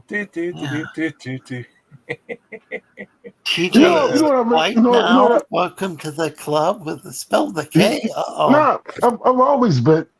I'm gonna tell you something about this. Always listen. I know what Dillard's doing right now. You know that? I don't like. Dillard's doing a reverse George. If you're down for the cause, and the cause could be, you just don't want to be controlled. Just hangs That's around, my main thing. Doesn't say a thing. I don't want to be controlled. The last thing I want to do is be controlled. If somebody have authority over me where I can't be myself. Yeah, said the guy who wears leather strap-ons when his chick says sit. What? Oh, you didn't know that? Yeah, this is bullshit facts that I just made up. It's all true. Okay. Right. So I have a tendency to rock the boat because I just don't want to be controlled, man. It's not cool. Like, it's not cool to be where. What's? Well, here's something I think you guys can chew on for a little bit. I'm not all that accepting of a lot of things. Like, I don't like people going around saying, well, Comicsgate is this and Comicsgate is that. And that may be to you. You say, oh, Comicsgate is accepting of all kinds of people. We got gays over here. We got trans. Like, I don't accept gays or trans. That's just me, though. I can't speak for the community. Oh, but I'm speaking for the community. And I banish you. Well, there you go. But I'm just not all that accepting, and maybe it is that maybe some people that you've run into are not all that accepting of hanging out with black people. Or Mexicans, or that may be the case. Yeah. Well, what can you do? We live in America. There's a bunch of different people that think a lot of different things. I'm a Christian. I believe if you don't believe in what I believe you're going to hell. There's no two ways about it. I'm not going to sugarcoat it. That's just what I believe. I actually like you, Dilla. I feel you. Oh no, but if you say you believe and you do not adhere to guilt by association, well, then why some douchebags like JDA going around going after people for being guilt by association? Weren't you is that a question for me? Lumped in with JDA, George? Yeah, no, it's a question. Actually, it's a question for TJ. Oh, what was that? What was that question again? I don't know. I just made sure. I was sitting here thinking about how awesome Dillard is. He appears to be fearless. I like him. Are you saying Dillard does not know fear? You know, if you don't know fear, then you really don't know God, because everybody should fear God. I didn't mean to go that way with it, but that's absolutely true what you said. But I like the fact that he's saying that, I have my beliefs, I have the way I feel, and I don't sugarcoat it for whatever. And if you don't agree with me, it's okay, it's cool, And I'm not going to try to make you believe what I believe. You know what I'm saying? It'll end up in the wash. You know what I'm saying? At the end of the day, it's going to be what it is. So it has come to pass because of who I am and what I believe in that some shows I'm just no longer welcome at. I'm not banned, but like what? I won't get an invite, anymore. To what show? To whatever I talk out against. Like I've talked out against the military. That's a big no-no in CG to talk out against the military. Okay, but and there who are some show? shows Who like show? I already told you. Already asked me this question on my show, George. Shade the Red, a couple other shows. Yeah, I wasn't paying attention. Well, I then mean, then stop asking me. You're probably not paying attention right now. no, of course not. It's Well, one in one ear and going out the other. Can I ask you a So what I'm question? saying is like sometimes I won't get invited back, and that's cool. That just happens. That's cool. You know? Check me out. I respect you. So I did 6 years in the Air Force. You know, I served. You think about the military is what it's about. You know, Oh, you ain't gotta get into the sheer amount of money. That's all. Okay, so it's not the kids that's just signing up and they just gotta do what they're told. It's more so about the government or the. Holy shit! Yeah, it's the amount of money allocated. Yeah. Okay, I can respect that. I ain't mad about that. You know what? Too many people take stuff too seriously. Period.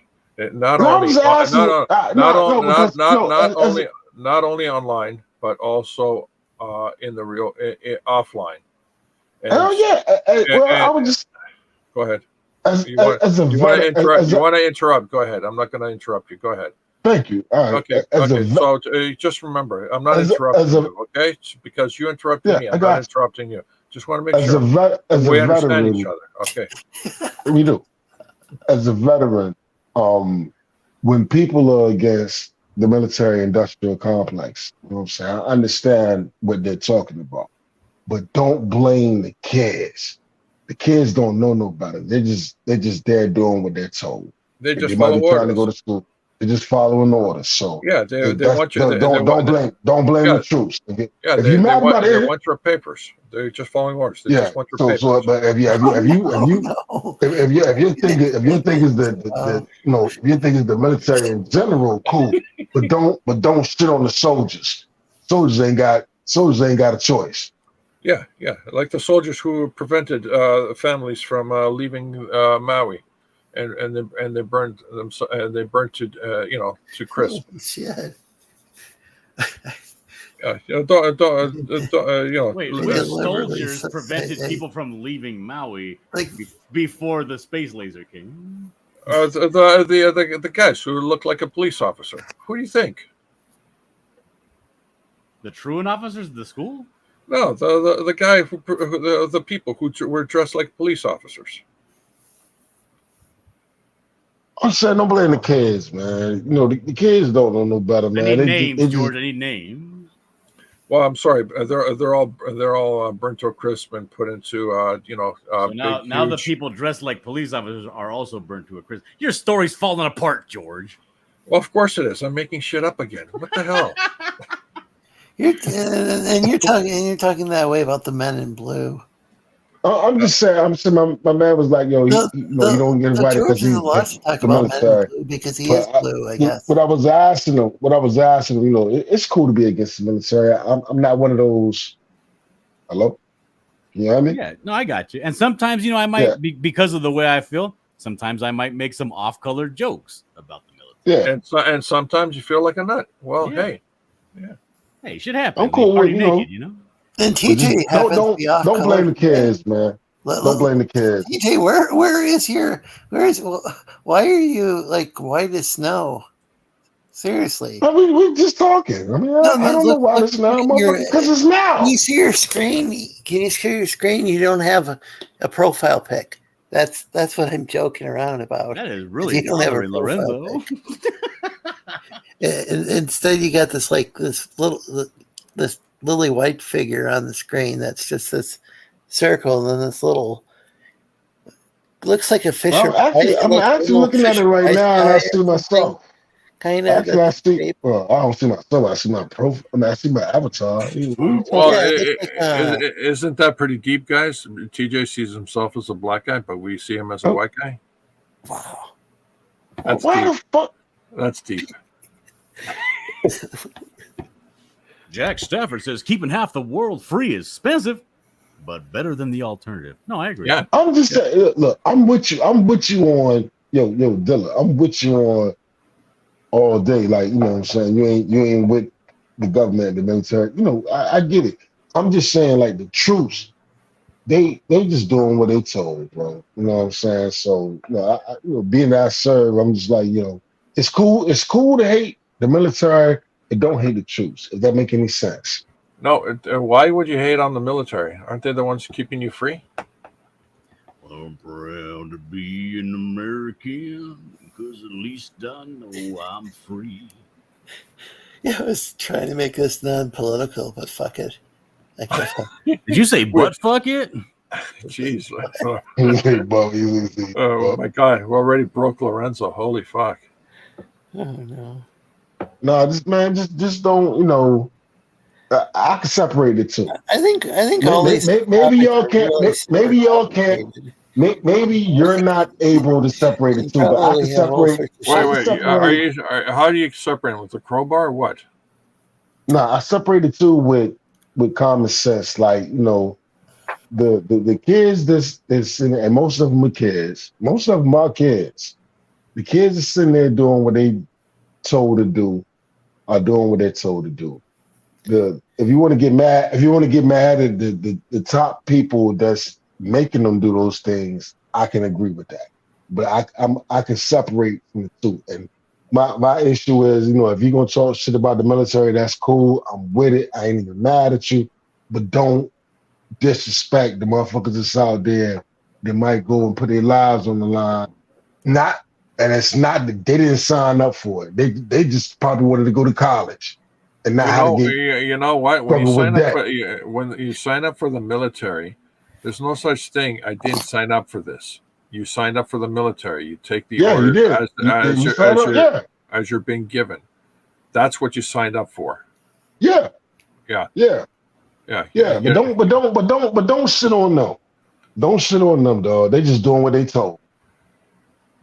All right. They don't have a choice. All right, because when I was 18 years old, it was the year 2002, and everybody that I knew that joined up from the military joined up because they wanted to go kill Arabs, because everybody had 9/11 fresh on their minds. When I joined up, it was because they had a girlfriend, and it was a way that you can go and. It was more, you had the VA loan. You could, it was a way to get out the hood. $1. Yeah, you get out the hood, go to school, do whatever, and you go and give them 4, and it's gonna pay you off in the long run.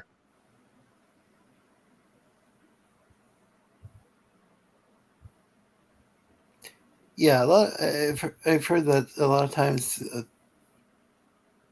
people who are like poverty stricken, disadvantaged, they're not like it's the easy way. It's the easy way out. They're living. It's the easy way out. That's an Sorry, I had to take a phone call. Sorry. When they get to they. It's the easy way out. It's the easy way out. You can change your entire life. Wait. Are you saying if you have an easy oven, you're okay? You know what I'm saying, man.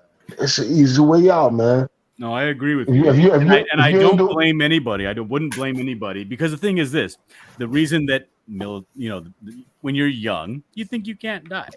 When you're older, you get a little smarter. You know that you can. And people that are young, they don't have a lot of options, so they'll go and they'll join the military. And I have no problem supporting young guys going out there trying to make a couple $1,000 they can sock away so that when they come out, they can start a life. It's not a big deal.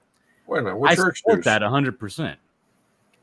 But I do got a problem with career military people. And I do got a problem with the amount of money the military spends on things that just erroneous training. My mother used to do substance abuse training, and she got paid exorbitant, handsome amounts to go to the fort over here in California and do like a 4-week series of classes. She got paid like $180,000 for 4 weeks of classes by the military. It's outrageous what they spend. It's bullshit. And they spend to justify more spending. I absolutely don't agree with that. I'm okay with paying VA benefits in my taxes. I'm not okay with... And the thing was, what she was training them on was what to do if you find somebody that has substance abuse, that's showing signs of substance abuse in your unit, right? Bro. That sort of thing. completely irrelevant, not necessary. I'm just talking about the regular guy that I've got heard. a high school crush. You know what I'm saying? That maybe he's coming from poverty, and he didn't do good in high school, and he's able to go. Here's a Hold on. story He's of able TJ to sign. Sydney. He's able to sign his name, go do something, and give him 4 years, and it repositions his life. Yeah. Some people, I mean, it's very, very similar. The attitude you'll find the people that come out of prison and the people that come out of the military. Very regimented lifestyles. People that have no direction. I disagree with that.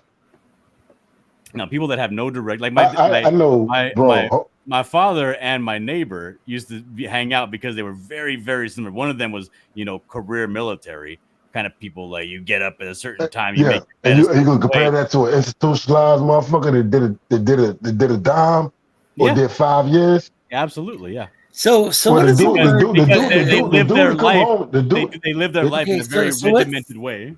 Nah, from my personal experience, the guy that had to go sit down for like 5 years, when he come home, no, I'm gonna just do 5 years, just talking about what you get in the military. The guy that comes home that did 5 years, you know what I'm saying? He's likely gonna come home. He's not gonna come home rehabilitated. He's going to come home worse because he just learned all more awful shit. And I'm just telling you what I know. And then he's going he got prison on his head. Everything is on some, this is how we handle it on the yard, yada, yada, yada, X, Y, and Z. Whereas that's completely different than you going doing your 4 or 5. You got free money from school. It's just the people that were in the military around me that came out assholes. I don't know.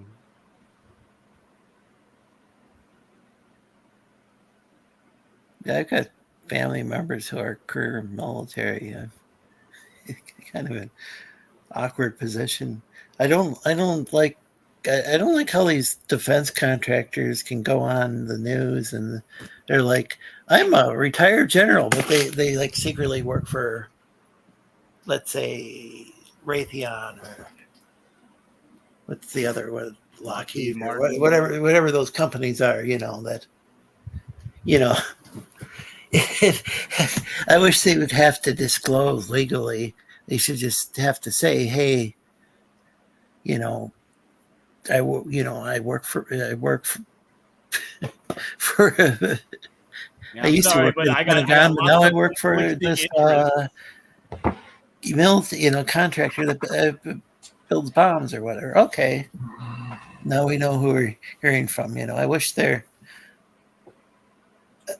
was some sort of disclosure there. I also wish that life was fair. Yeah. Yeah, I mean, I don't know. Or actually, instead of compelled speech like that, maybe there should be a rule banning people from being like some general at the Pentagon and then suddenly quitting their job and immediately, joining the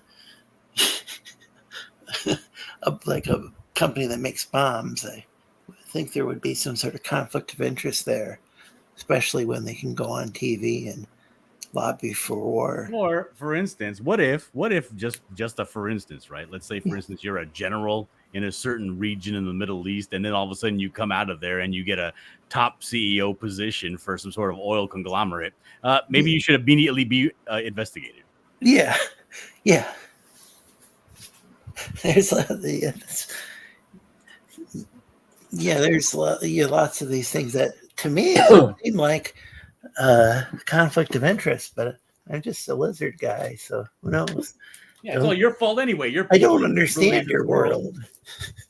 It doesn't make any sense.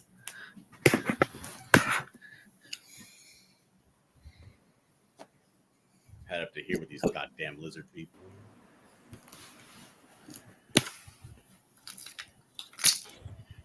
Sorry for the banging around. I'm trying to plug in my laptop. Here we go.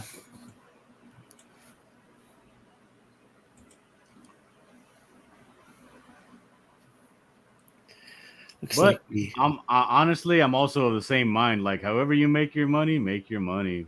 Nothing's fair, nothing's legal. Everybody's out to just do what they can. And you know what? If you're gonna go slang dope and you're good at it, make your money. What do I care? Yeah, I don't know if they'd all have OCD. Mark thinks you're talking about ones with OCD, or if there are certain people who tend to do better with some sort of regiment or structure. No, what I'm saying is both places will give your life structure. If you go into the prison or you go into the military, you're gonna come out on and your shoes are gonna be clean. You're not gonna be walking around like a bum. You're not gonna be walking around with your pants sagging around your ass. You're gonna start leading a more regimented lifestyle. What if you're a structural engineer? Would that give you structure? No. If you're a structural engineer, you already have your life together. But you could build structures then. Because there's plenty of people like you know the kids that are out there. You've seen them when you were in school. The kids where you would say, you know what, that kid could do with a nice structured lifestyle to get his life together. He's all over the place. Yeah, the kid's too square, man. No, the kid. What? No, the opposite. The kids Well, you said structured. The only structure that's good and solid is a square. That's not true. You know that a dome is even more solid than a square. Well, no, that's how a dome is only a half a circle, man. Jack says military people make the best neighbors ever. Ex-cons? ? I think it all depends. I think people are individuals, and it's all really. I think it. I don't think you can say unilaterally, but you were speaking generally, not like each and every person. Yeah, it's like you have people that have this mindset, right? Or like they have that only child syndrome thing where you don't have to really be accountable to anybody.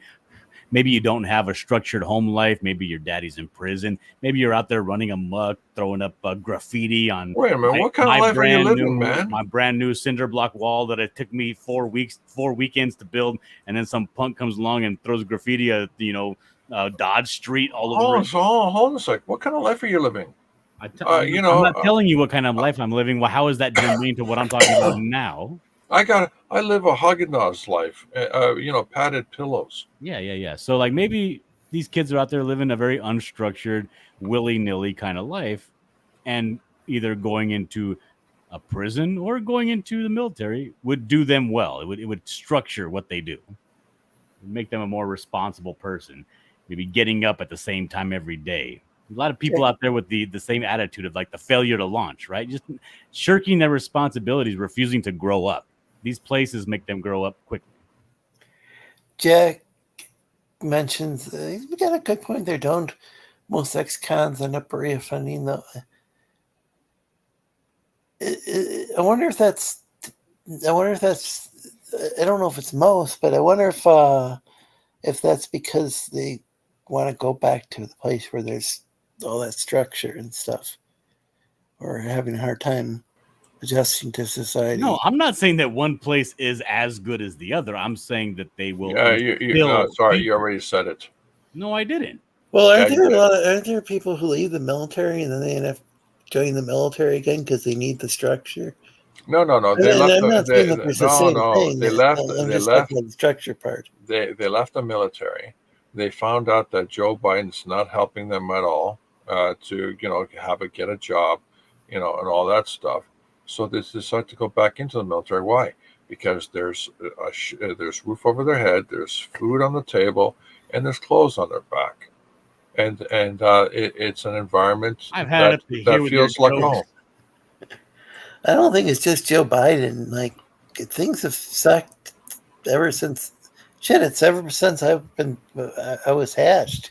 Look, if everybody, for what's happened in America, because ever since I was hatched, Oh no! Listen. If everybody in the military identified as Hunter Biden, then they would easily get all the necessities that they need. What the hell is that Geass. echoing? Hello.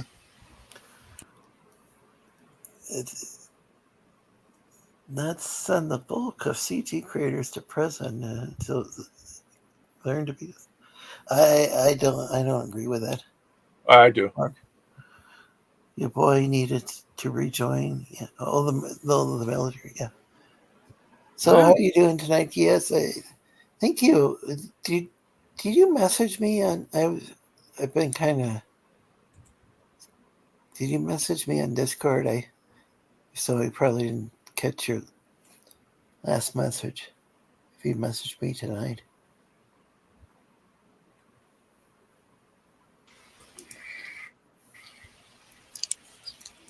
Oh, I see.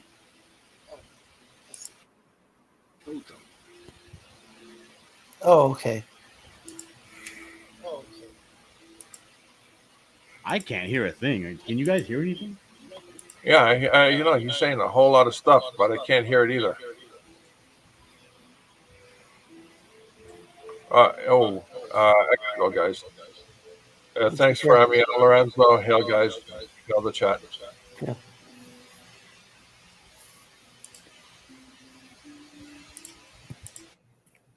So how are you doing tonight, Geass? My sultry steel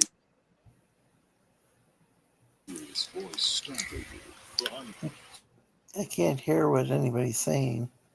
Neither can I. thousands of years, people have come to I'm playing a new game, or new to me anyway. you find what they are looking for. Okay, so I went and selected something, and then nothing's showing up on the screen. Looks like screen sharing is on, but I don't see anything on the screen. Maybe I'm. Welcome to Nope, I don't see it. Wait, now I see Okay, it. now I do. It's a story of 7 people and a glimpse into a dark place in each of their hearts. I haven't figured out how to get audio on this. Yeah, I'm hearing some speaking. Yeah, he's playing the audio of the game, but it's very, very low, and his volume on his mic is very, very loud. Would you find either? But enough about you. This is about them. The scientist. She is on the cusp of a great discovery for all of humankind, and 100 million lives hang in the balance. The adventurer. She is hot on the trail of her lost We just companions lost and unfilled ancient treasure. But Dillard. not necessarily in that order. The twins, they just want to go outside and play. What could be more innocent than that? The twins look very creepy. Yeah, you're really loud, and your game is really quiet. Yeah, I haven't figured that out. Most of the time, the games I play, the audio doesn't matter.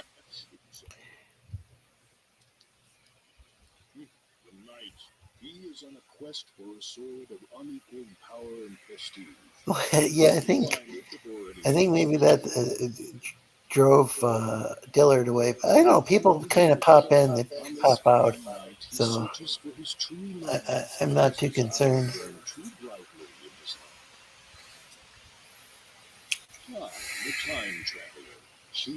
Yeah, it's like it somehow turned into some conversation about the military and politics and all sorts of stuff that I didn't really want to go into. Let me see.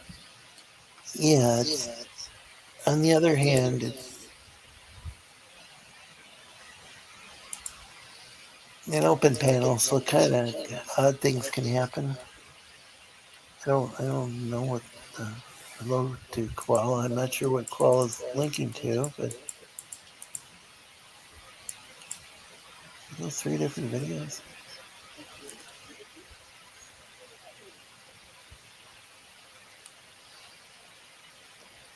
But the thing is, I don't want this to be like, a so-called echo chamber. I like it when people have different viewpoints.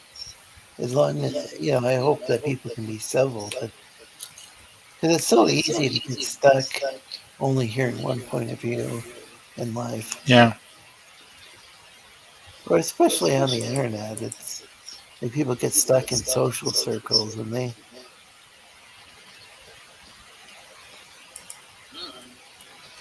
there's like a gazillion different factions of this independent comic book scene, and I'm trying to just bring different people on.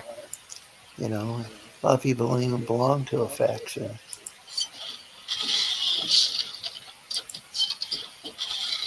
Let's see.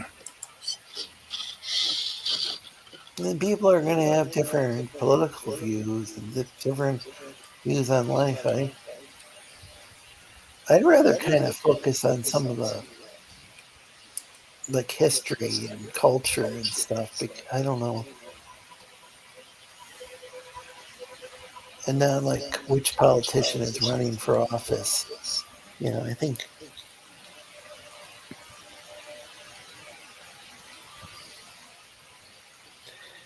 Like even just like, okay, let's say you got a cool video game or something like that. I mean, that is, that,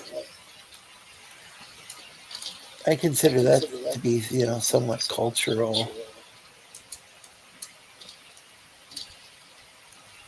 Yeah, this is a cave. It's a video game from a while ago.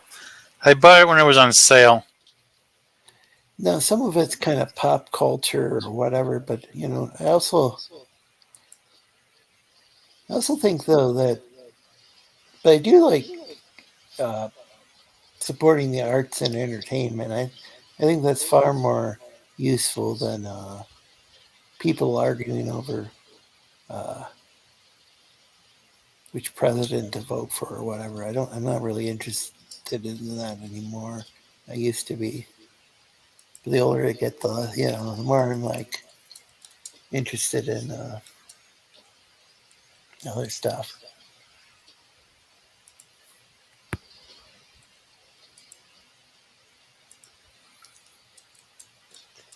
Jack Jefferson, yes, civil debate is nice.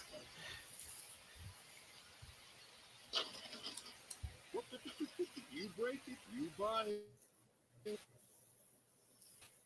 Just saying, I don't think that bridge has been safety tested. I like the idea that okay, can have some people on, like maybe they don't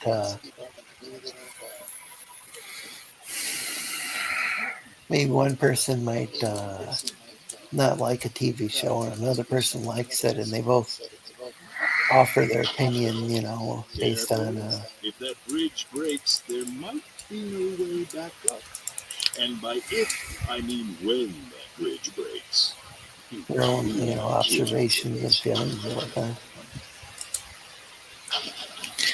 Anyway, are you familiar with the cave at all? What's it called? The cave. Are you talking about from philosophy? I'm talking about the video game I'm playing. Oh, okay. I thought you were talking about Plato's The Cave.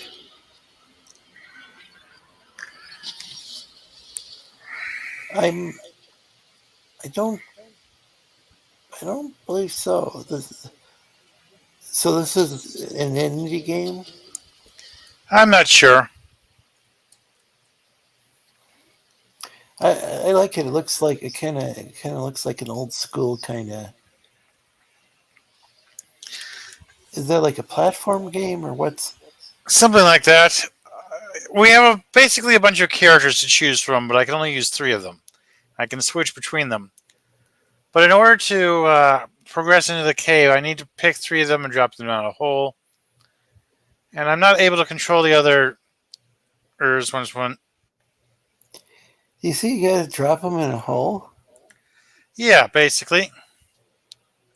Oh, that's what happens in the Land of Lost. If instead of getting like exiled, people get dropped in a pit and then fed to a Sleestak god. So are the people eaten?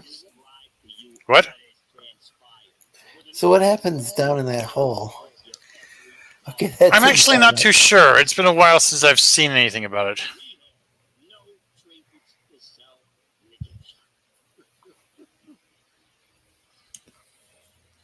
I gotta grab some more water. I'll be back in a minute.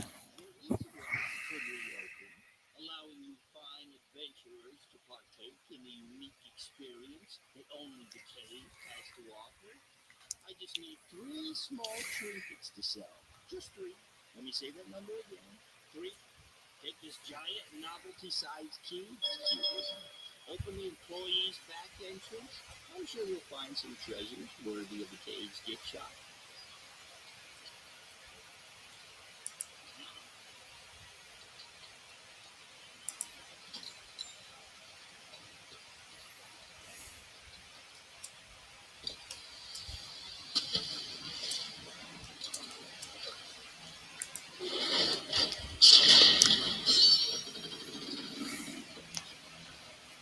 He is a fun little man, isn't he? I should probably fire him. I think he's dipping into the till.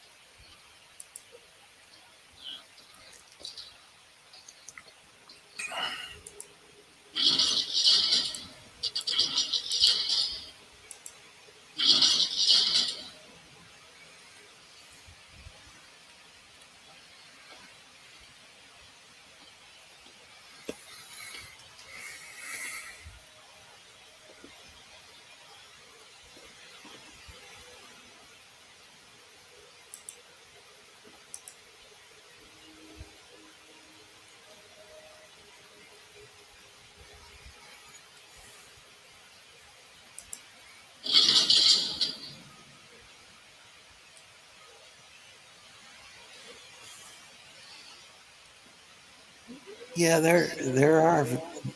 Jack Stafford says so many caves in the land of the lost. Well, yeah, the Lost City has a number of underground caverns.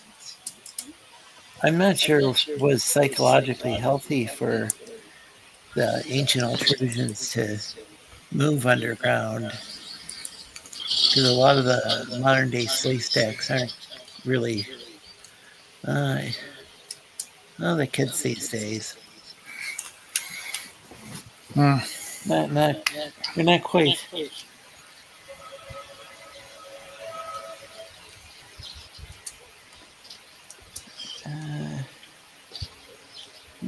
Where my ancestors were a little too isolated. They really didn't interact much with outsiders, and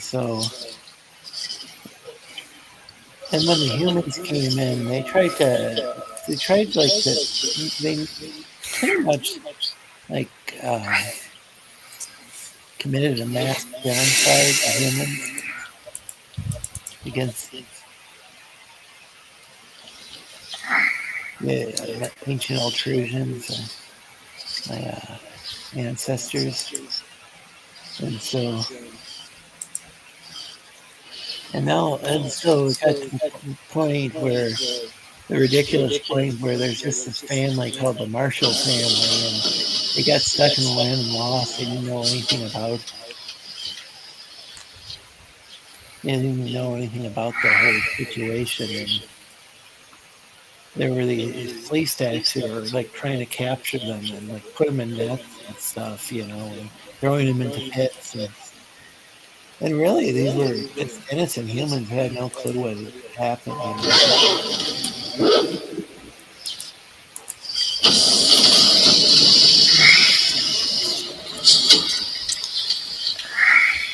All because of something that humans did in ancient times.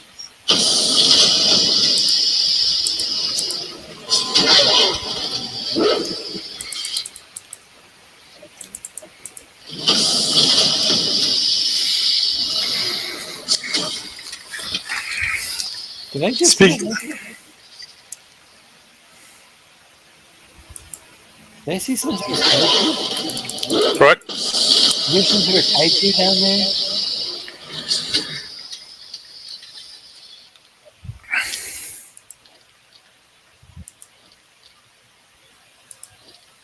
Um,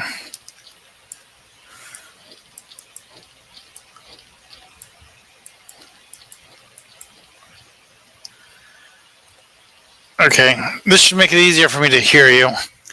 Anyway, my objective seems to be to grab this guy with the claw. But I can't get the timing right. So that thing looks like kind of like a kaiju. Like some sort of monster or something. It, maybe not as tall as Godzilla, but... Oh, speaking of which, did you hear Kaiju number 8 is getting an anime? No, so that's a manga series, or... Yeah. They deserve to lay in the sun on the warm rocks like other reptilian Americans. Hashtag Sleestak Lives Matter. Yeah, that's a good hashtag.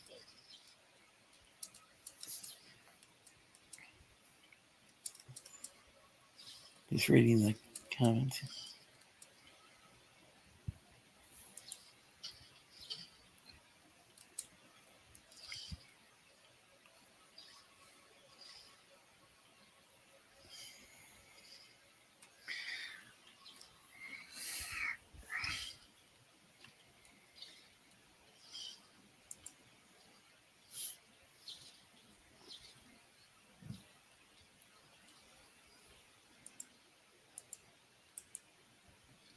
There were some topics that I attempted to discuss earlier, and then I didn't really have a lot of topics for today. I just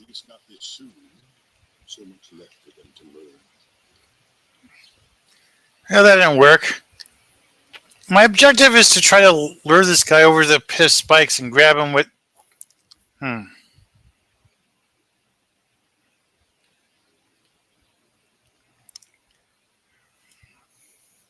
This is basically a puzzle game.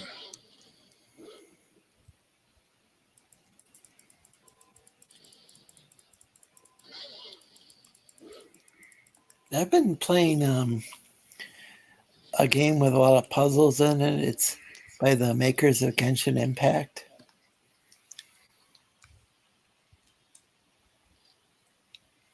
I don't know if I'm pronouncing this right. It's Honkai Star Rail. And there's like a lot of these. They're not anywhere near as difficult as Rubik's Cubes, but this one planet has these cubes where you have to line up it's kind of a basic Rubik's Cube kind of thing. And then when you line everything up, you get when you solve the puzzle, you get like a treasure. I see. It's a type of treasure chest that's got some sort of, it's like a combination almost, or whatever, like using instead of like a combination, you got to solve the puzzle and then you open it instead of a combination lock.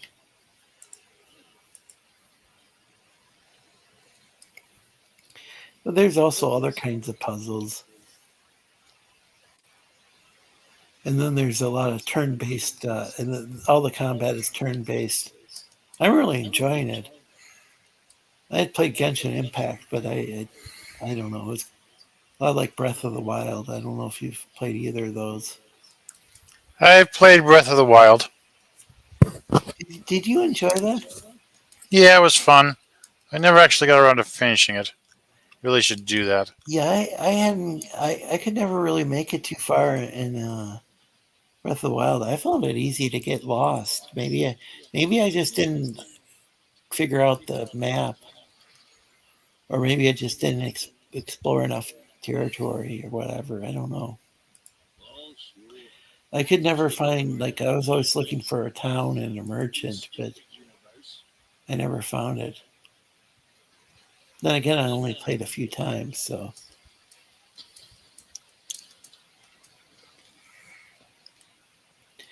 Whereas I think Genshin Impact kind of starts out near a town, or it's really easy to find. I don't. Are there towns in Breath of the Wild? Yes, there are towns. Okay. One of the side quests is actually to build a town. Oh wow. And because of a stupid rule, you gotta find it. Every when you find a go populate, it needs to have their name end with son. Huh.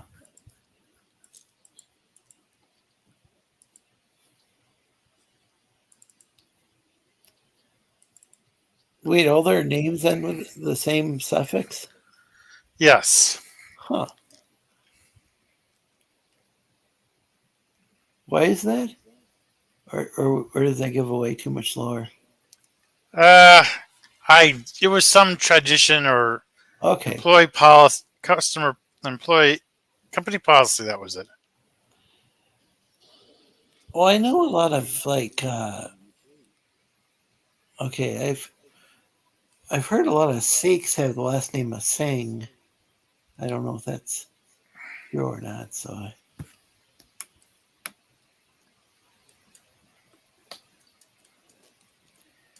I know certain people, certain cultures have certain name endings or whatever for whatever reason.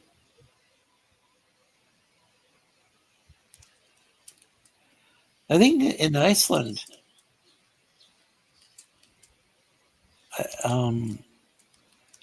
a lot of people have there was like say Eric the Red, the Viking, who did he discover? No, I think he discovered Greenland. But he was of the Norse culture, and Leif Eric and Eric the Red's son's name is Leif Eric Son.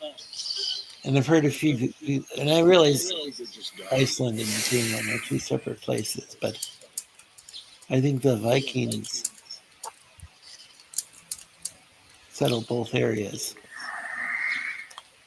But I've heard if you look in a phone book in Iceland, it's the person's name and then followed by who they're the son of.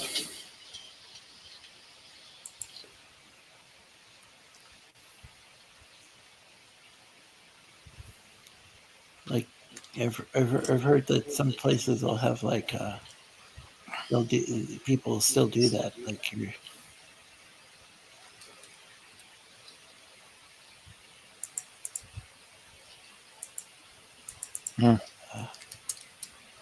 Jewish culture used to be like so like in the Bible, Jesus bar Joseph or whatever, because Joseph was his dad or stepdad or whatever.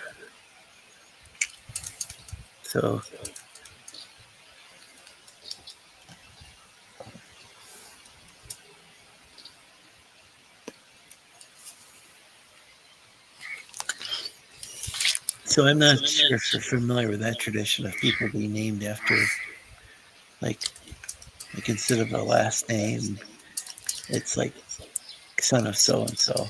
I was aware of that. My dad told me about.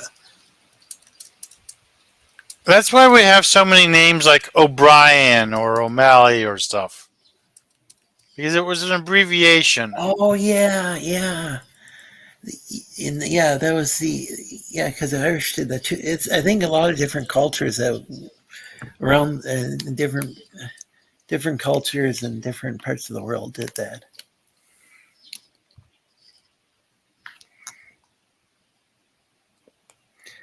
And then some people ended up getting named after their profession, like or the ancestors' profession. Like that's why. The shoemaker. That's why Smith is such a common last name. Oh yeah. And I went to school. The shoemaker is his name.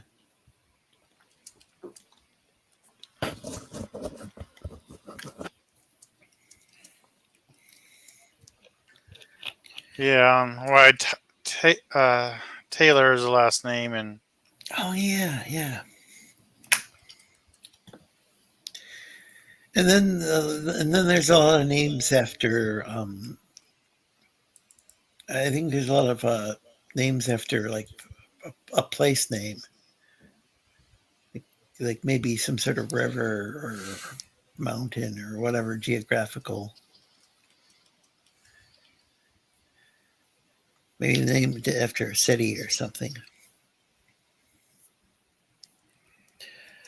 Oh, and Jack Stafford says the Mac section of Toronto phone book is about half of the book. Laugh out loud.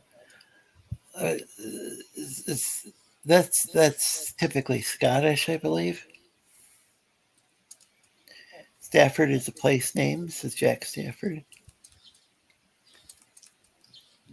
well, there's also places named after people. Yeah, we got this. So one of the reservations up here is in a town called. Well, a lot of like particularly non-native people call it Shabby Town, but it's actually Pishabby Town, and it's I think it might have been the name of a chief.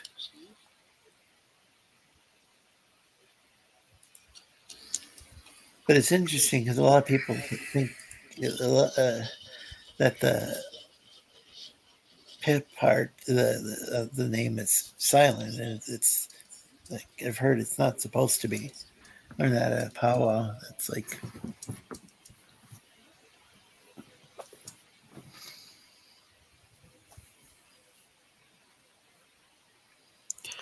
and we've also got this place up here in northern Michigan, called Petoskey, and we got these Petoskey stones, which I'm trying to remember if they're like made if they're made out of coral, like the coral that became like fossilized or what. But there was a Chief Petoskey, I believe, and we got this town named Petoskey as well.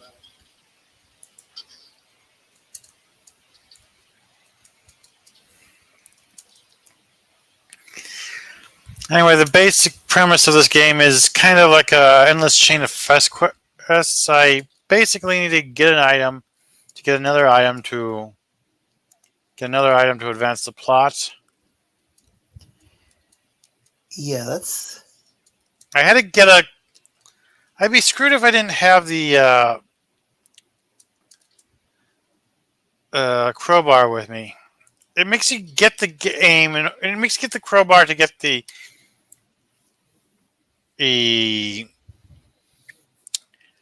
makes you get the crowbar to enter the cave, but it's possible you could have dropped it before getting to the bridge.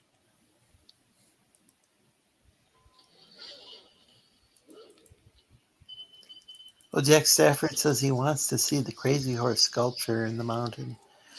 That I remember people were working on that for decades. I'm not sure if that's complete now.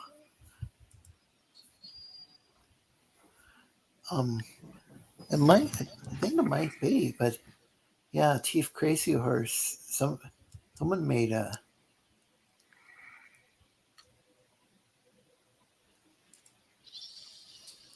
I was I don't expecting know to how drop many the. people were involved in that, but I think it's near Mount Rushmore. Could be wrong. Hey, Ethereal Dragon. Oh, Jack Stafford says I don't think it's done yet either.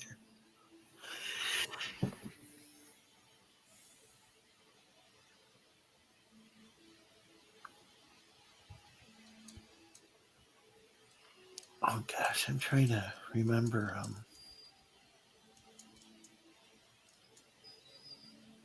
Trying to remember Crazy Horse in this. There was a. I think his name's Chris Iyer. I think he's from the Oglala Sioux from the Pine Ridge Reservation in South Dakota. He did this whole documentary series about native peoples of the United States for he did a PBS documentary. It's real fascinating. I'm trying to remember if I think he covered Crazy Horse on there.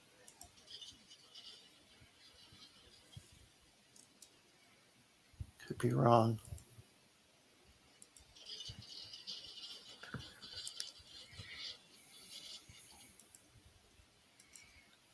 Okay, never know when you need another hot dog. Well, there's a guy who he's a friend of the channel called Full Custom Hot Dog.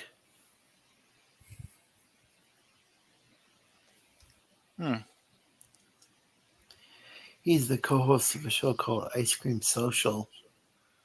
It's an entertainment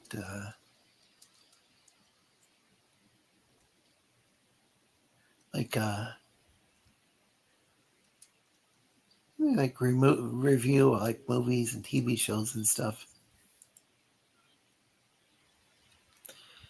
But his profile pic is a hot dog. Let me see.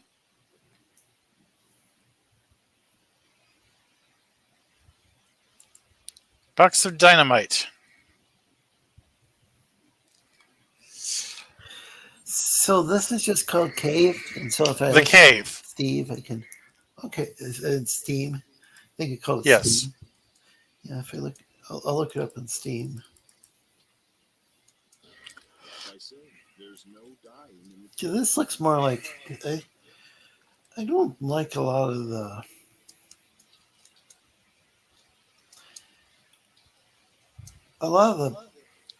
the games the big game studios are coming out with these days. I'm not really interested in, but this looks like it could be an independent studio or.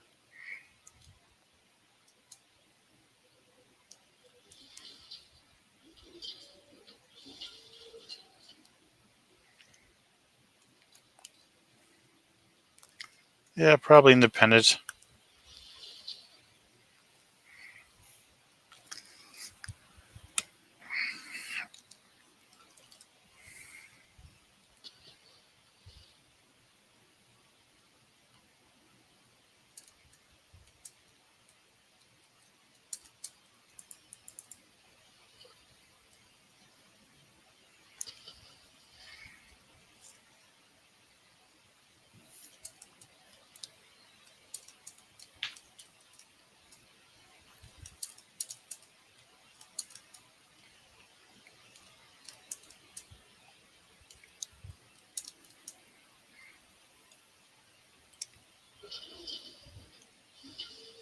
I heard there was some Konami collection that was ported to the Switch, but it doesn't.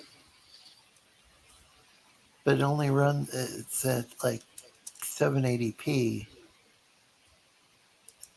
I don't know if that. I mean, I think that's standard for like handheld mode, but I think it might be in dock mode too. Hmm.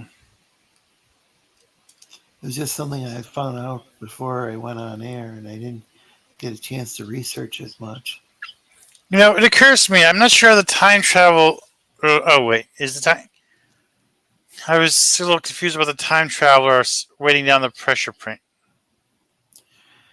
Well, there's time travelers in this game. Well, yeah, one of the player characters is. Huh.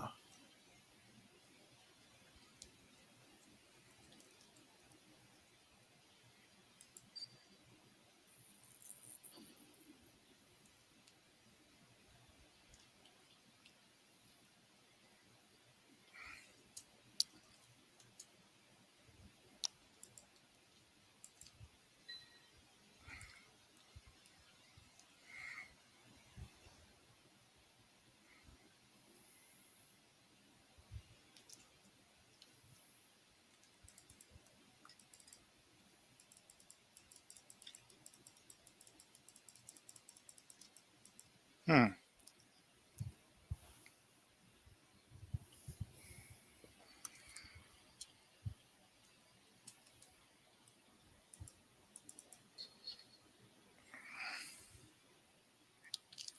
Trying to keep the crowbar. Problem is, I need to carry three other items.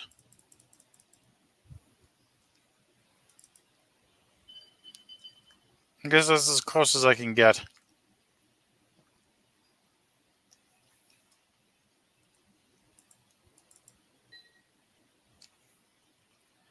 Let's see what.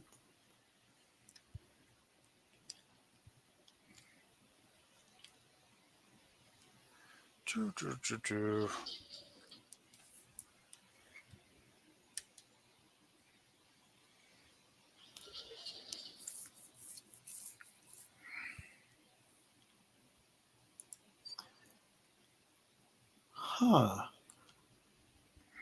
The cave is, so Wikipedia is claiming the cave is a puzzle platform adventure game developed by Double Fine Productions and published by Sega in 2013.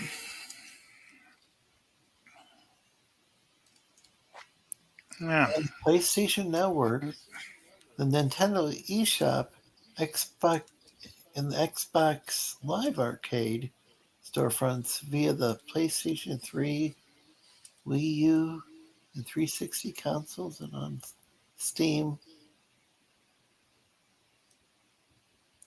Well, that's one trinket. For Microsoft Windows OS 10 and Linux. Wow, it was later released on October 3, like 3rd, Maybe I didn't pay October attention. 3rd, 2013 Third glorious on trinket, I have to say. OS devices, Figured you'd give up after one. iOS devices, and Android. Wow, it sounds like you can pretty much get it on any modern platform, you know? I mean, well, other than, say, like Amiga OS or something.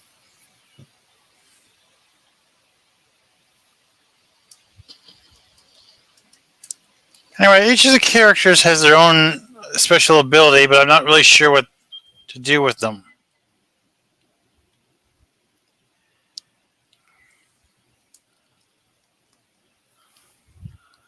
Well, that's interesting. Oh, by the way, this is Ron Gilbert has been working with adventure games since his days at LucasArts.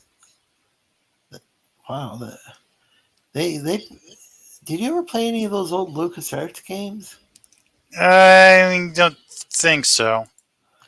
Yeah, the Maniac Mansion, Monkey Island.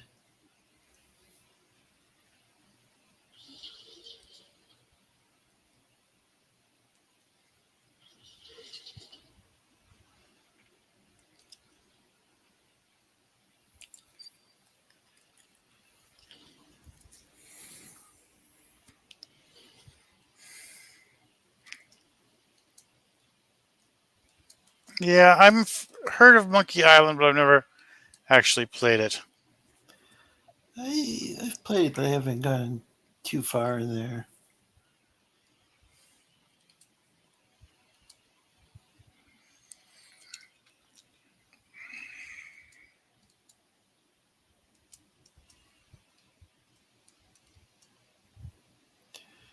Apparently, LucasArts also made some of the old Star Wars, like the Star Wars the DOS version of the Star Wars X-Wing game, and the DOS version of the Star Wars TIE Fighter,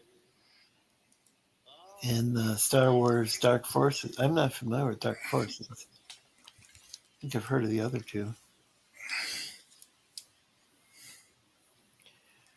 The Star Wars game I remember with an X-Wing was this old, was the one where or maybe it was a TIE Fighter. There was one from the 80s where you could sit down. There were a couple different versions of the cabinet, but the one I played, it was like a cockpit. You could sit down, and graphics were just like these. Wait, were they polygons? But maybe that's not the right term. It does bode well for our intrepid spelunkers that they navigated that maze of intrigue. I have high hopes for this group, much better than the last. I think they may still be down here. I should probably get them out. Nothing scares away the tourist like a rotting corpse. Well, I've lost the crowbar anyway.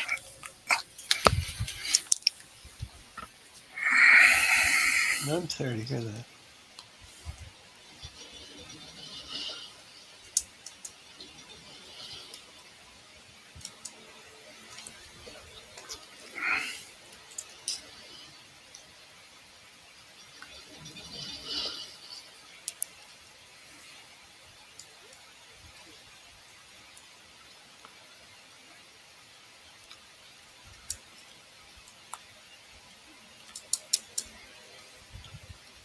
Polygonal modeling.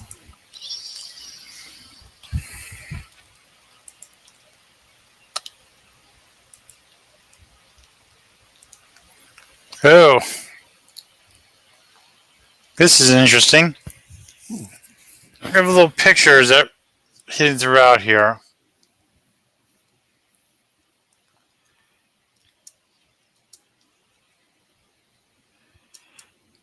Jack Stafford said, I think there's enough Star Wars and Star Trek games to keep me busy for the rest of my life.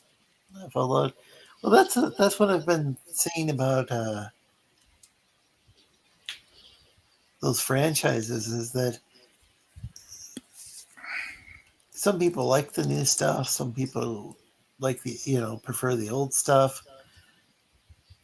But if people are into the old stuff, there's just all sorts of books and video games and stuff that could hypothetically take a lifetime to read all this, and play all the games and all this.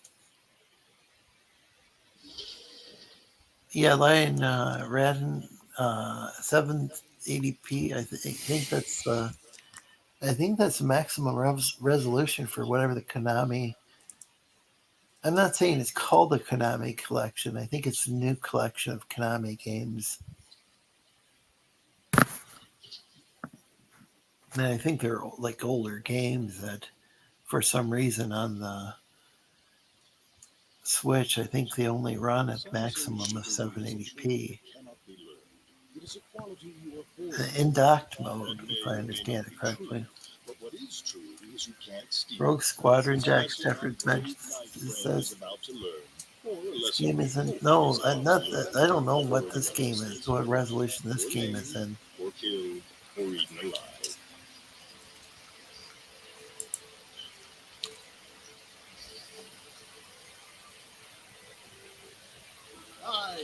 Another fine night has come from the stone.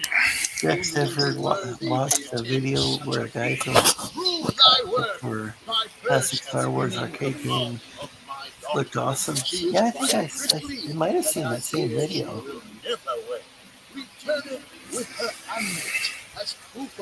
And I think in addition to the original ones, I think people made their own replicas. Okay. Well, here I've got a typical Sword in the Stone routine, except I'm fairly certain the ground will collapse once I pull it out. No. Look at it.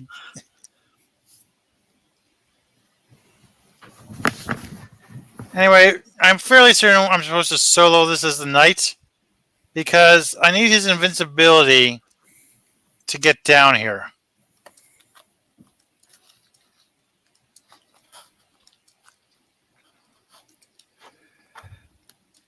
So you're in control of how many characters? Like you control one at a time, right? But you're 3. I got 3 characters. The game effects and his volume is drowning you out, Renzo. Well, that's okay. I can hear you just fine. I lowered it.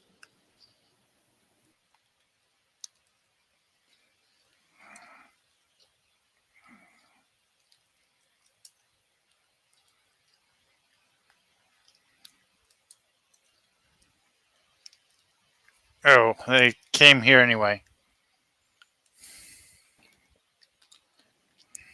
Yeah, the funny thing is I don't even hear the game effects, but Well, I couldn't figure out how to share this audio with you. Have you ever been able to hear the audio of the games before? earlier that's all I could really hear was the audio of the game. If I remember correctly, it was louder than you at first. Or maybe I'm wrong.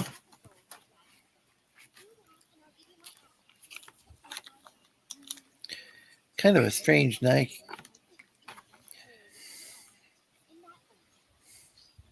A bunch of people are on who.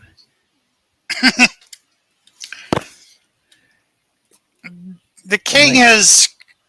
Go ahead. Part of this quest is the king wants me to win the affection of his daughter and return with their amulet as proof. And the princess is clearly sick of it. She wants to be an electrical engineer.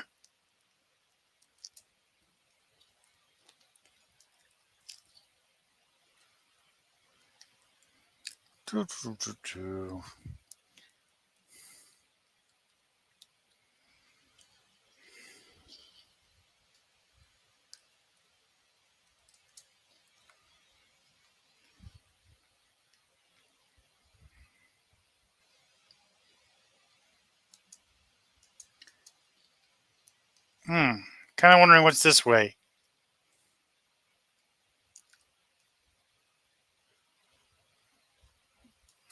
Oh.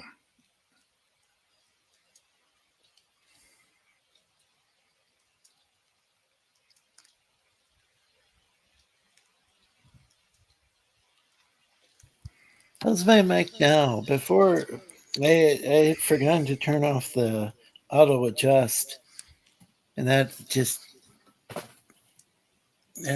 kind of unreliable as far as the volume fluctuates a lot. Now I can see how this turns out. I'll be dropped in here after I get the sword.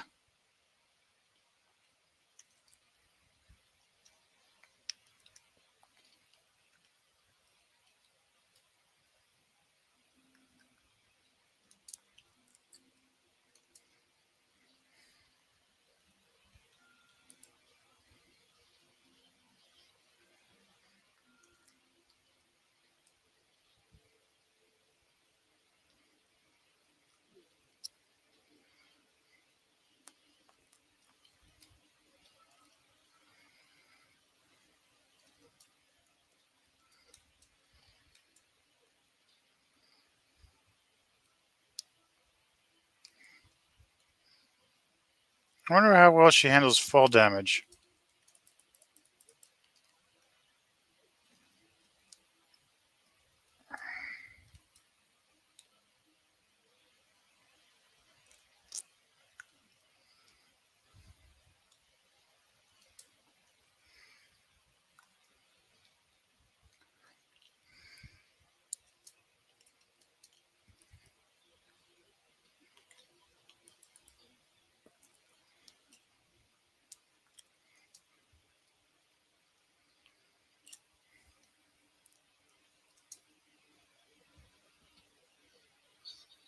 Oop. I did not see the spikes.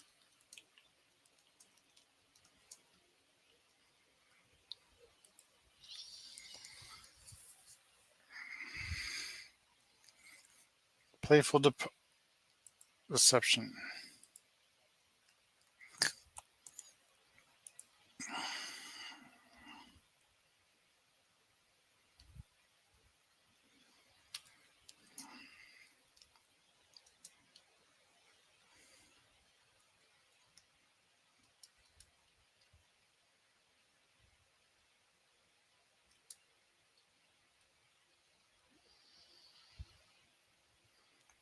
I was hoping my shield would protect me.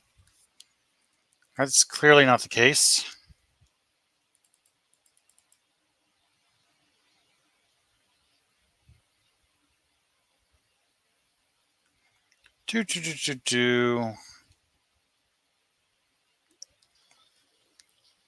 Oh, I killed both of us.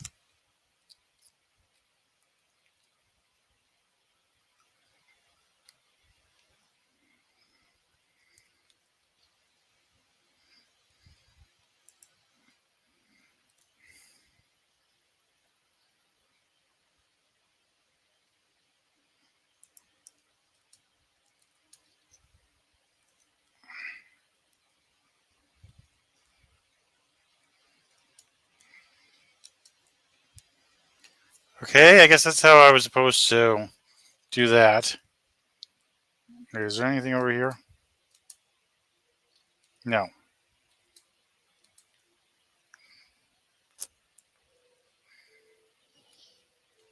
Oop, hit the wrong button.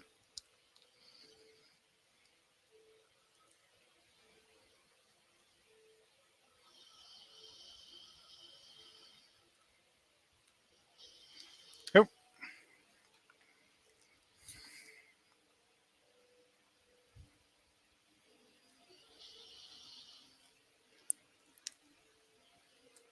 Either I'm not activating my shield in time, or it's not enough. No, it's definitely...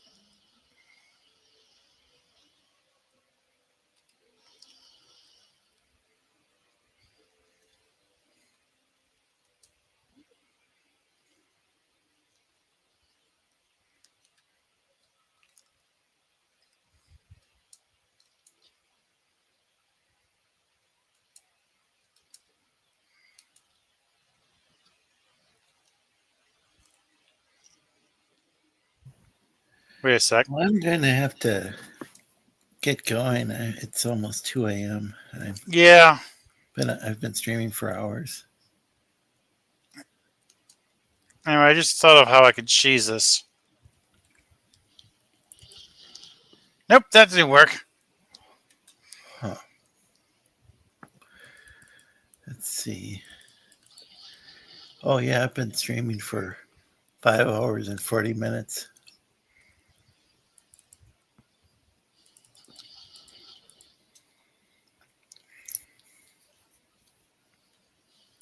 I'm sorry. That's okay. Yeah, I was gonna. I keep dropping the gold.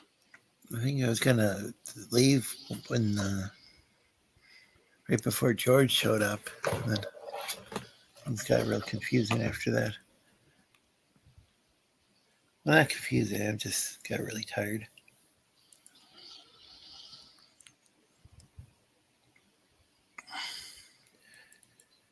Oh, you have a good night too, Jack.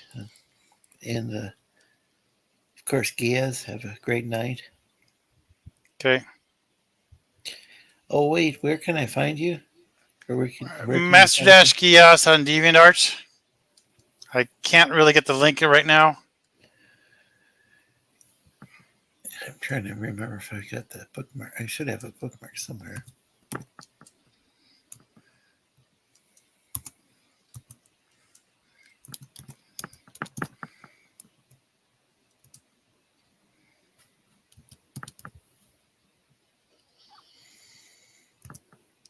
Oh, that didn't work.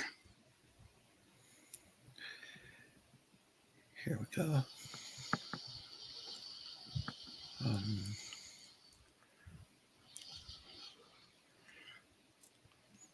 Well, I got the gold anyway. Very cool. Here's the link, everybody. I highly recommend checking that out. Oh, he seems pissed.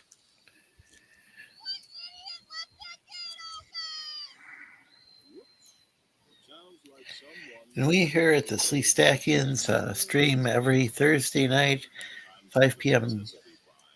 Pacific, 6 Mountain, 7 Central, 8 p.m. Eastern. Have a good night, everybody. Good night.